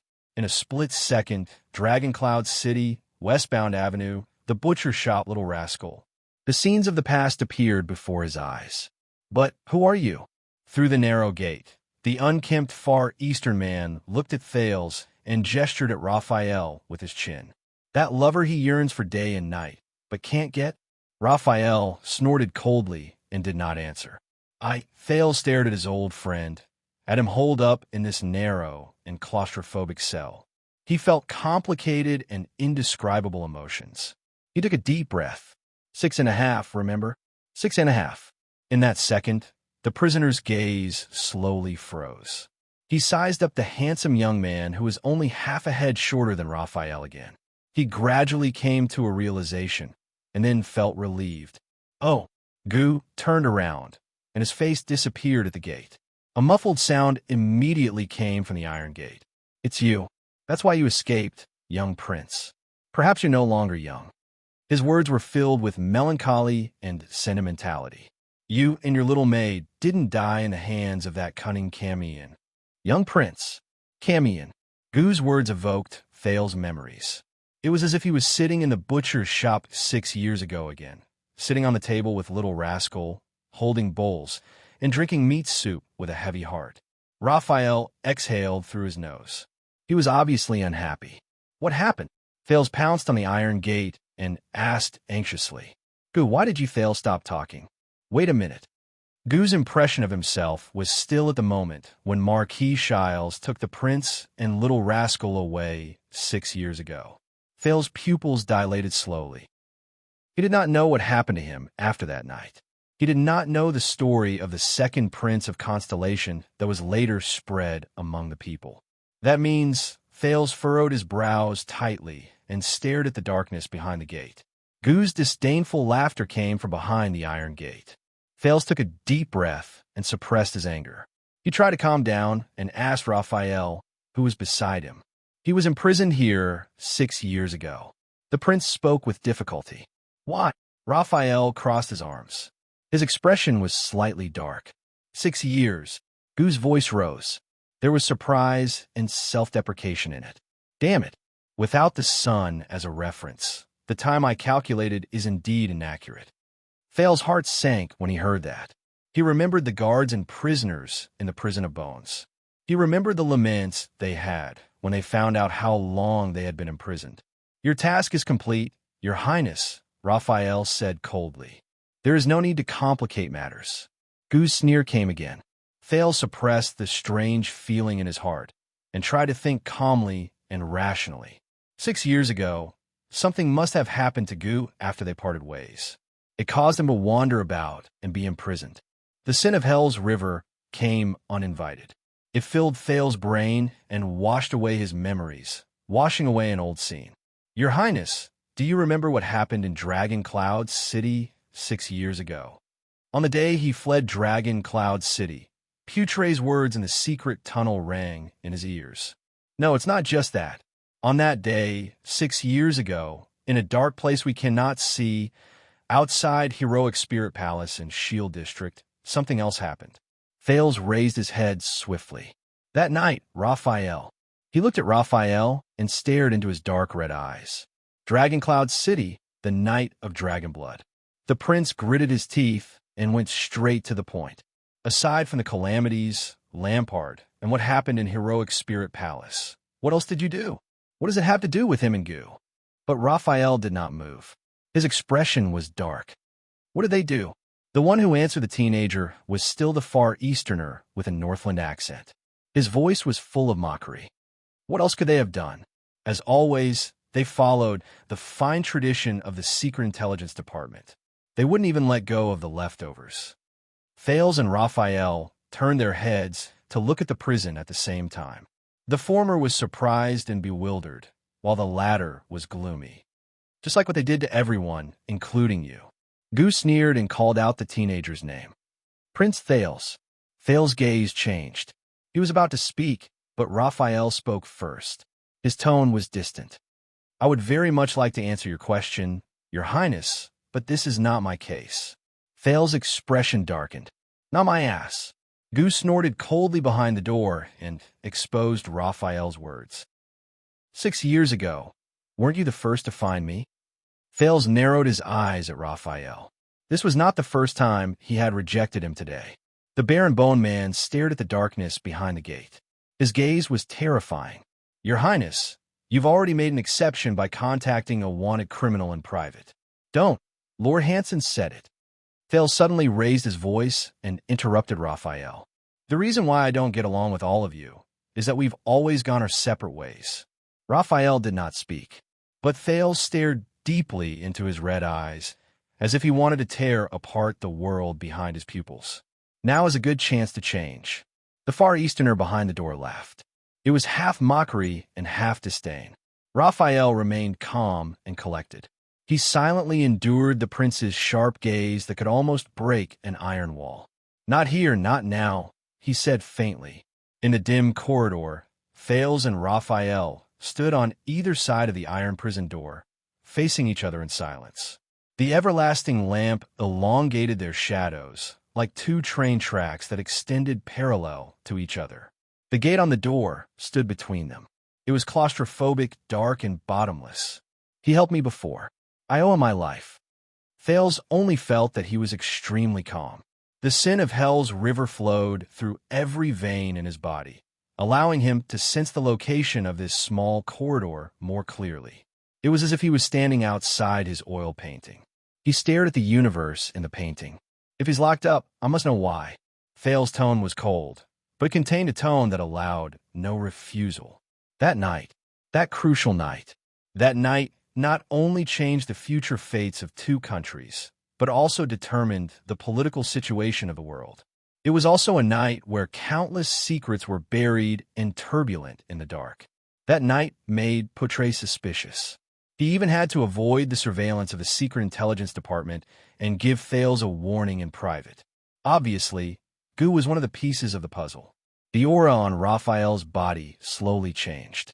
It went from being round and casual to sharp and dangerous, causing Thales to feel a slight stab of pain.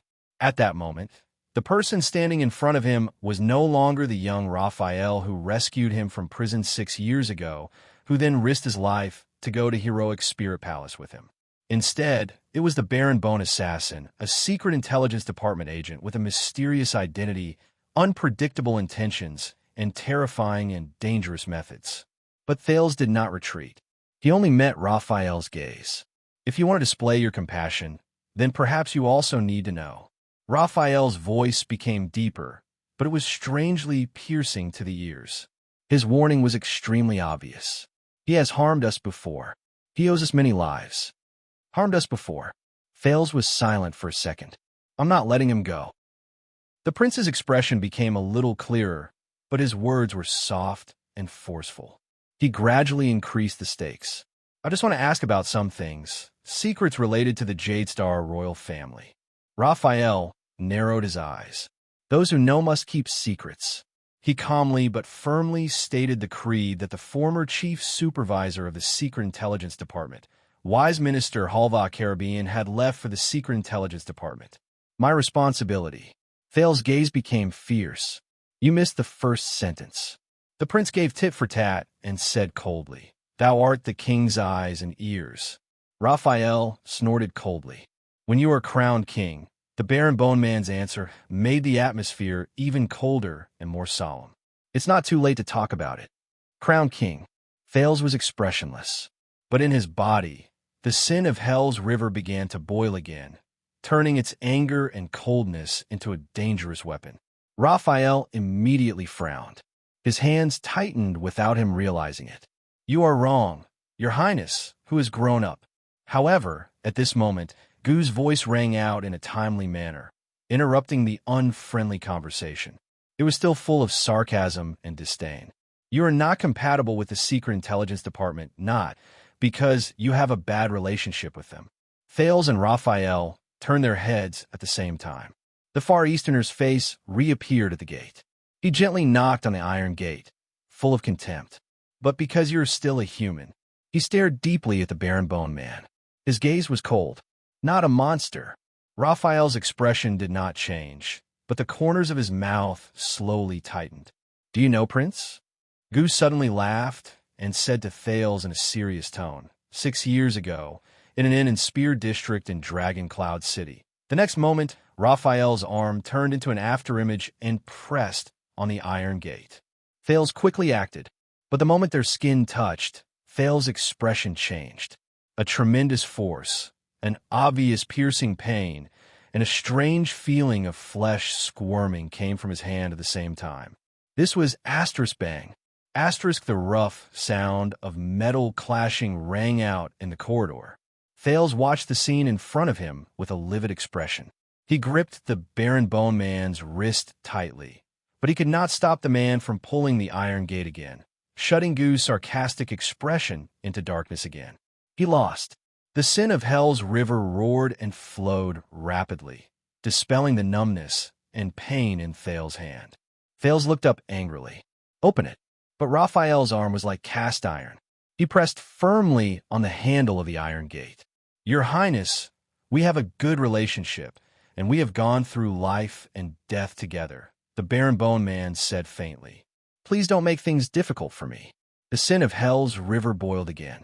Thales gritted his teeth and exerted force, but Raphael's arm did not move. Like a boundless black hole, it silently endured all the power Thales could muster. A few seconds later, knowing that he could not win, Thales exhaled through his nose and let go of the man. The sin of hell's river faded from his hand in agony, leaving behind an indignant roar. I think I know. The second prince's gaze was like a sword, piercing straight into Raphael's eyes. Why you and Miranda can't be together. The Baron Bone Man's gaze changed slightly. That's definitely not because of your identities. Thales said coldly. It's just because of you. Raphael Lindbergh. Raphael did not move. Even his expression was frozen. Looking at the man's expression, Thales began to ponder silently. Gu did not finish his sentence. But that was enough. The information revealed by the Far Easterner was like a puzzle that had been lost for many years. It flowed into Thales' mind. It was enough for him to piece together the next clue. His next bargaining chip. Listen carefully, Your Highness. What I'm going to say next is something that the sanctimonious old fox, Gilbert, would never tell you. Putre's warning, which was filled with deep suspicion, rang in his mind. And it will not be something that the mysterious and abnormal Secret Intelligence Department will tell you. Remember, Your Highness, do not trust anyone in this matter, an inn. Thales looked at Raphael quietly. Gu said that it was an inn in Spear District. As expected, he was satisfied to see Raphael's expression change slightly. The Baron Bone Man said in a low voice, that is because he harbors ulterior motives and harbors ill intentions.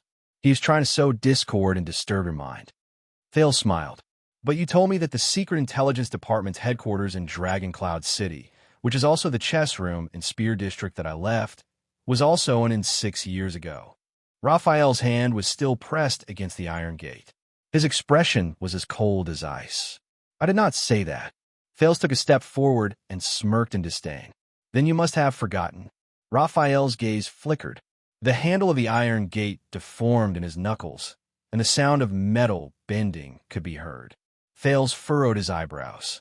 He looked at the Baron Bone Man's fair and delicate hands and remembered the man's stunning appearance when he broke into the prison and took 6 lives with 1 slash. Impossible. Raphael's expression was stiff as he slowly enunciated his words. Where did you hear that from? Thales did not want to think about the man's strength. He met Raphael's dark red eyes again. Karen Booker. When the name came out of Thales' mouth, Raphael's gaze became colder. Thales knew that he had taken the right step. That was the strange part. So, the prince followed up with another attack. He was not only the owner of that inn, but also a special class intelligence officer from the kingdom's Secret Intelligence Department who had been lurking in Dragon Cloud City for 20 years. On that chaotic day, he was killed in a burglary. This time, Raphael was silent for a long while before he spoke softly, enunciating each word clearly. Who told you that? Thales remembered the headquarters of the kingdom's Secret Intelligence Department in Dragon Cloud City's Spear District and a secret passage that allowed him to escape. I met Booker when I was in Dragon Cloud City. He was a good man, but he would never die in a robbery. Raphael snorted coldly. You were running for your life all day.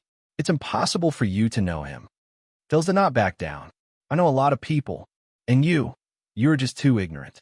This sentence, which he learned from Ricky, made Raphael fall silent for a long time. That doesn't help, Your Highness. Raphael did not dwell on the topic anymore. He shifted his gaze to Gu's cell. Forgive me for not being able to comply with your excessive request.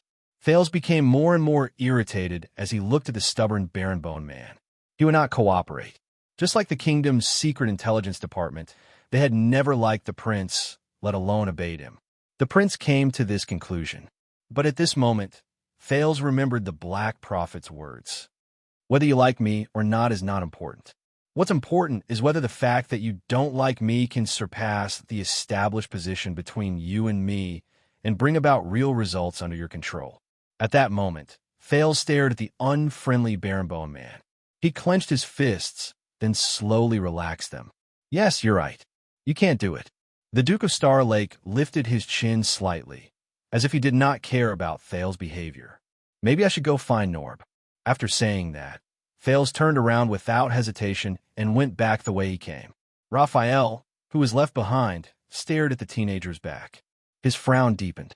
Thales' movements remained the same, but he deliberately increased his pace. The sound of his footsteps echoed in the dark and depressing corridor. One step after another, it sounded like the beating of war drums. Raphael's gaze froze. 1 second, 2 seconds. The prince's figure slowly blurred in the darkness. In fact, Thales knew that what Raphael was unwilling or unable to do for him, Norb, who had been away from the kingdom's secret intelligence department for many years and had just returned to the capital, might not be able to do it. But the prince shook off the unnecessary baggage in his mind and strode forward. He remembered the most effective way of bargaining that he saw on the streets when he was a beggar. Finally, when Thales counted to the 10th step, "Your Highness," Thales' footsteps stopped just in time. With his back facing Raphael, the corners of his lips curled up slightly. Thales turned his head around. His expression was still dark. Raphael released his hand from the iron gate, but did not open it. Instead, he walked towards Thales step by step. "No matter who you look for, it will be useless," the Barenbone man said faintly, "even if it is His Majesty." Thales' heart sank. His Majesty. Damn it. "Your Highness, you must do this, and you should do this. The truth about the bloody year, about your own birth, can only be unearthed, investigated, and verified by yourself." Remembering Putre's warning, Thales took a deep breath and tried hard not to think about the figure on the throne. "Then I will be happy to try and see what my father has to say." Thales turned around and was about to leave again. At this moment, Charlton, Raphael's words floated around the walls and successfully stopped Thales in his tracks. Charlton. Charlton? The name he had not heard for a long time rang again. Thales' expression changed slightly. Whether it was the beautiful figure in Sunset Pub or the horror of jumping off the cliff of the sky, they all came to his mind at this moment. "What do you mean?" As if time had slowed down, the second prince slowly turned around and spoke in a low voice. Raphael stood in front of him and took a deep breath. He seemed to have made up his mind with great willpower. "The Far Easterner you care about," the Barenbone man said softly, "is a solid ally of the Charlton family. For more than a decade, he has been secretly working for the regicide family." "Look around," Raphael said. "He is—" "What is he?" Thales' expression remained the same, but his eyes slowly widened. "The regicide family, ally? Do you understand now?" Raphael regained his composure and looked into Thales' gray eyes. "In this matter, no matter who you look for, it will be useless, even if it is His Majesty." The Barenbone man narrowed his eyes and enunciated his words like steel. His words were like knives. "Especially His Majesty." Typing will be slower when you are outside. End of this chapter. That you're tuning in to the Eternal Immortal Ballad YouTube channel. Don't forget to subscribe and join us on this journey to catch the most captivating stories.